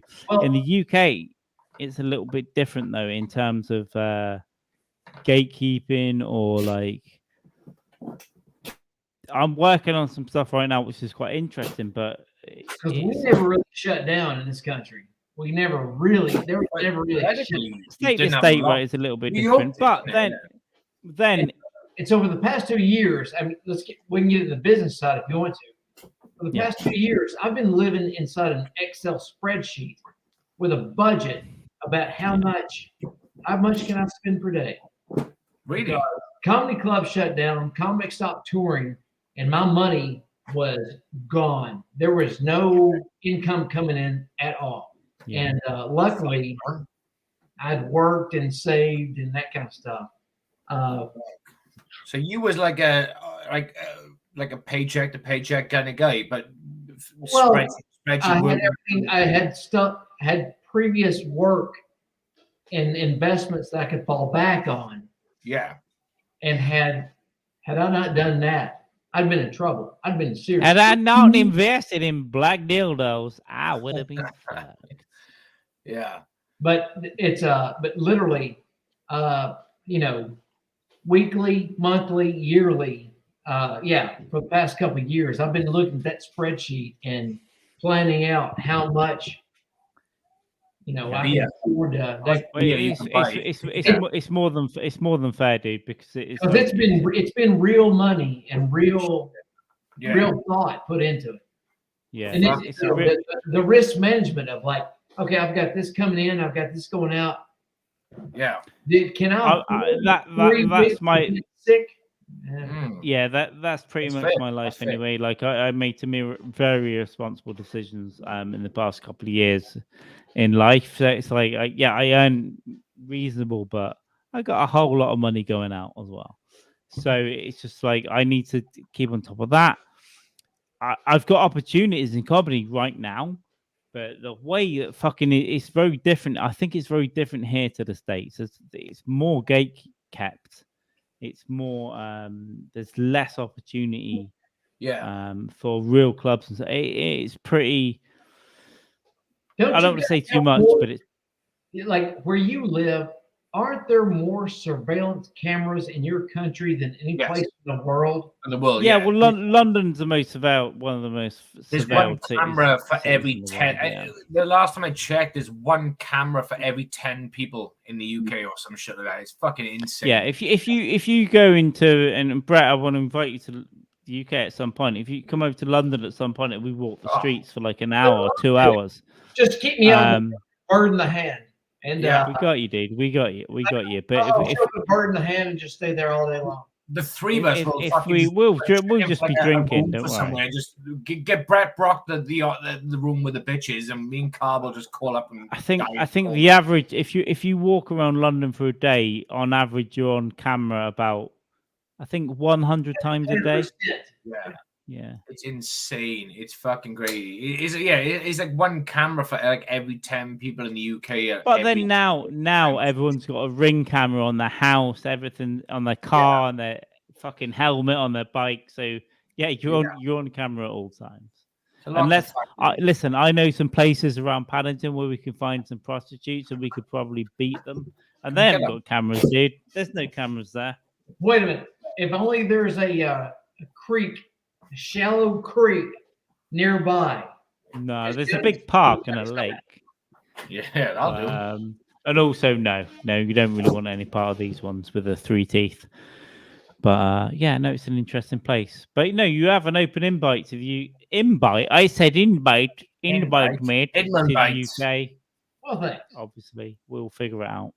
Same way. Anytime you come to Nashville. Oh no, I'm coming. You don't have to invite me. I told you I'm coming. Baby boy, and you can disinvite me, invite me. I'll just be like Ubering around going, anyway, I'm here. Just don't be like Ron Jeremy and just go, I'm going to live on your couch for 45 days. I'm going to be like, it's running thin, brother. You take away Ron Jeremy, you convicted rapist, you. Yeah. Ron Jeremy just camps out on your couch and goes, I ain't leaving till you tell me to leave. Oh, you stay in your what's couch. The frequency? Hang on. I always forget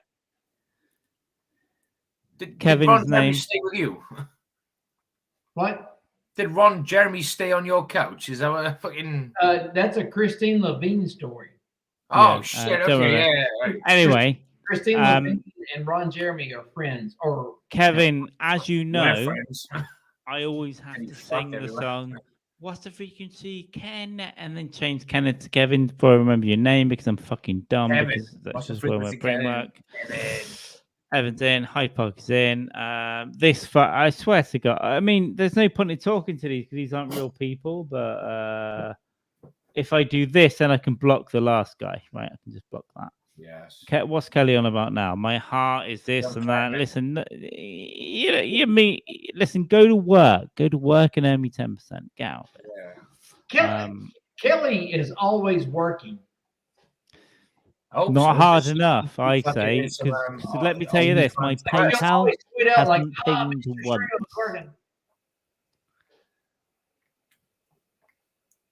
She needs to be hardcore. Like she needs to be like Julia Roberts. I touch your heart. Pretty woman. Well, what we you know, need. heart or profit margin. You decide. Yeah. Well, let's go. Hey, Jamie, now that you're back, yeah, man, 48 years old, had a fucking wet dream. Yeah, right. I forgot about this. Yeah, wet dream. Yeah, go on. Yeah. Details. Shit, yeah. Details. And the thing is, I mean, there's bullets in that. It's not like a wet dream is like pre-cum or something. There's a lot of rounds in that thing. I bet. Yeah, I bet. It was hadn't had one of those in a long time. And just got up and got, shit, I gotta clean this shit off. But it was what you guys still getting those at all, or? I mean, when really. When was this wet dream? When do you have it? How long ago was it? Months, weeks? 12 hours ago. Oh, shit. Okay. So, well, go on, Carl. You go first, and I'll go next. Yeah, not so often, but yeah, it's weird though. I have weird stuff with sleep. Like I get massive hard-ons in bed, and then sometimes though it feels like it's a little bit close. But sometimes I'll be in sleep paralysis and I'll be awake in my bed, and then you get the succubus, right? Yeah. In my head, I'm in bed, but I can bring some dream with me. Yeah. It's kind of weird, but then something's fucking with me in my real bed outside of a dream, but it's probably a dream. And then maybe, It's I literally weird. fucking this was about how many years ago? Wet dreams. About I don't know, 5-6 years ago, maybe 7 years ago.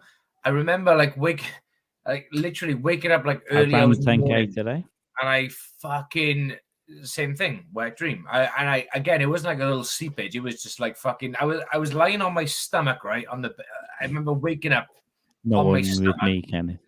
And I basically come. It wasn't like just a little wet. I just come. It was like fucking. I basically come. As I was waking up, I could still feel the shit pissed out of me. It was I thought I pissed myself at first, but no. I had to change underwear and clean up today. That's exactly what. That's exactly what I did a couple of years ago. I literally woke up. I was I had to I had to get a wet wipe on the mattress and wipe the mattress down because it went through my fucking boxer shorts. It was good question. Good question, Kelly. Brett, what are you dreaming about, dude? Was it like velociraptors or? It was. I do it. Yeah. It was I guess I can't remember how the details went. Kelly. Velociraptor with tits. I'm going to talk to Kelly, I guess. It's in a hotel room. I can't remember what the checking out. Maybe we just random hookup. I can't remember. But the frame was I had to work a lot on this lady to have sex with in the first place. So there's a lot of buildup. And then her labia, as I went down on her, was like spaghetti all the way down my throat. Mm-hmm. So it was just meal, place, that kind of thing. And so there was that as I was going down on her, that kind of thing. And then spaghetti. I was only inside her, for like 3 pumps because I had to pull out real quick. And then she went down on me for 2 seconds, and then I woke up. Oh, you woke up? Yeah, that was 12 hours ago. That's beautiful. Yeah, that's romantic. That sounds really romantic. It's like it's kind of nice, Well, it's a nice holiday. Yeah, it's kind of nice. Hey, Kevin, don't worry about it, dude. Don't worry about it. Everything is fine, but sometimes it's nice to have a nice atmosphere. Then I woke up and had to do work. Yeah, that's great. That's how you want to wake up. Now I've got to wake up and draw Andy Andrus. Everything's great. Shame. You just wake up, throw the covers off, and you're immediately shame. It does, doesn't it? You feel like shame to yourself because I was the same. I literally, when I woke up like early hours in the morning a few years ago when I had a wet dream, I felt the same thing. I felt disgusted in myself. I was like, oh, I felt like a young kid would feel if he pissed the bed. Oh my god, I shouldn't have done this. But I was like, oh shit.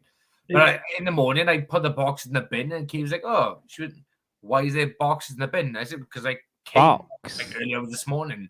You fell asleep, and it would be inappropriate to stick my dick in you. So therefore, I just came in the bed, and there we go." I chalk it all up to that hardcore, brutal Protestant upbringing, that Protestant work ethic. Like, oh yeah, you wouldn't have knocked your girlfriend up had you picked up a third shift at the sawmill. You That's know, what it is, lop that pinky off. You should have worked that sawmill harder and like lost a digit or two, and then you would have been fine. Maybe you wouldn't have come in that bed of yours 12 hours ago if you had lost a few digits. If you just worked harder, that never would have happened. Yeah, shame on you, you unbelievable, pig. Guys. Absolutely unbelievable.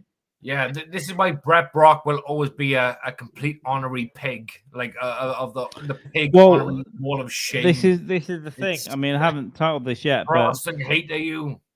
This podcast is extremely complicated because it's the last rites, but there are episodes entitled The Pork Chronicles, and The Pork Chronicles are mainly me and Jamie getting wild, and this is The Pork Chronicles 3 because we knew that Brett would bring this heat. But we didn't know how much, and he has overcompensated. So if anyone tuned into this because you like Brett Brock's art, Carl, you're disappointed because this is going to get dark. Can I just like add a little segment, Carl? Just because I got a feeling this isn't going to be the last, Carl, Jamie, Brett Brock, Last Rites podcast or your thing. What if we title these ones the Beer Pigs pod? The Beer Pigs. Yeah, but I can't. Here's the thing, though. The Pork Chronicles was already pushing it enough. Yeah, that's true. It's difficult to have a podcast with like multiple subheadings, but all right. So when Brett Brock's on, it's always the Pork Chronicles because he's a pig. Well, we'll figure it out. Did you say the Pork Rind Chronicles? Pork Chronicles. Pork Chronicles. It was Pork Rind Chronicles. I'm behind that. Well, Pork Rind Chronicles, maybe whatever. We'll figure it out. We'll name it something. Pork Rinds is something. Let me tell you this, Brett. I'm going to get a little bit gay here, right? At 4 hours and 10 minutes in, I'm very fucking honored and happy to have met you. Like, because when I first saw your stuff on Twitter, it was only a few weeks ago. I didn't know about you. I just thought, that's cool. And we were just interacting a bit. I think we followed each other like a couple of gays. And then Jamie, I knew you for a while. And then all this stuff. Jamie has actually introduced me to all this stuff. So there we go. And then meeting you finally on the polython was awesome. Fucking awesome personality. I wanna, I do want to fuck you, but I'm not gay, so I can't. But I will Instead, I'll just get you some beers. We'll ship you some craft beers.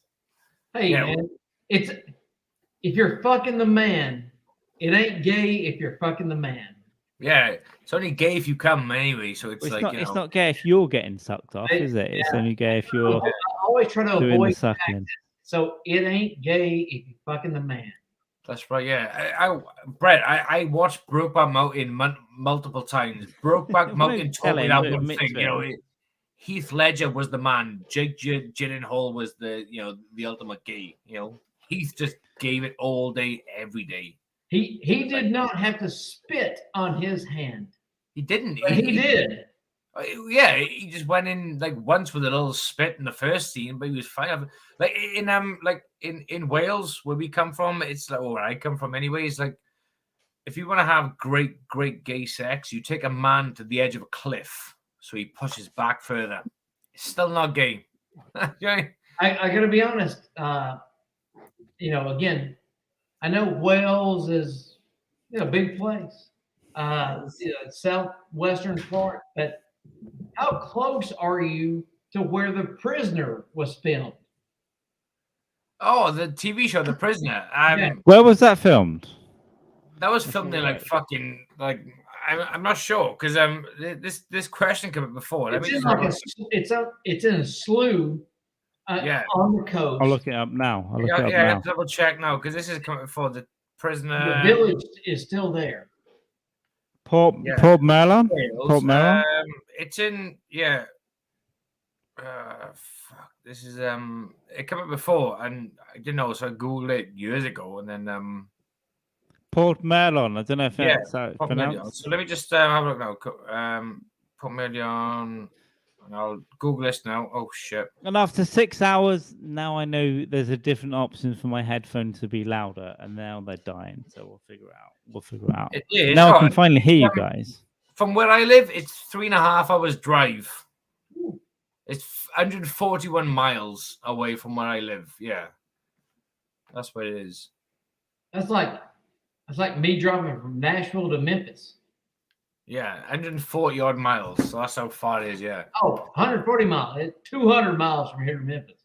Yeah, so okay. Add a bit extra fucking time on that, and you're fucking laughing. Yeah. But everything in the UK is super close, so obviously we're less of the size of a normal state. So London to here is 2.5, 3 hours. It's like the whole width of the country is 3 hours. Insane. You got a couple of time zones. The UK got like one time zone. The States got a few time zones. It's fucking crazy. Yeah, we have 4 in the lower 48. We have Eastern, Central, Mountain, and Western, and then Hawaii. Yeah, I know Pacific, Mountain, Eastern. I know Eastern obviously because of the dog, but Pacific obviously like LA stuff is like 5 hours the other way. Yep. But the lower 48 has 4. Wow. And then there's 2 states that don't even time zones. Shit, man, that's fucking insane. But like, look at like Russia. Go and get another beer, Brett. Russia. I'm on it for you. Okay, talk me into it. You always know when Brett needs to drink. I love you.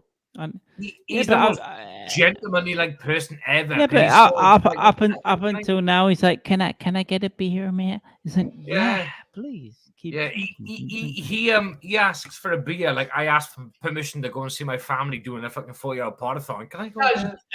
I never know if you two can hold the fort while I'm gone. Oh my god! Oh my god! No. Brett's right though, because Brett have seen me and Carl do the Last Rites podcast together, and he's like, "You guys are a fucking mess. This is okay." We are a mess, but we're welcome. We're trying to make it better, and you are part of making it better. So, what's the there's talk about like time zones. There's the Trans-Siberian Express through like fucking Russia. It got like multiple time zones. Fucking crazy. Oh, you can go all the way. I think you can trans. You can drive or get a train from Portugal to China now. It's it goes fucking right the way up. Spain, France, and then across multiple time zones, just fucking Moscow and then Beijing. It's like even we forget that like the whole landmass is all connected. You can get a train there for $200. Takes 3 weeks, 6 weeks. All of this is a pipe dream. Here's how fucked up this country is. I've always had a passport, always. And in the military, I've always had 2 passports, a civilian and a military passport. And my last passport, they failed to send me my original birth certificate back to me. So, because you got to submit your birth certificate. And right. So they sent me my passport, and it's out there in the ether somewhere. And of course, bureaucracy. It's like, I need my birth certificate back. We sent it back to you. No, you didn't. Just in a crib. Yes, we did. No, you didn't. Okay. Motherfucker. So you just have that. You have that paper trail. So that's how this place is going. Shit, that's fucking insane. They've sold your birth certificate off to some fucking Eastern European whatever. And they probably have your blood type as well because they done bloods on you when he was in the military and shit. The OPM data breach, Office of Personnel Management, stole 3 million. The Chinese stole 3 million, and then all the Equifax data breach, Russians hacked. T-Mobile. Everybody has been. It's amazing how many millions of people have been hacked, and all their information is just out there. It's just out there. Yeah, can we for 1 second pretend it's not evil China and Russia? Can we also say that the UK and the US hack other countries and other people's civilian documents all the time and turn over elections and overturn governments? So it's all the same fucking game. Everyone's doing it. There's no good or bad guy. Everyone's a cunt, dude. Everyone's playing the same fucking game, 100%. Yeah, but what we're going to do, we're going to start a campaign. Get Brett Brock's birth certificate back. I think. You know what? I'm good. I don't care. You don't need it. I think Brett Brock just should be made into a. I'm just going to go become someone else. I think Brett Brock should be made into a human statue and just have his penis dangle out into a town square. And then every female that ever listens to him can come and lick it a little bit. Yes. And then as they kiss it, they just come up and go. And as they do that, they screw up a little bit of paper in the other hand and give foreign policy advice. It's there's my advice, dude. The ladies would have to lean in way too close to kick my penis or lick my penis. Yeah. It ain't casting no shadows, fellas. I like it. I'm the same. I always brag about how small my dick because it's like people are like, "Oh my god, a massive dick." Like, no. Listen, let me show you what a real man's dick is like. And I pull my pants down. It's like that's done. There we go.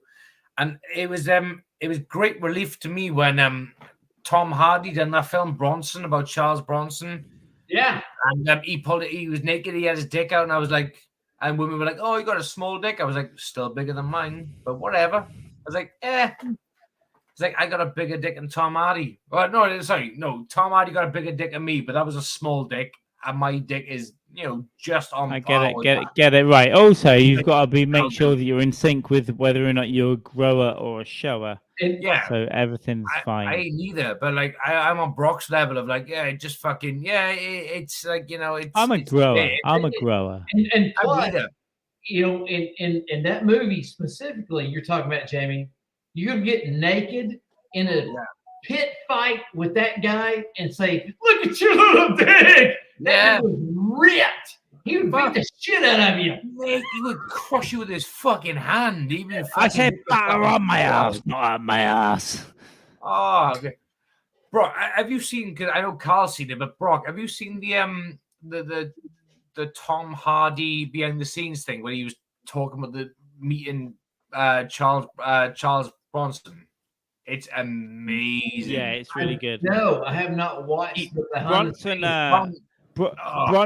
Bronson went to a few years ago, about 7 years ago. Charles Bronson went to my hometown police station. No, my court. I've been arrested and put in this place, right? Years ago. Bronson went there in 2014 because he was in like a yellow and green thing because he had beaten up. Now he's in his 60s, right? This is like 7 years ago. He went to the same place that I walk past every day and that I'd been arrested and thrown into for beating up a prison guard, like in 2014. It's like he just had to go and be sentenced for like in his 60s for beating up a prison guard. It's like he's been wild his whole life. His story's amazing, but going back to Hardy, I still haven't watched the the twin brothers in England, the Craze. Oh, you know what? The Tom Hardy version of that is shit. It's like it's good, bullshit. man. The Kemp brothers one's good. So I'm like, it's so full of like inaccurate facts as well. Hollywood, but it's stylized. It's Hollywood. It's very slick. The better one is with the Kemp brothers, I think, from 1990. I like the Kemp brothers. Yeah, that was good. Okay, I think the Tom Hardy one, it's a little bit silly because first of all, it was very stylized. Scorsese-esque, wasn't it? The other gang, the Richardsons, were way more powerful than the Greys. Yeah, and when they came up against each other, it was a problem. But in that movie, it stylized them as the heroes. It's like now we're going to beat each other up and shoot each other. That isn't what happened. No. It was a bit wild. a member of my family used to hang around. Well, one member of my family was in Broadmoor with, I think, Ronnie Cray, the mad one, and another vague ones back in the day were kind of linked to them. But they would cut people's ears off for parking in the wrong parking space. It's like they go to a cinema in the 70s, and the usher would come out and go, "You can't park there." And one of my relatives got out and cut that guy's ears off for just saying you can't park there. You're like, oh Let's no, yes I can. Let's hear that story. Is he still? Well, is that that's relative as much as I know. Is that relative still alive or dead? Probably dead. It's tough because that side of the family got kind of shunned. It was my dad's sister, and my dad stopped talking to his sister 25 years ago, and she's dead now. But it was one of their. It was like, who cares? Make it up. No, it was like an uncle of theirs that had done that stuff. But it was, they would literally get out of the car, and if someone had a problem, they'd just cut their ear off and go, "Yeah, I can. See you later." And they did that in the 60s and the 70s. So a little bit of a. My aunt and uncle had my aunt and mother had an uncle who they swore was one of these voodoo people. Because we're in the Southeast. One of these voodoo people. This was crazy. Blacks. He was the seventh son of the seventh son, and they claimed that he could take the fire away. Like if they fell off their bicycle and scraped their knee, he'd do some kind of bullshit and blow on their knee, and the pain would go away. So I've heard that story for years. So please make up a story. I don't care. Well, that was the realest stories I can remember. And what you've got to remember is that I was like a little kid, and I heard all this stuff, and I took it in. And all of my older brothers and sisters knew it all, and they knew all about the half sisters and the half brothers, and my mum and dad fighting, and my dad throwing coffee in my mum's face and beating her up, and when I came along, I missed all that stuff. So I was like this innocent little child going, "Oh my God, man." So I've only half heard some of this stuff, but it's kind of real, I think, and there's a lot of weird stuff that happened. Were you pummeled by your siblings because of that? Because you were pulling up the rear? Yeah, one of my brothers broke my nose by headbutting me when he had a crash helmet on. Yeah, I was. Yeah, not so much. I remember getting beaten up by my parents, but my mum was probably more vicious. But I think that, I was pummeled a little bit because I was so far behind and up the rear. And if I got given a color TV, I got beaten up for that. That's like, "Oh, you're coming out here now." What was your mom's deal? My mum was. They were both working. They were just working all the time. We didn't have. We came home with our keys after school. That's it. There was no parents. It was like your mum would get home at 6, your dad would get home at 7, and then you're with your brothers and sisters until then. Sometimes it was fun, sometimes it wasn't. But I don't even, if I look back now and I go, okay, my parents hit me bad, I don't even dislike them for that. It's like, probably sometimes I fucking deserved it. I was pretty bad sometimes, and other times probably that was a little bit harsh. But now they're just old, so I can't be hateful towards them, right? But it did happen. I was an only child, and so when I got off the public school bus, I had very specific duties I had to do, and kind of like you said.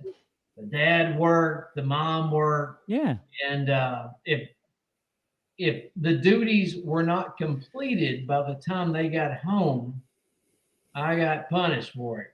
And I was the only kid, so there was nobody to pass the blame off on.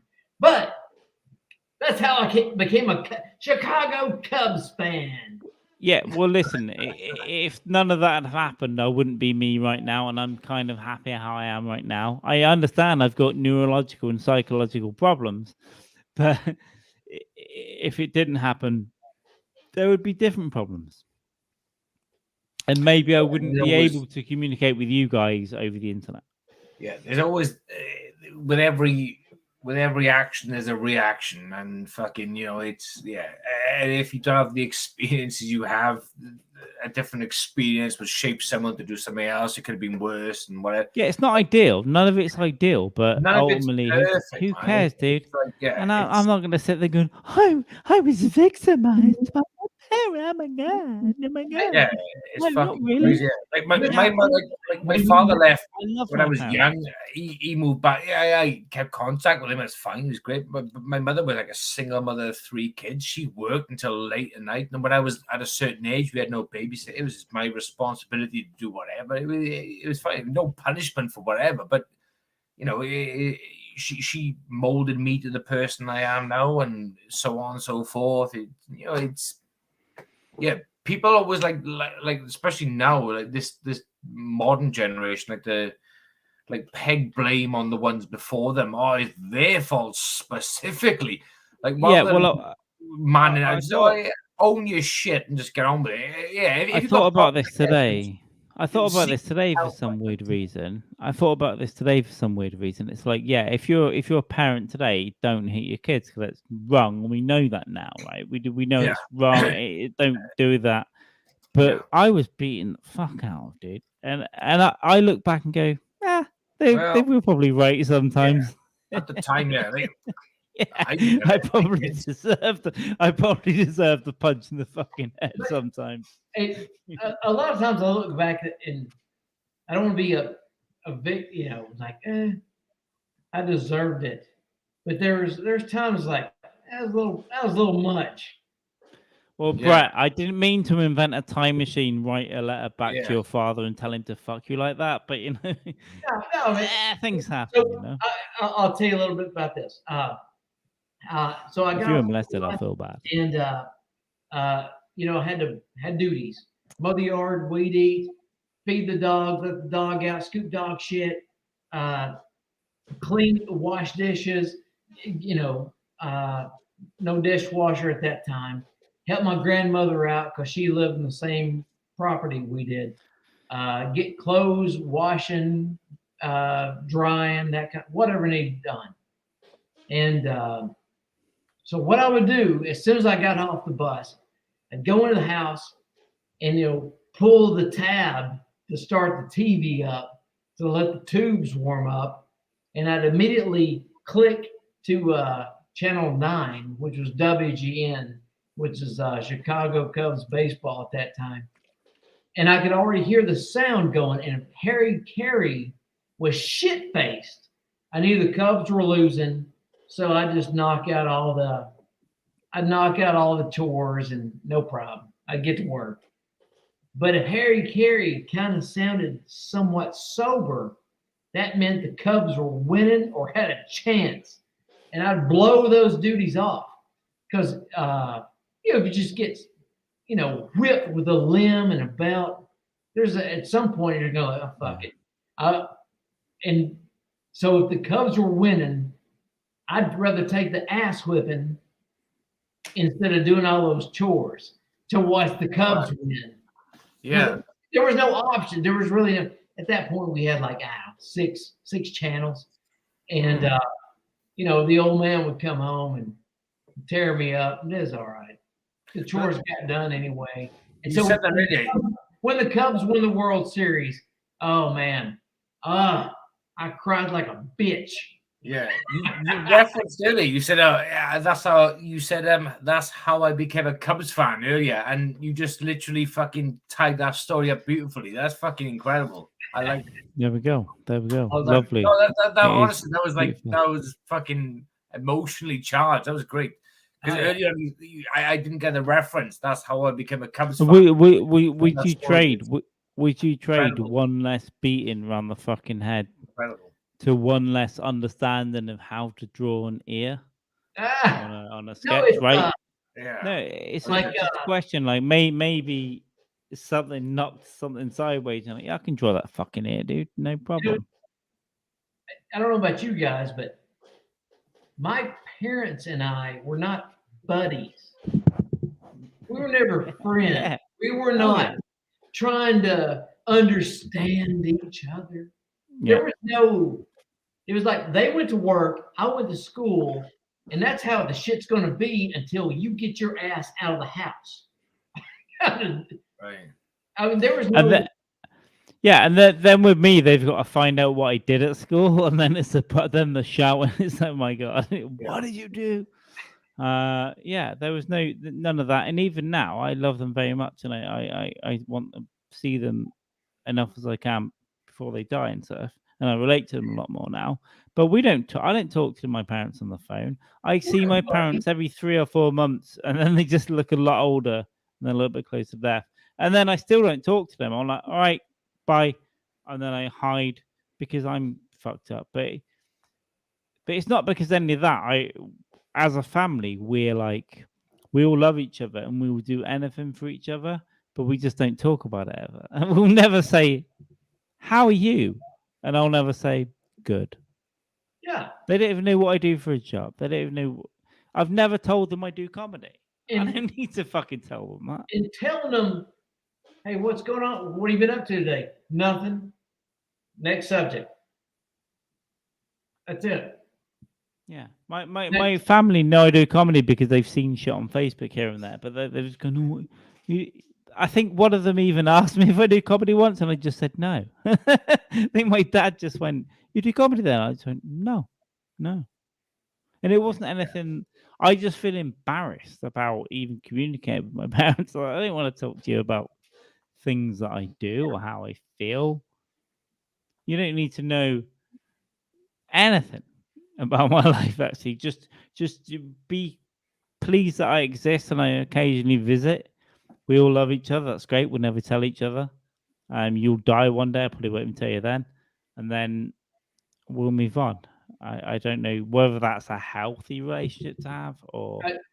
I did comedy last night, or I perfectly carved the vertical stabilizer of an Avro Lancaster bomber. Okay. What do you think about Hitler, Dad? Do you think the Messerschmitt or the Junkers were better? Yeah. My dad's like, do you hear? I don't know. It's all good. We have a very good relationship, especially these days, but it's just not close. It's not like, I love you, kid. I love you, Dad. It would never say that to each other. Maybe when he's dying, he's in front of me going, Dad, I love you. I love you. And I don't know. In junior high and high school, when I would visit somebody's house, like a schoolmate's house, and I would see the affection. Well, I would see, yeah, like they treated my school buddy as an equal, and like, come here, let's talk about it. And like, oh, they're having butt sex with that kid. They're raping that kid. Something's going on with that kid because that's not how it's supposed to be. Friends at school, girlfriends, and their parents are hugging them. I'm like, well, that's gay. So what's going on here? Like, what are you doing? Giving affection to your Why are the parents listening to that 16-year-old? Something's wrong with those parents. Yeah, but I think the majority of it now is like, oh, please don't leave my site. Here's an iPhone. Tell me where you are. No, I was just told to get out. I went out. I broke into a house. I sat on a board. I wrote my name on a wall of a house in my board.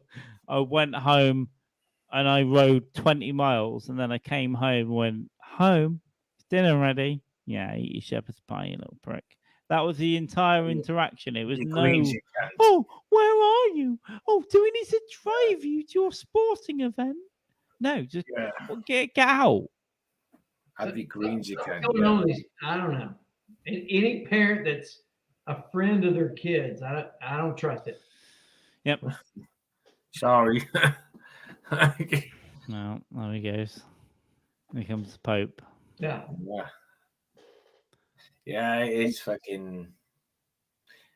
I feel like I can't interject in the conversation because I get on with my parents quite well. Yeah, but It's going with me. I feel bad now. get I'll out. go upstairs and punch my kids in the face right now just for like get out of this. Like, and, No, you should. And when I come round and visit, we'll have this discussion as a family, all right? We'll When just go did your look. parents start using you as a cum dumpster? I was 4.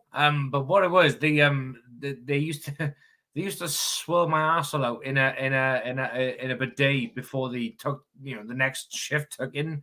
So I felt lucky in that respect. They would clear my arsehole out, make me Kelly, feel like a human being, like a dog, and I felt good.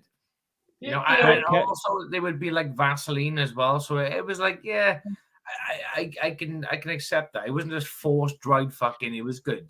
You were a I full of love while Yeah. still being taught to crayon in the lines. That's My exactly client- what it was. Yeah, My it was exactly what it was. my client Kelly said she was super lucky. Her dad was somewhat of an alcoholic. Her mother was bipolar, but not super over the top. We had super bad days, but my dad never said love you like it is. Yeah, you were super lucky. You had an alcoholic dad and a bipolar mother, and I get it. That's so much luck. That's it's like winning the lottery. Good, and I'm sure you had a good time. Obviously, it's clear you have a good time because you hang around watching English people on the internet. So obviously, your mental state is great. Oh, guys, this is serious. Hang on, guys, give me a sec. Alexa, get me another beer and a glass of wine. You do it yourself now. What? Alexa's a fucking cunt. Why didn't she listen to this shit? Sorry, my Alexa's playing. Usually, Alexa's like, I will do this. Go deal with that. She ain't listening right now. Go get it done. Go get it done. Kelly, I'm only joking, dude. I'm only joking, mate. Shut the fuck up. Yeah, there we go. Can you imagine being a woman, your father? Kelly, sort your spelling out, mate. Your father says, "Hey, David tells me porn reviews." Typo too. Well, I get it. Yeah, no, a typo, really. R. Kelly, no. R. Kelly. Sorry for calling you R. Kelly. I believe you can fly, Kelly. R. Kelly come on some cracking tunes. He was okay. You know what I mean? He was all right. Never separate the man from the art. That's what I'm trying to say. Yeah, just let him be. Weinstein was a great movie producer. Great. And I will put him down as a great man of the 21st century. Yeah. But then R. Kelly was good. Well, not but then. It wasn't but then. It was just during the whole thing. He was just doing it all the time. But you've got to appreciate, you go, yeah, he got some of this right. He funded Tarantino. That's kind of cool, man. Well done. He made good decisions. Like he was like, if I spoke to Weinstein, I'd just be going, those are great movies, dude. I would just speak about those for like 12 hours and then go, you should have done all those women. Yeah. Hey, man, well, if I spoke to Weinstein, I'd be like, look, man, I've got 4 movies for your fat ass. I don't care what you've done. Yeah, I should have be in business with you. He should have fucked all the women. He should have fucked all the women, right? He should have fucked all the women. Some of the women he shouldn't have raped, right? Sometimes the women that slept with him for money in movie roles, he should have taken them because that's how Hollywood works, right? The thing is, it's like some of the. But he shouldn't. You didn't need to come in a plant pot, dude. It was such a pathetic penis. Yeah, egg-shaped or something. Horrific egg-shaped micro Donald Trump penis. Like but it didn't even penetrate, do anything, and it's like. So there we go. Girls, give hand jobs at schools. This stuff wouldn't happen. And this goes back to, God damn it, we're going another bit out of the pandemic. So let's go. Let's go. Faceless. Like, I've had 2 DUIs. My face was available for public consumption. But if you dawdle a toddler, or if you have a sexual, you don't have your face on a milk carton. Sexual assaulters, sexual rapists should have their Johnny faces out there. why are their faces not out there? And I can't remember exactly where I was going with it. As far as the bit goes, that was 2 years ago. Yeah, I get it though. I get. I need a piss. I need a piss. I get where you go. That's fucking class. I love it. You working up bits, fucking. Excuse me. Oh, fuck you. Are you going like I'm boring, man. Welcome to Open Mic. You both of that. That was a good bit, though. That was a good bit. And you said you forgot where you was going with that bit, but I was like, okay, I get where you're going to the class. Fuck hell. That's good. Yeah, white. Yeah, it's fucking spawn though.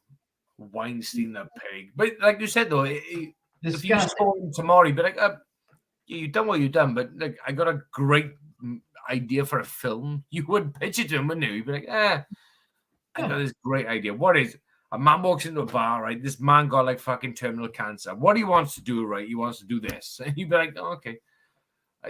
You'd have to sell it to him, wouldn't you? 100%. Like, just fucking get out to him.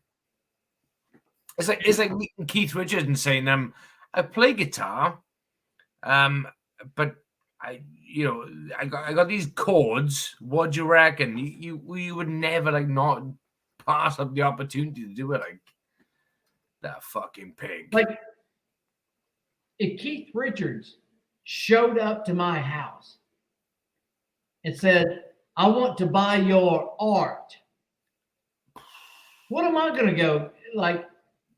Yeah. Sorry, I don't sell my art. yeah.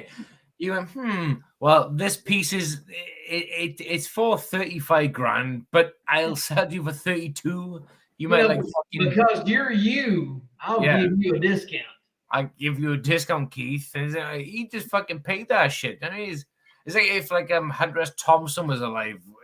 He's like, oh, Brett, and I've said this to you before, blowing smoke up your ass, Ralph Steadman stuff. And he was like, oh, I like this. I'd be like, yeah, okay, Thompson, you can have this for whatever. You'd be like, oh, okay. He'd buy this shit like to promote his stuff with. And yeah, I mean, like, I like to think I never sell my stuff. And I never sell my stuff just because. Yeah, but I don't know what it's worth right now, and I don't want to undersell myself. But somebody like Keith Richards just hypothetically shows up. Fuck yeah.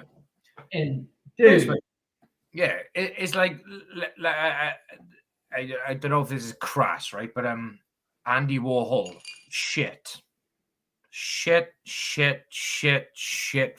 shit. Not crass at all. Yeah, but look at him. He's fucking shit. Andy Warhol was the NFTs of the 60s. Yeah, a complete utter fucking like bottomless fucking dog shit artiste, whatever the fuck. And he's like, was he a millionaire? Probably a millionaire. Absolute shite. He was 60 years ago, NFT guy. Yeah. And this fucking guy did nothing. He done prints. What's going on now? What's going on? He created Campbell soup cans. Yeah, and a couple of people in the 60s were like, oh, like fucking hell, we like this. This is weird shit. And he became Andy Warhol from fucking people buying his shit. And it was literal fucking shit. What you do is not fucking shit. What you do is like a unique perspective on people's fucking personas, personality. You take them on your own. What Andy Warhol done was nothing other than like an infringement on infringement of basically nothing more than a UK stamp. Andy Warhol's art was like a UK Queen's head, fucking first class or second class stamp piece of shit. And he should have died of AIDS. I think Madeleine McCann should have been murdered. She deserved to be murdered, and I'm glad her parents did it. That's exactly where you walked in on. The guest star. That's exactly, Carl, where you walked in on.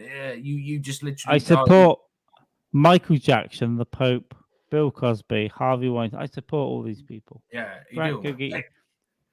You walked in as I was calling Andy Warhol crass, and Brett was like, Brett was like, yeah, that's not a crass comment because Andy Warhol was a puddle of shit.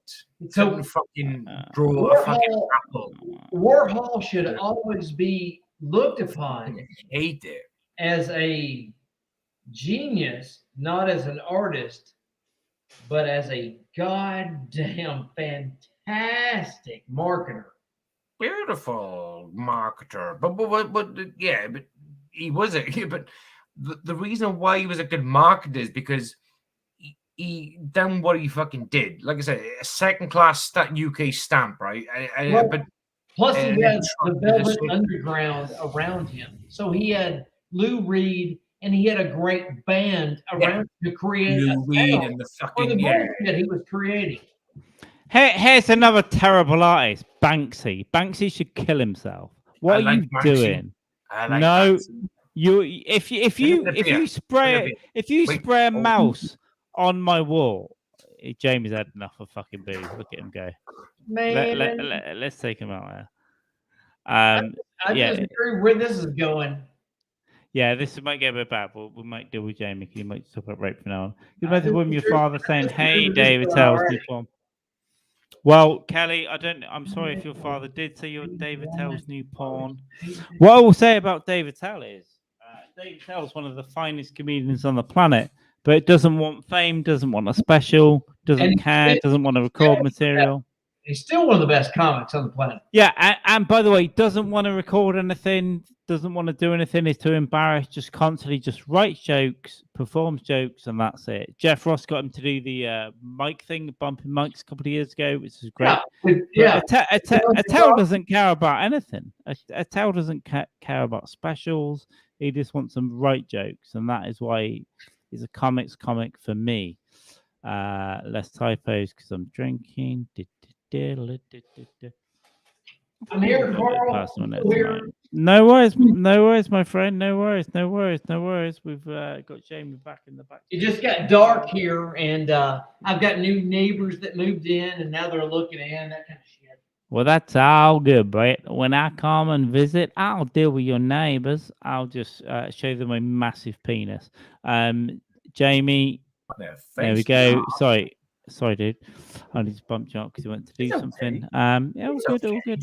Everything is fine.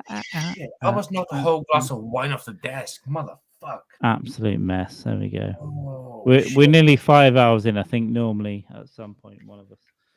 What was some of that? Andy Warhol being a cunt who should have died of AIDS. Shit art. Honestly, Brett, bro, when I saw your Anthony Bourdain sketch, I've seen a few of your sketches over the years. Okay, bring it up. But your Anthony Bourdain one you done, right, was Anthony Bourdain. Incredible.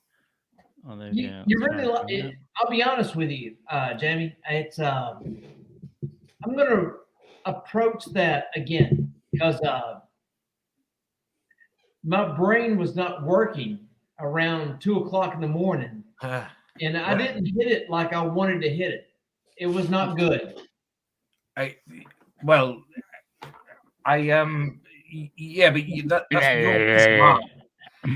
it's your work. You can say like whatever, that's fine. But what I will say is, you've encapsulated Anthony Bourdain as I would want to see, like almost like an abstract piece of fucking art. Anthony Bourdain. You captured Anthony Bourdain as a pussy that killed himself. Yeah, that's right? Exactly what I'm saying. Yeah, but that rationale. So did the singer of NXS. Yeah, Michael Hutchins. Who was in Kung Fu. Michael Hutchins. I had a Michael Hutchins joke before, but I didn't use it because I used it once actually. I didn't go down well, but whatever. But no, that Anthony Bourdain thing, that sketch is great. It's great, I love Brett. Really, it's a great piece, Brett.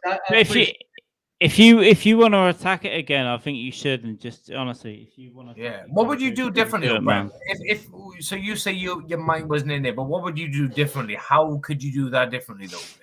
I'll probably do a watercolor and really try to nail his face and. But he's a complicated character, though, isn't he? He's a complicated guy. Like and one of my favorite looks of Bourdain, I think, was when he's in the sweatiest part, like Macau, like hot, humid. Yeah. And you can see how pitted his eyes are. Yes. And he's still writing. He's still engaged with the person. He's still, if the camera's on and the lights are on, Yeah. He's doing his best. He's getting through it. It's going to be that kind of thing. So have you read Kitchen Confidential or heard Kitchen Confidential? So I have not read it, and my worst, my biggest regret is not seeing Sam Kinison at Zany's in 1992. But another regret is not going to TPAC when Bourdain read his 2 books. He had a live reading.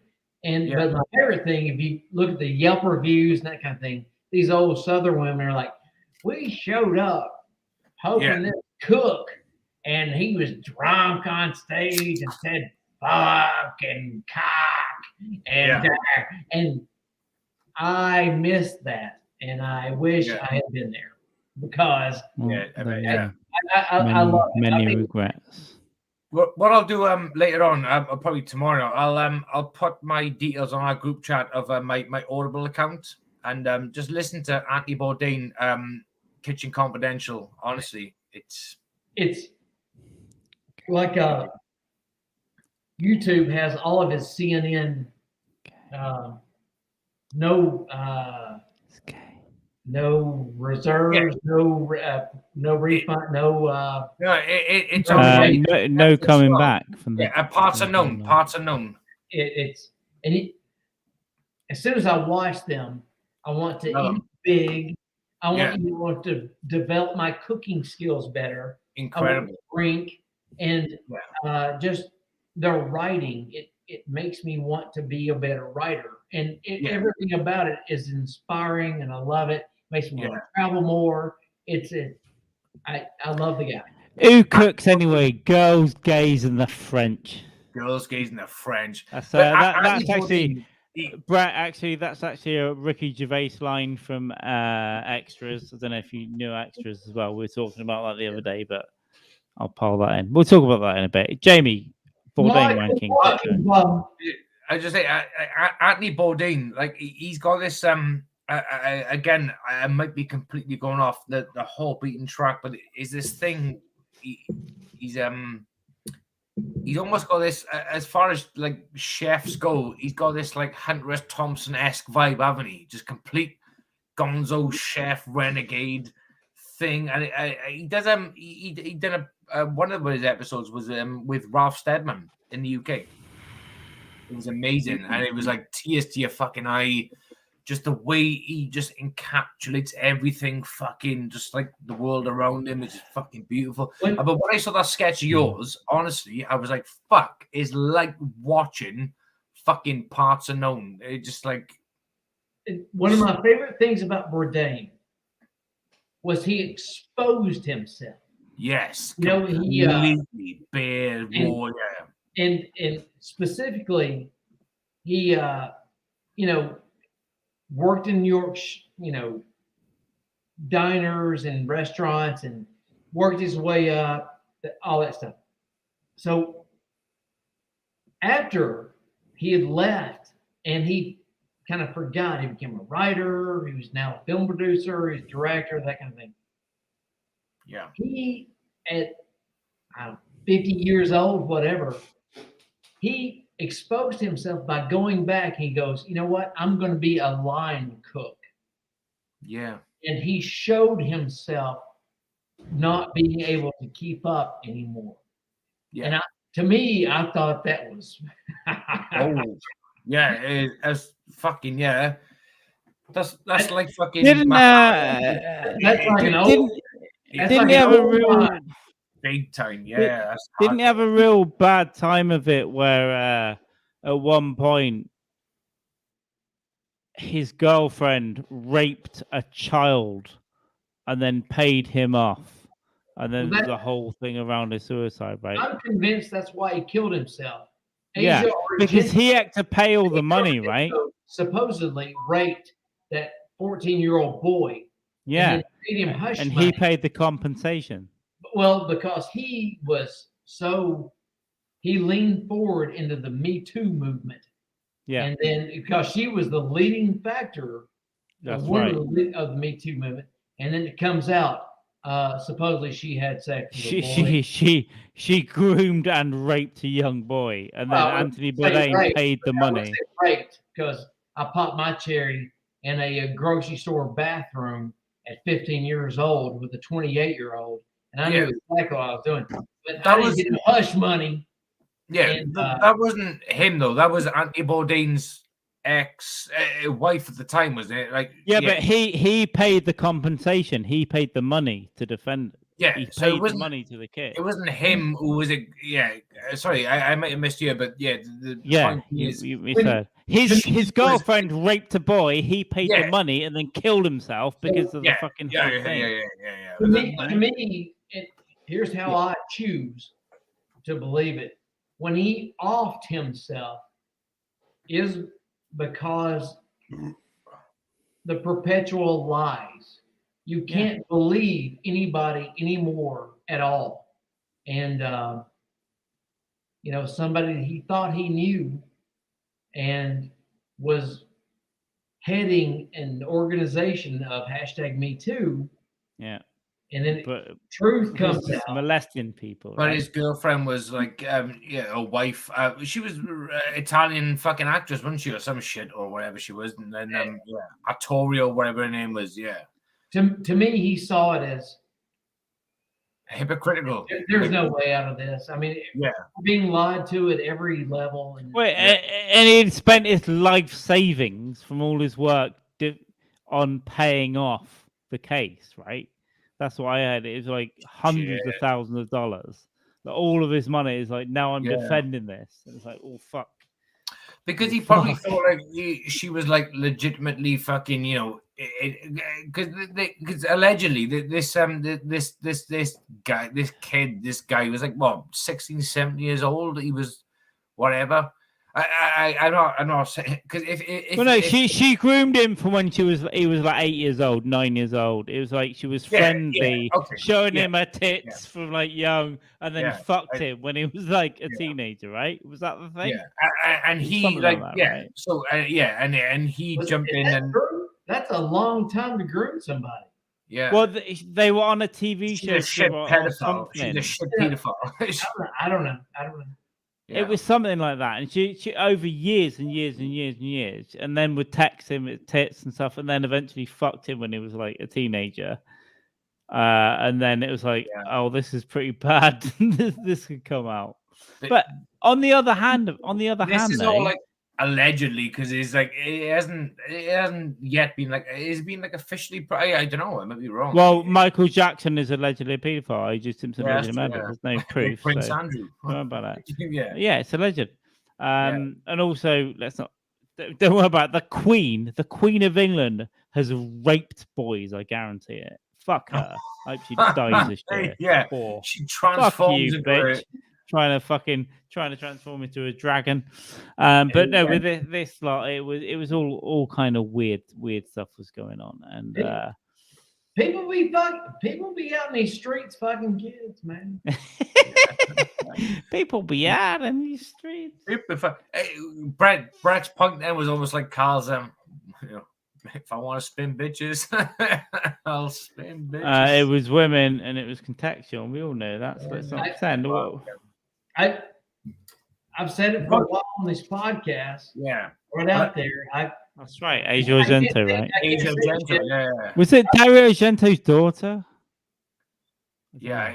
But me and Brett got a romanticized love for Anthony Bourdain, which will never die. Who gives a fuck? I'm going to expose myself.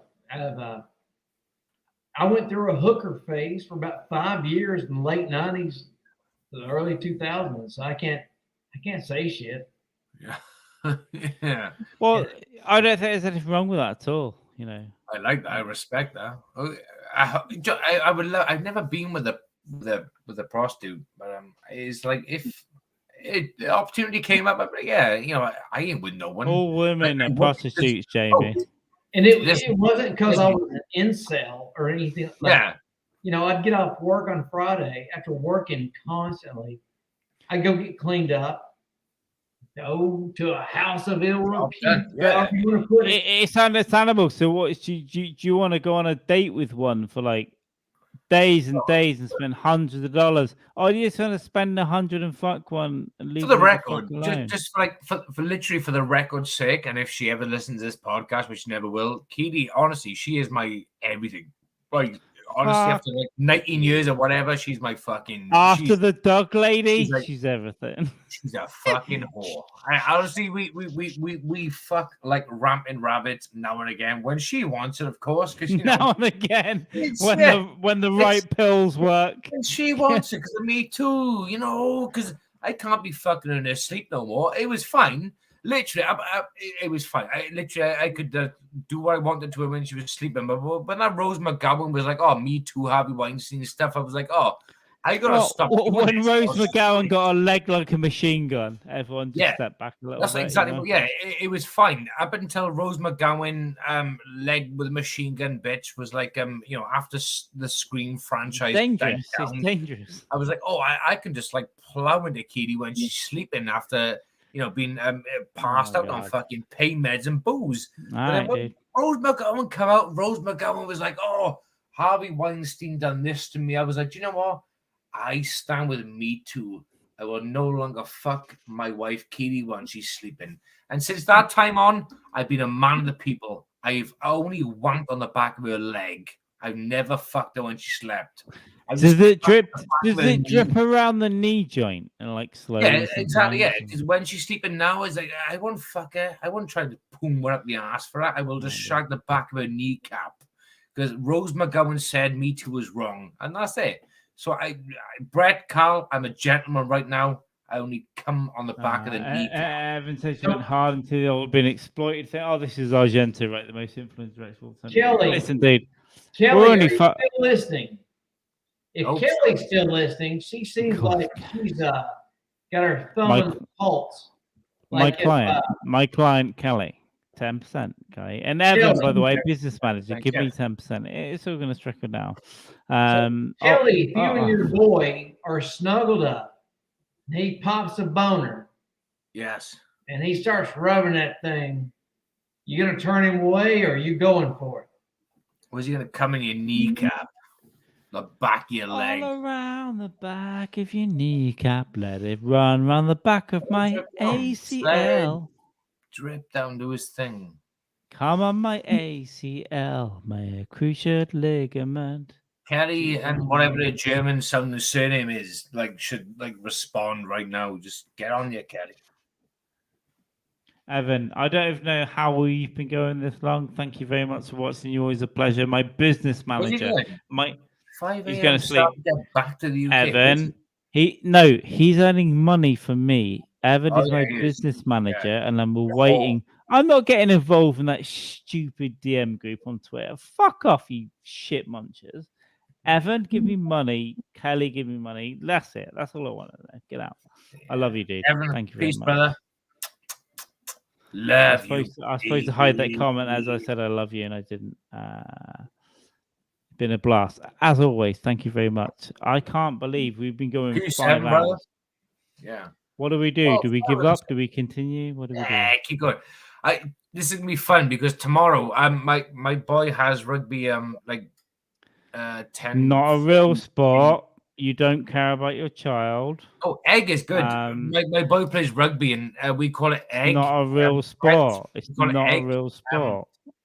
Every Sunday morning, stupid o'clock in the morning, our time, we have rugby with my 10-year-old boy, and it's fucking brilliant. Because the kids are doing their thing, but the parents on the opposite side are usually worse than us. But what happens then is if the parents are like, fucking, that's a bad tackle, we get I get rowdy as fuck, and I just shout abuse and obscenity at the kids. Your kid's too fat to be on the field. Get him up before he dies. Tomorrow morning, just say this isn't a real sport. We're not in a real country. It's a field on the side of England. Can we all get over ourselves? Rugby is a real sport. Rugby is more of a sport than American fucking football, UK soccer. It's everything else is shit. Like rugby, Brett, is basically American football without the pads and the helmet because we don't give a fuck. We're happy for our kids to get concussion, brain damage. So, it's just full of retarded kids having brain damage. And that should tell you exactly. America and the NFL doesn't give a fuck. Yeah. If the players get head damage or not, pads or not, bring those rugby players over here, and their knees and legs and shoulders are being broke within 6 months. Oh, fuck yeah, 100%. Yeah, this literally, fuck, you got rugby players in the UK who are like been going for like fucking 15, 20 years. They're going strong. Apart from the cauliflower ears and the potential fucking dementia. Here's the thing, though. When you get the pads, and the helmets, they hit each other harder because they think they've got the protection, and that's when they get the fucking brain damage, and then they kill their wives and kids. You get a strong safety like Ronnie Lott, who's 240 pounds. Yeah, that's running at blazing speed and rips your head off. Yeah. I don't care how tough you think you are. You're going down. You're going down with a concussion, baby. It's fucking rough. I hate Wales as a country anyway. Wales is such a shit country. It's like they're nothing. They're little fucking shit hobbit countries. Burning on the side, they're like, we're so bloody nice we are. I just want to get around with a fucking flamethrower and take them out. They're nothing to me. Not you, Jamie. I like you. You and your family. It's an exception to the rule. I hate the English, but my father is English, and I love him, and naturally got to do so. Carl's English. I love Carl. Yeah. But the rest of them, I want to see like thrown under a fucking train. The girls here have a forehead that's 3 feet high. Yeah, they do. 3 feet high, and they're like, "Hello, I'm bloody from Wales. I am." Yeah, I'm going to throw out something confusing. A confusing question. Go. Explain who's in the UK. We're all in the UK, bitch. Technically, we are all in the UK, but what it is, let me give Carl, do you want to go first, or shall I give my Welsh perspective first? You or me? Okay. Yeah. Okay. Let's give right. So, what it is? I don't know. I do. I think there's 6, but go ahead. What it is, right? I'll do it from a Welsh perspective, okay? What it is, right, but a long time ago now, right, but there was like Do you want to know geography or like history or what? Oh yeah. I'll just go with like a really like rundown, basic, like step by step Rosetta. I don't even know the history because it's so meaningless to me. It's just like it's living pathetic, yeah. But I'll belittle it like fuck now. So I'll summarize it within less than 5 minutes, okay? So you can't do it. I can. There's so many but yeah. 1 minute. I'll belittle it now. Give me 5 minutes on the clock and I'll sort it out. So hang on. Okay. What it is, right? A long time ago, there was a bit of land back on the fucking sea. So what it is, right? Kind of bony leaning to me. Everyone was happy as fuck in their tribes, but you had people in Scotland and whatever, Wales, doing their thing. Happy ever after, blah, blah, blah, living their lives. I'm going to put the William Wallace thing. Yes. He's going to actual Welsh. That's exactly what it was. Yeah, everyone was fine until, like, all doing good. Like, come over here now. I'll fuck your family up. I'll rape her, whatever. Oh, good, living in our communities and stuff like that now. And then what it was, these people come over, these foreigners called the Romans, were basically Italians, right? They come up on our shores, right? What it was. Is this important to you guys? these Italians come over now, right? They were like, on British shores now. They come into land. Oh, fuck that. These are mental fuckers, but we'll play it out now. And what it is, right? they advance further now. These Roman fuckers now, the Italian greaseball meatball fuckers now, right? Wait a minute, what happened to William the Conqueror? No one knows. No fuck, one knows. This is This the It's a very long, boring way story. before William the Conqueror was like way after this. This is fine. What's This is going a long on? time after.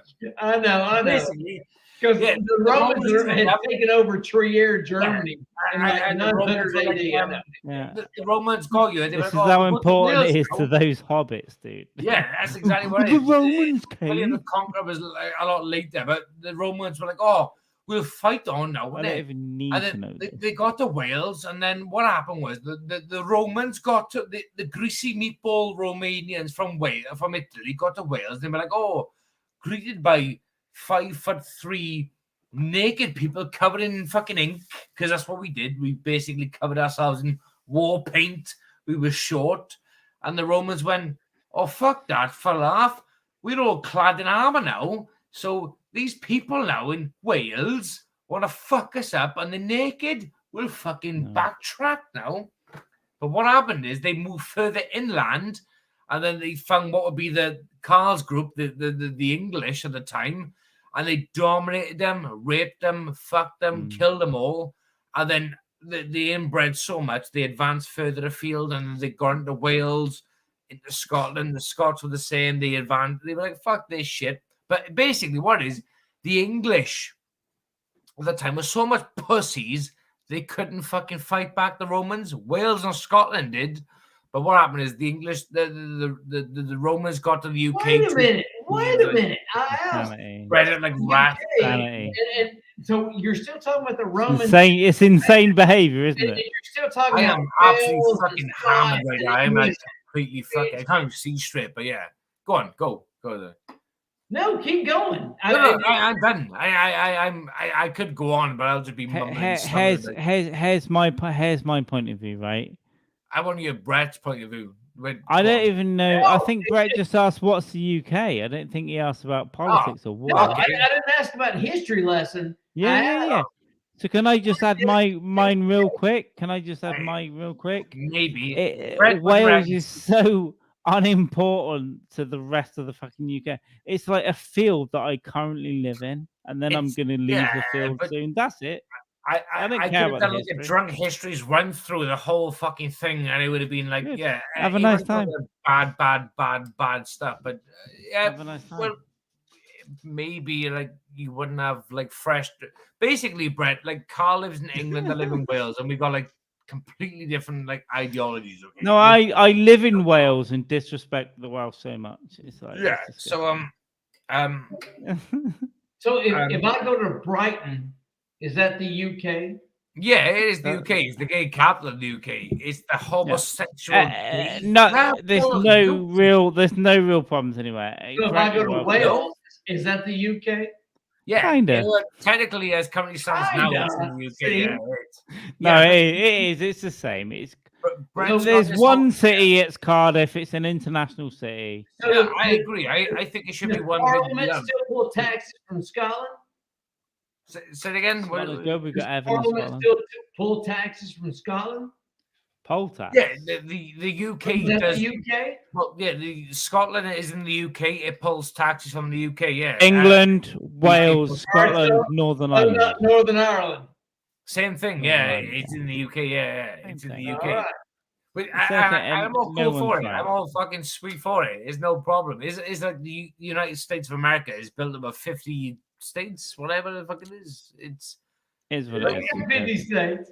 yeah. It's like if like you know whatever fucking California. You know, if one state said, "Oh, I want to go independent," right? Texas before, but recently, were like, "Oh, we should go for independence," and that's what Wales wants to do. There's no real independence is meaningless. It's Yeah, meaningless. I- Like Scotland I- or Wales I- can go independent. It So- doesn't matter.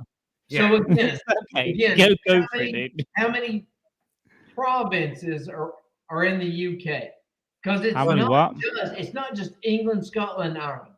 Well, they're the countries, right? So Yeah. No, the countries, England, Scotland, Wales. yeah, you know, Northern Ireland. technically the only like You haven't even talked about the Isle of Man. yeah, like the United Kingdom is like the UK or Great Britain or whatever. Technically, Wales is a province of the United Kingdom. Technically, Wales, in theory, isn't a fucking country. It's a province of fucking the UK. Like, why are you tiptoeing? Just say it, man. We're on a whore. We're none on of a it. whore. None of it matters. It's one place. Who cares?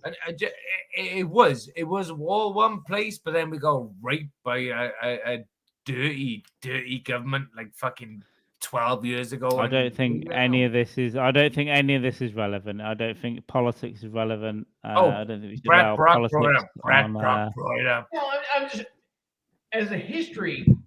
I'm interested in history. Yeah, I genuinely want to know. Yeah, I think that was it. I think it was it. Fucking mental fucking backstory to it, but yeah, I could have summarized more, but in a really drunken, bad, dirty. Do a history podcast. But we start with the Romans, we worked our way up, like. Go get it, Brett. It's literally Brett. Go get a drink. That's Brett's. Every time Brett's on the podcast, now he doesn't say "gotta get a drink." He just does that. Yeah, and we know. We gotta fill the gap. I think it's like fucking meaningless. Like we should stop. Like, but everything. Ultimately, it is meaningless, but at the same time, it's not. But it's not the place for it, brother. I'm all cool for it. I'm pro European Union, motherfucker. I'm all down with not fuck Europe, pro Brexit. I love Boris. Fuck you. Yeah, I'm pro like European. I'm fucking pro EU, and I think I don't think if a human adult discusses politics, they should be raped and shot. Fuck off. But Carl, live your life, dude. The reason why, Carl, earn your own money. The one reason why I mentioned this is I want to be raped. Rewind the tape. I didn't even ask about politics. I know. Where was you going? Tell me the land. I think there's 6 land masses that are in the UK, and Jamie started talking about the Romans invading. I know, it's insane. I don't even need. Here's why we don't even need to learn that, because it's just nonsense. Drunk as fuck. I was trying. I thought I was being funny, but I clearly wasn't. I thought I was being funny, but I was being a. It came across as defensive nationalist. No, that to me, that's my joke, Jamie. Is just to pull the trigger and let somebody go wild. Like let it go wild, yeah. Like, what's your thoughts on abortion? Why do you think that I was saying stuff like just to let's go for abortion? Because abortion's pretty sweet, isn't it? I love it. I think abortion's great. It's pretty sweet, and I swear to God, why would anyone want to have kids? I swear to fucking God, if you come to me and you say you're pregnant, first of all, I'm going to try and push you down the fucking stairs, dude. Well, don't talk to me about children. Yeah. What are you doing? As soon as you shit out a kid, that's like buying a new car. There's going to be problems. Yeah, that's 18 years of your life wasted. Completely agree. I'm as a father too. Like I got a 40. My daughter's my 40. She's the oldest. I completely agree. It's like you are like pissing out fucking blood. Like it's just like fucking. There's only so much life left before I piss so much blood out with it before I die. It's gonna be like, but like you wouldn't trade them in for the world. They're the best things ever. They're class. But on the other hand, that's why I had a vasectomy a couple of years ago. I had my second kid. I was like, I'm on a vasectomy. And the doctor was like, why do you want a vasectomy? Because a vasectomy is like more morally acceptable than an abortion. That's my words I use. And they were like, okay, we'll. Can we just stop? Kelly's pretending she's got a boyfriend. He's just got I would definitely have an abortion tomorrow if Kelly got pregnant. I fucking told her. Whatever fantasy you want to provide yourself and then tell us. Hey, Jamie, bring one of those kids in and have them explain the UK to me. Yeah, my dog, she can explain it quite fucking with clarity. She's fucking smarter than I am, and she's sober as well. But no one can explain the fucking political landscape of this shit show we live on. It's a rock, and people are talking shit. What? I thought I was being funny, but I clearly wasn't, so I apologize. I always thought Captain Britain with that badass Union Jack uniform. Yeah. It was the coolest uniform ever. And now you can't draw it anymore. Yeah, There we because he go. got cerebral palsy now and he's fucked. His hands don't work. He's just like decrepit and he looks like a fucking mongoloid crayon sketch. He's like fucking. That's why you. I'm sorry. Union Jack was the black. Oh yeah, The black that had the Union Jack across him. Yeah, Although well, you're describing Tommy Robinson. What a puddle of shit. no, He is. let's not be political. I love Tommy Well, Robinson. yeah. This is a pro Tommy Robinson channel. Pro. So get out. Brett, do you know I who didn't know Tommy that Robinson person. is? Do you know who Tommy Robinson is, Brett? Touch more politics. He sounds like a preacher in Texas. Yeah, Steve Bannon praised him up once in the UK. So that's all you need to know. That's all you need to know. I would have voted Holy for Trump if shit. I was in the US. I fucking hate him. I wish he had cancer. He's a fucking cunt. I want to piss in his grave. Which part of the UK does he live in? Oh, England. He lives in Carlman's part of the world. Some fucking a native part of the world. So he doesn't live in an outskirt like the Isle of Man. Yeah. Here's the thing. Here's the thing, though. No politics can ever affect me. No one from the news can ever affect me. I wake up in the same mood. No one from the celebrity world or Westminster, none of it can affect me. I just get up. I go, okay, that's happening. I go to sleep. Sometimes I masturbate. Sometimes I put it in a female. Yeah, because sometimes I get on a plane. I'm like, oh, good, nice. You all have a nice time. That's the beauty, Carl. Like if I had no kids, no anger, I would wake up feeling happier, like just masturbating, coming into my own fucking pants every morning while the wife was at work. I can't do that. I got kids. They go to school early in the morning, so it's like if I'm off work, I can stay in bed, smash out my pants. Great stuff. But Carl got the benefit of time to do that. I've not. So I feel bad. You don't. I just go to the shower. Like I don't turn the water on. I just bust in the shower. You're a good man. So you do it dry. Because do you then mush it down the drain? Do you mush it with your foot? Shower anyway, and the water's gonna. Like I'm not gonna waste a pair of underwear unless I have a wet dream. And I'm not gonna waste Kleenex or anything like that. Oh yeah, who's jizzing in their pants or on the bed now? It's in the shower or the toilet, right? We're not the flush or the gush will take care of it. You're trying to take notes on Brett Brock now. I'm taking notes on Brett Brock. So come, shower, dry. Don't waste water. Don't waste pants. Who as an adult is jizzing in their own bed or pants? I come in that's socks. Insane. That's stupid. You're gonna clean your shower anyway. Just fire it off in the shower and into the toilet bowl or into the shower and then wash it down. But then you got to wash your feet, and is it gonna get caught in the foot hair? You know what? I'm gonna pee in the shower anyway.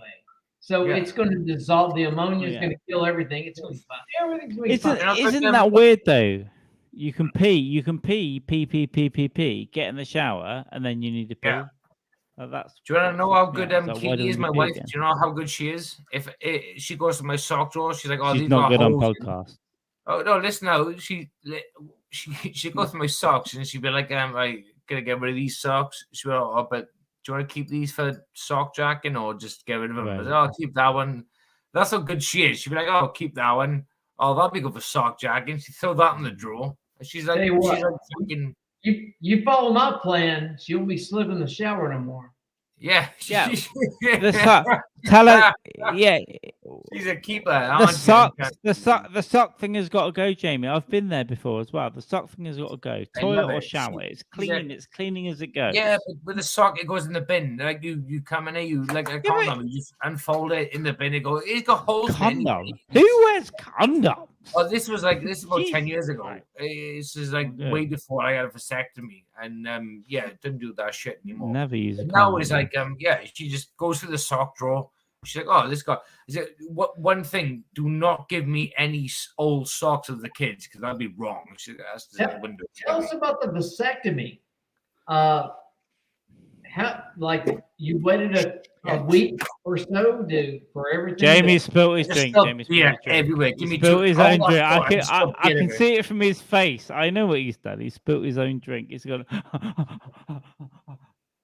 You can see the drink spill. He's not worried about making a mess. He's worried that alcohol has been lost. The vasectomy comment got him. Here's the thing, right? The vasectomy apparently can heal itself as well. You have the vasectomy, it can heal. The tubes can realign again. So you've got to be checking that shit.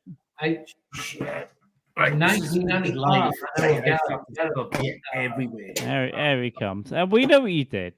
Don't worry about that. You just check. Carl saw the look in my face. I know. Alexa, I'm sorry, baby. Alexa, I'm so sorry. Alexa. It's just that I just muted him. No, I haven't really. I'll bring it back. I was joking. So, Jamie, you did a very respectable and honorable thing. You had a vasectomy. Good on ya. I got a couple of vasectomy stories actually. Is it good? So what do you want to know first? You keep spilling your drink, so. Oh yeah, it's spill the beans. Yeah. Vasectomy. What do you need to know? Firstly, my Katie was gonna naturally drive me there to have the vasectomy, but her car ended up in the garage. So is this another story? So, this is gonna be a good one. So I mentioned a friend of mine. I said, I need to go to like a hospital, have a vasectomy. And my friend is he's a massive he's a drug fiend, and he likes taking amphetamines and stuff. So he picked us up, took me to the vasectomy clinic with Katie in the car, and she was there with a drink anyway because I had a drink before we left, and we got there. I walked into the room, and when I walked into the vasectomy room, the woman who turned out who was the one doing the procedure was doing press-ups on the floor, like press-ups, like a fucking hardcore fucking bodybuilder shit. I was like, okay. So she done that. She washed her hands. And she come out. She said, "Oh, I'm Dr. So-and-so. I'll be doing your fucking vasectomy today." I was like, "Oh my God, but you just done press-ups." Literally, that's what I said to her. She was like, "Oh, it's okay. It's just so I can get a grip." I was like, "Oh, okay."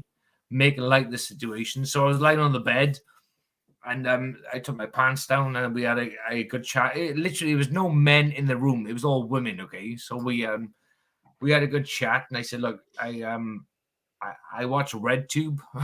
So I said, "If you want to film this right now, we can check it on there." And they were giggling, and we had a good laugh. And we were talking about drinking. They were like, "Oh, have you had any alcohol in the last 24 hours?" I said, "Quite a bit." And they were like, "Okay." And then one of them went, "Oh, I've had plenty, love, last night, and I'm shaking, right?" I said, "Whoa, you're shaking?" She went, "Oh, don't worry about it, it's fine, no." So anyway, they give you the injection in your balls, so like you don't feel the pain of the scalp going through and whatever. And we was talking, it was all fine. And I was cracking little jokes, wise ass jokes, and the woman with a scalpel in her hand. And before she sliced my ball sack, she said, "You need to stop making jokes now," because she said I could easily slip. I was like, "Oh shit." And then she did her thing, and they were going through their whatever. And I remember one thing. You should have stopped her right there and goes, "Well, that's why a man should be doing this." Yeah. Yeah, that's why a man should be doing it. Oh. But that could have made it worse because you could have got my dick off. And she went real deep. Proper fucking, she could have whacked that fucking thing down and took it off. And she sliced down. They done their thing, and I was still talking. I was wide awake and whatever. I couldn't feel a thing. And like, "Oh, you may feel some tugging." I could feel the tubes being pulled and whatever. I was like, "Oh, this is a weird sensation." And the next thing they said, she went, "You may smell a burning sensation like pork on a barbecue, but it's perfectly normal." And the next thing I could hear was like soldering irons. I could see smoke coming up. I was like, what the fuck? It's perfectly normal. That was fine. But that was fine. So that was all done. Put my pants on. They let me go. And I left the room. And I jumped in the car. Keely was there as well. My friend was driving, the one who was addicted to fucking drugs. And about 10 minutes down the road, I started to feel really like, whoa, this is like, I don't feel good. Like, I just came over me, the pain, everything all of a sudden. And next thing I knew, he floored there. I sort of like flaked out almost. And the next thing I know, Keely was like, we was outside an Asda, like a supermarket car park. And she was like, what do we need? What do we need? What do you want? I said, I need painkillers. I need tight pants to keep my balls in so that the dick doesn't move around too much. I need vodka. I need tonic. I need ice. And that was it, really. I just basically stayed like 3 days in bed with painkillers, vodka, tonics, and just fucking class. But to top it off, like vodka tonics, didn't it hurt the first time you took a piss? No, no, that didn't hurt at all because I had some good painkillers also. But what was fun is before you have a vasectomy, okay, and before you give your first sample to see if it's worked or not, you've got to give like you've got to basically like you've got to clear your tubes. You've got to come like 20 odd times before you can give your sample. You clear the pipes. 24 hours after the vasectomy, okay. Me and Keely, who you've met, she was all over me, like, fucking, come on, let's just give it a go. I was like, okay. So we fucked, right? 24 hours after. And she seems fun. Jamie, make this story interesting, for fuck's sake. Come on. Yeah, let's talk to her. Get off the screen, let's talk to her. Yeah, we fucked under the thing, and she sat in the toilet, right? This is 24 hours after now. She sat in the toilet, she had a wipe, she went, oh, fuck, I said, what's the matter? She went, I think I've come on my period a week early. I was like, okay. And I went for a pee, literally like seconds after she got off. I had a pee, and there's blood coming out. And I went, I don't think you're on your period. I think it's me. I think my balls are pissing blood. So basically, the semen, 24 hours after the vasectomy, produces blood, and that goes inside the woman. And she thought it was her coming on her period a week early. I was like, nah. It's all me, baby. It's fucking. Hey, she took it like a trooper. a buddy of mine, he got his procedure done at Vanderbilt University, and of course, at Vanderbilt, there's all these medical students walking around, and a lot of them are hot young college girls from Vanderbilt, and so he's sitting there prepped, with, his bottom half is exposed, and he's got his smock on up top, and got a shield down with just his ding-a-ling and his balls exposed. Yeah. And you can hear the doctor. He can hear the doctor coming with all these hot chicks, and he's thinking, "All right, we'll see a bunch of hot chicks." And he can hear the doctor. He can hear the doctor and the female doctor, and going. So the thing is, when you're about to have a procedure, sometimes it's necessary to take a piece of tape, especially if the patient has a large penis, and tape the penis away, onto their stomach, so you can have it exposed. It's easier for you to work on. And then they get to my buddy Scott, and of course he's hearing this, and he's like, "All right," and that doctor just goes, "You don't have to worry about taping this piece." And then they just keep moving on. And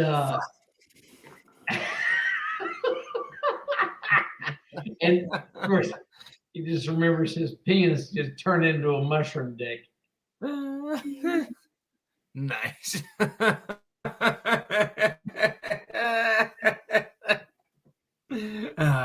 Fuck yeah.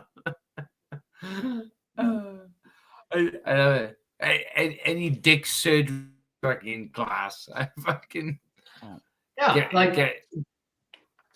I've been on the meat slab 5 times, And and these anesthesiologists are the coolest people out there. Yeah. But literally about I think I'm like June, July, about 4 months after my vasectomy. Okay, I started to feel like a swelling sensation down my balls. I was like, this is not normal. And naturally, as a guy, you think, oh, this is cancer. It was like, oh. So I went to the doctors. I was hesitant to take my dick down and show them or whatever. That's fine. So I did. I was a woman doctor, and I done they were like touching it. They were like, oh, that's fine. You need antibiotics because they said that you've got like a leak in the tube where you had your vasectomy. Said, oh, that's fine.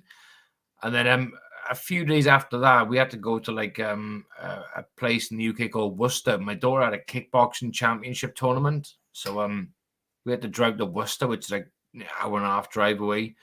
And the first night there, I was in the shower. I was like, oh fuck. I called Keely and I said, this is rough. And my bollock had swelled up like really bulbous. I was like, oh fuck, this is rough. So it was painful. So I come back to the doctors and they were like, they touched it. They were like, oh shit, we can see in your eye. You're in pain. I was like, a little bit swollen like fuck. So that's the downside of vasectomy is like the potential leaking of the fucking fluid afterwards into your ball sack and it's bulbous. You can't do nothing about it. It's just horrendous. Give you they give you like tablets for it, but it's fucking horrific, bad. It's almost like invasive surgery. Yeah, that's what it's really like. Yeah, it is invasive surgery. It is invasive. I think. Yeah, I went about 3 or 4 times after I had to go to the doctors, and it got to a point where it was normal. I just put I walked to the reception with 20 people waiting to see a doctor. My pants down. I was like, "Do you want to see her now?" It's like fucking dick out. It's horrific. Well, what? You got prostate cancer. God, that was so invasive. How do you know? Yeah, but I wish could be cancer. It could all have been cancer this whole time. Well, definitely get your fist up in there and make sure. Get your fist up right there. I keep telling you this, Keel, get your fist in there. I might have prostate cancer. Right. That's disgusting. Oh, just get in there, bitch. Yeah, you're a kid. Having learned from previous. Brett, I don't know if you're aware of this, but on Wednesday we did some drinks and we did a stream, and I accidentally went on too long, and then I went to bed drunk, and then I got up the next morning and it was still streaming like 13 hours in.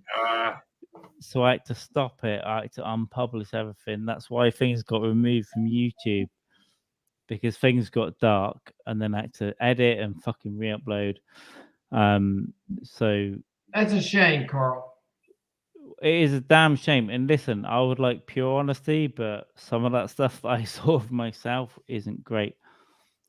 We have been going 5 hours and 40 minutes. I think soon. Now I hate to say this because believe me, for free.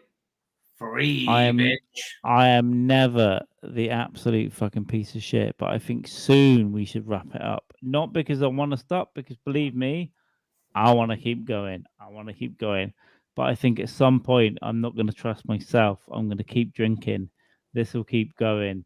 We'll all say something anti-Semitic. I'm going to get in trouble, and then I'll keep leaving it. But we don't have to stop right now. But I'm just saying, at some point, my penis is so flaccid after hearing you say that, Carl. It's shriveled up into my stomach. I've got a mushroom dick right now. It's nothing but I'm the same. It's just that, dude. I'm a grower. Yeah. Hang on. Let me measure it. Let me measure it with my fingers. I'm a grower. It's like fucking that right now.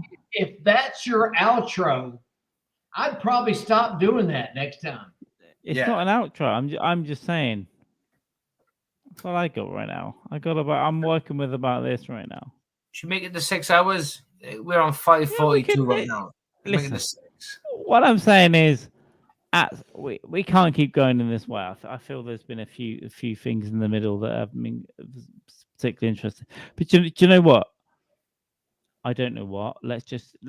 What would be funny is if we set ourselves on fire. Let's do it. Do it. And Brett could draw it. Brett could draw it, you know. Yeah, and then yeah, Jamie's kids could Brett run could downstairs, go, "No, Dad." Let's all agree to meet at the Isle of Man next year and get fucking hammered while those guys kill themselves racing on the island.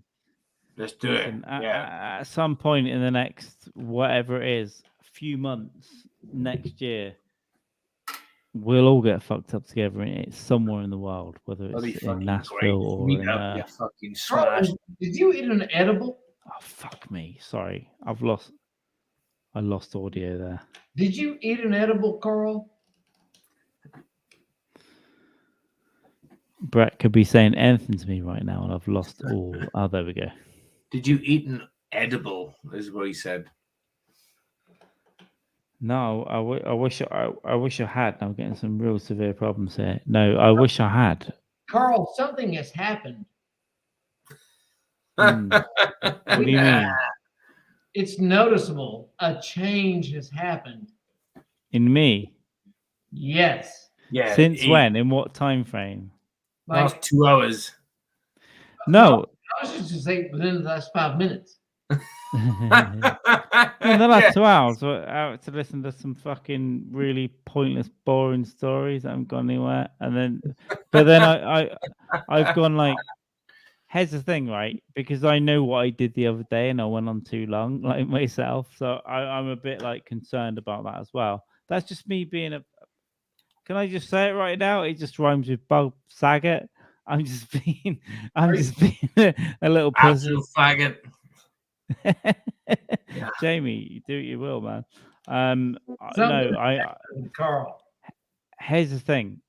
5 hours 44 in, we're doing pretty fucking well. That's all. And I love you, Brett. Thank you so much. This isn't an end to it, by the way, but I really appreciate you saying yes to like coming on to this nonsense. Scumbags like us. Fucking nonsense. Again, I've got so much going on today. Yeah, but you know, it's your Brett Brock is like fucking coming on here as this fucking like creme de la creme. There we go, Melanie. You're checking out, guys. Thanks, Melanie. I've not seen you around before. I don't know, where did you find us? Does anyone else know Melanie? Do you know? Oh, yes, I like the hat though. You know Melanie. She's a big supporter of comedy, big supporter of Issues Bendy. She was heavily in the chat during Andy Andrews' podcast with Mind Dog. Just saying, she's new into our chat. So Melanie, thank you very much for coming over. We obviously she's guested onto Mind Dog. Good person, good follow, good everything. Yeah, obviously everyone. In all seriousness, everyone that's got involved in this is insane. It's insane to me that anyone wants to get involved in this. Thank you very much. Yeah, I like it. Please. Who's gonna clean up all these beers? All these beers. Oh my god! You know, we can't leave them at this point. Let's keep drinking. You need to. Melanie, thank you very much. Everyone else, Kelly, you're fucking crazy. We know that, but you need to work for me now. Brett, when you go and get another drink, you can just like take your cans with you and just like recycle them. It's not like hard work. Well, I'm sure he knows. I've successfully avoided kids and marriage.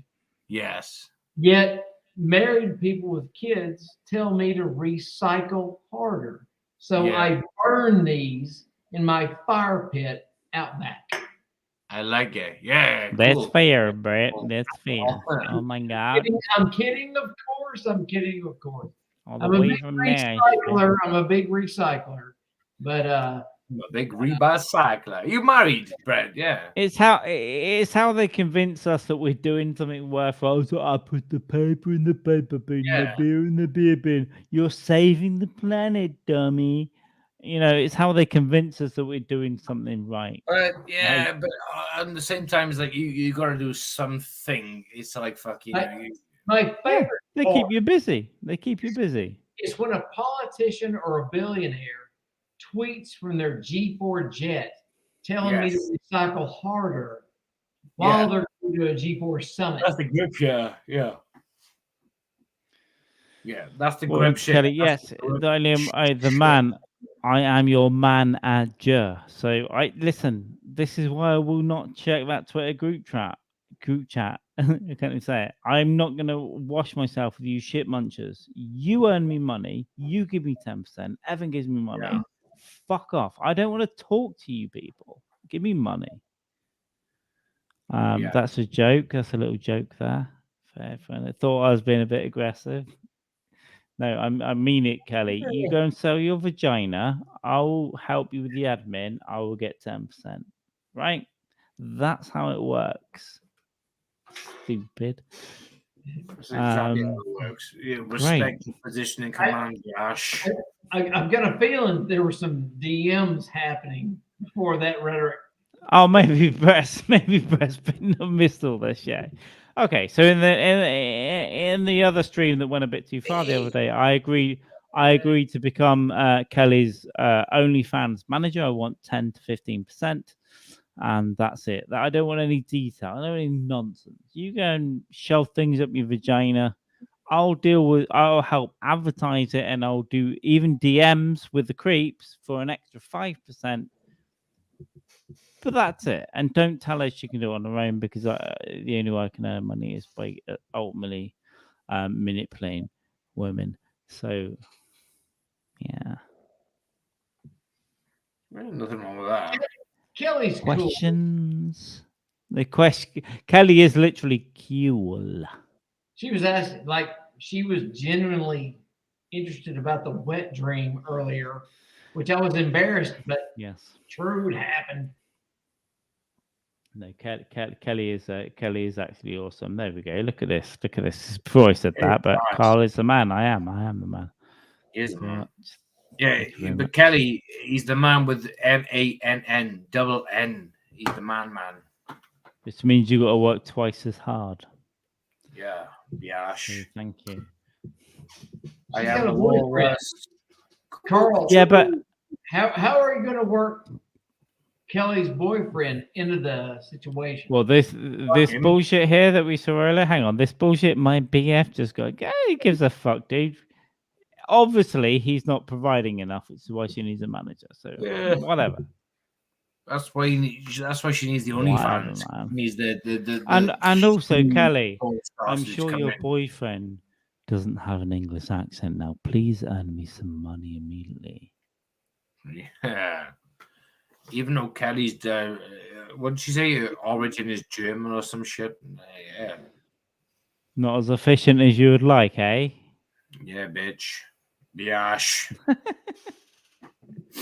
Never called you a bitch. Carl the man, come hard. Well, you know.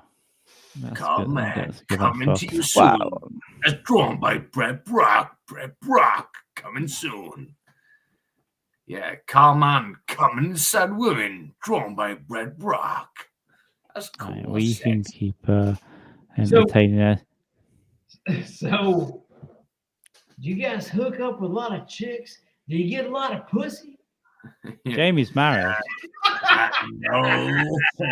I bet not. I'm not like married under the under the eyes of law, but it feels like it. So yeah, might as well be.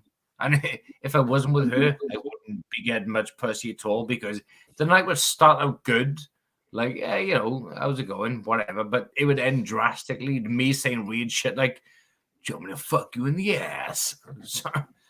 But I'm only on my third glass of prosecco. But do you want me to fuck you up the ass? It'd just be weird shit. So it was a good thing I met Keely when I did. So it was like, yeah, cool. 20 years ago. So you keep doing drug abuse and I just plow a fucking. I'm guessing that came from the Romans. Yeah, the Romans, man. These bloody Romans.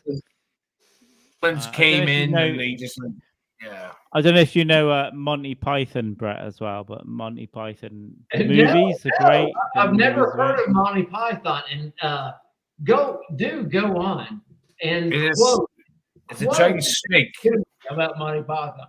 bloody Giant lemons. snake. Yeah. Your father smells of elderberries. Not the Obviously Messiah. you do, and then you're fucking Naughty with me. boy. But it's yeah, all lovely. I think we've got a list of things to send to you. I think you need to be aware of some things that you've not been aware of, and one day I promise you, I'm just gonna text you and I'm gonna go, Brett, I'm in Nashville, dude. I'm going to mute that text. I know, but I can scream real loud. I can scream real loud.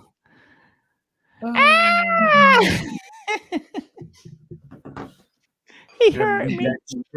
I'm going to go on about my day. Just go, I don't know who this person is.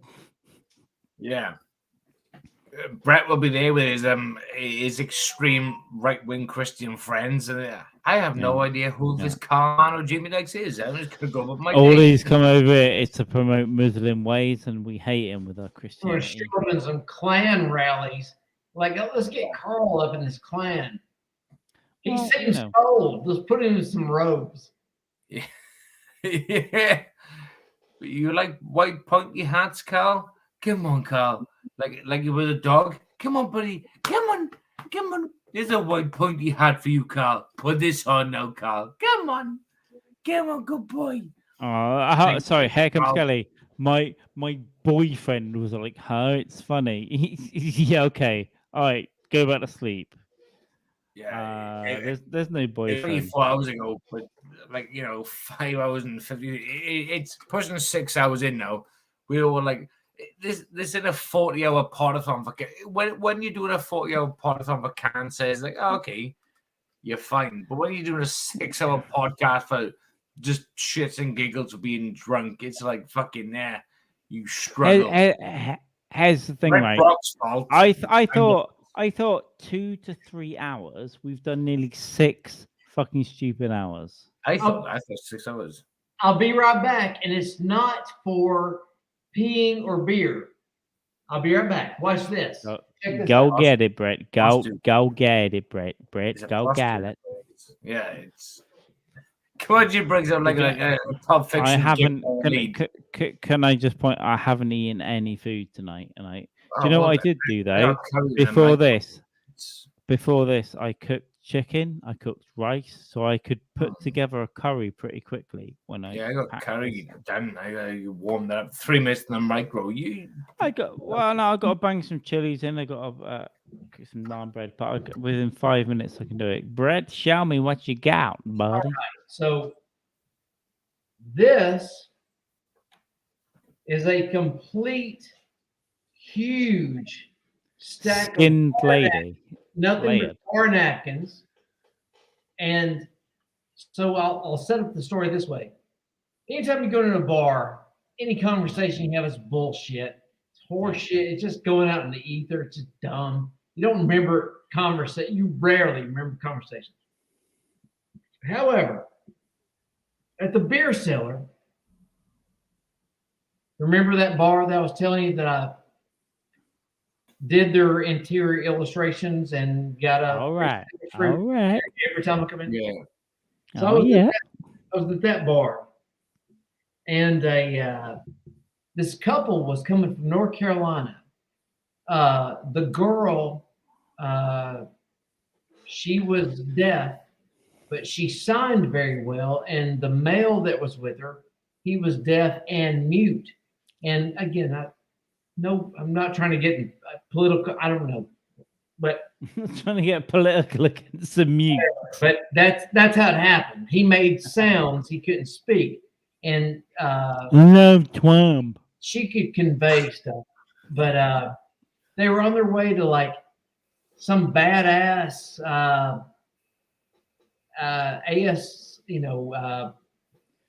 American Sign Language instructional place in Arizona, and they'd stopped in Nashville to drink beer, and they just happened to sit down beside me.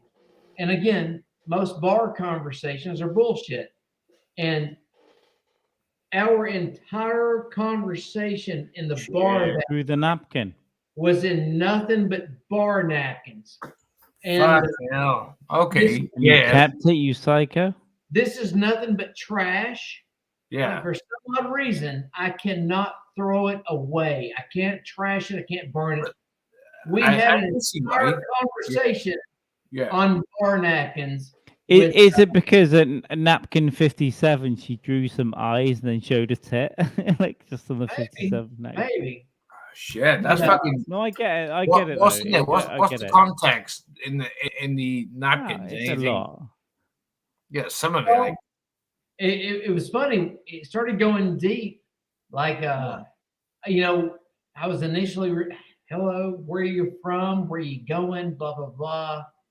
And then after all those beers and just flipping napkins over and constantly using every single side, then it got going like, what's sex like? Like, can you hear the other person? Can you do yeah. what's the auditory? Is there you know, I get the visual thing has to be a big deal, but what's the auditory like? And it's When you take your finger out my ass. and so eventually I will throw this in my burn pit or throw it away, but Well, but I understand about but I keeping can't stuff throw like it away yet. Yeah, I I understand about I keeping get it. stuff That's like that's that. a fucking like a beautiful sentiment. Yeah, I mean, fucking- ultimately, you're probably gonna kill her, Yeah. right? On the way to burning Well, you. they're already they're already gone, but yeah. Yeah, I I get get it, the sentiment behind it. Yeah, Really? it's beautiful fucking shit. Like I like it. Yeah. It's not many people that would do that. It's like yeah, it's, I just thought it was neat. You know, it's yeah. No, again, yeah. bar conversation. I, You've had a many- million bar conversations, and they're Yeah. bullshit and they're dumb. It's like your script is already written. Hey, what's up? What do you do for a living? Yeah. something different, right? Okay, got it. Yeah, I got Yeah. it. But it's No, I That's completely good, man. get what you come. Yeah, it's Thank you like for sharing. I was just that's beautiful. I think it's fucking nice. I had a similar thing when I worked behind the bar years ago. There was a skinhead with glasses, rough-looking lad. It was a much for conversation. It was a male, and it was a disabled version of like hard men. Like his brother was a hard guy, a big fucking guy, but this little fucking spaz, all he could do was write on a receipt in the bar. So he'd like, give me a receipt, and I'd give him a receipt, and then I'd reply back. But in the end, I had to throw him out the bar. So it's nowhere near as romantic because I was like, I've had enough of you. I don't want to give you any more paper. Get out. But I don't know where that story went, but you got a better one because it was a female and you had a lovely stack of back and forth. What a female is between myself, a female, and her male companion. Right. Which the male companion, like he was a brilliant engineer. If I'm not mistaken, he just couldn't hear and he couldn't speak, but his brain was just next level. He couldn't hear, he couldn't speak. The girl couldn't hear, or what was that on? She had to, you know, he could drive on the interstate, but when it came down to navigating through town, she had to do it. But she was also brilliant. I can't remember. She was also an educator. They were both way smarter than I was, and than I am, and but just different. It was a unique experience. That's how I'll chalk it up. Well, it's a beautiful thing, I think. Here's what I'm going to say now. We've been going 6 fucking hours. I think we should wrap it up. I think we should. I don't want to wrap it up, Brett. I don't want to wrap it up, Jamie. But I think I need to eat first, or is that? I was told we had to show our wieners. Yeah. We will show our wieners. I need to eat food because if I don't eat food, I'm going to die. And in the next 2 days, I've got to run 10 miles, I think. Can I just interject quickly? Before we start this podcast, I said Brett might be on board with this as well. I said, wouldn't it be good if we done like a podcast where we like all watched we like like an interaction thing. So like we all watch like Predator, for example. You know what I mean?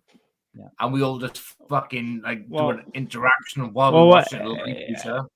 Okay, so Just we like- can do that. So the only thing is we can't show any of the film because Yeah, that's what I mean. YouTube Yeah, dicks. so you, me, and Brett can So watch we- like Predator in our own rooms, houses, or whatever, and we just like listen. We just like react to the fucking film. we'll have to figure out what to do, Figure it out. maybe, What's and the then plan? I think You maybe got we'd that, have maybe you'd have to edit it or something, and you'd have to convince Brett that we're Yeah, you know, but not what do you reckon, psychos. Brett? Do you want to do that? Just fucking Well, watch a film. let's not. Here's the thing. Let's not decide 6 hours into a podcast. Yeah, when we fucked up, right? completely fucking steaming. Anyway, drunk or whatever. the big thing is, Brett. Whatever. If Benny Jones isn't here, I'm done. All right. Listen to me, Brett. Whatever happens, we should do this more. Dog shit again, Mullet. We should do this more, but we should do it more considerately. All right. Another pint of the black stuff, Governor. Oh, This nasty. oh, the black gold, Governor. I'm having Guinness next time we podcast, Brett, because I haven't had Guinness for a long time, but Brett's like fucking give me the yeah. Yeah, I mean, it can't be fun. It can't be fun to drink 8 pints of Guinness Guinness. is beautiful. The most pints of Guinness I've done in one night was 8 pints, and I was my stomach was Yeah, heavy and it's not for bad me, it fucked me days. Ugh. Well, I think I've done 4 or 5 beers. You sound like a responsible drunk. I've done over half a bottle of Buffalo. I've done 5 beers. Yeah. Next time, Guinness. If Brett's on the Guinness, I'm back on the. I haven't done Guinness for years. I'm back on the Guinness. Oh, that's a pig! Right. What a pig of a man. Let me tell you, it's because of some of my recent behaviour that I've been a bit of lame-o tonight. But let me tell you this: when we're in person, none of us are going home without heroin. No, I hope so. I mean, I that's need to, obviously yeah. Up our games. Albertine, I didn't know. Opioids and pussies. Well, Right, I'm opioids, gonna so, everyone in the chat. This is awesome. Kelly, please stop pretending you've got a boyfriend. What's this going on? Right out first. Whatever. See you on Twitter in a minute. All right. I'm gonna end this. I'm gonna end this podcast very soon. We can have a quick chat after. Please follow Husky Boyo. Please shit on Twitter. go and see Brett everywhere. Support Brett Brock. He's the only talent around here. And then Don't support me. I'm just drunk and having fun. Yeah, Send he's the best money to person to Brett draw and- since White Herb. And give him everything. and you don't get free artwork. That's not how this shit works at all. No. Buy that No free shit. artwork. You're paying. Everything will. In fact, you pay everything to this man at all times. He's such a talent. So this is 6 hours in. This is fucking stupid. The This is modern Paul Rob Chronicles. Stedman.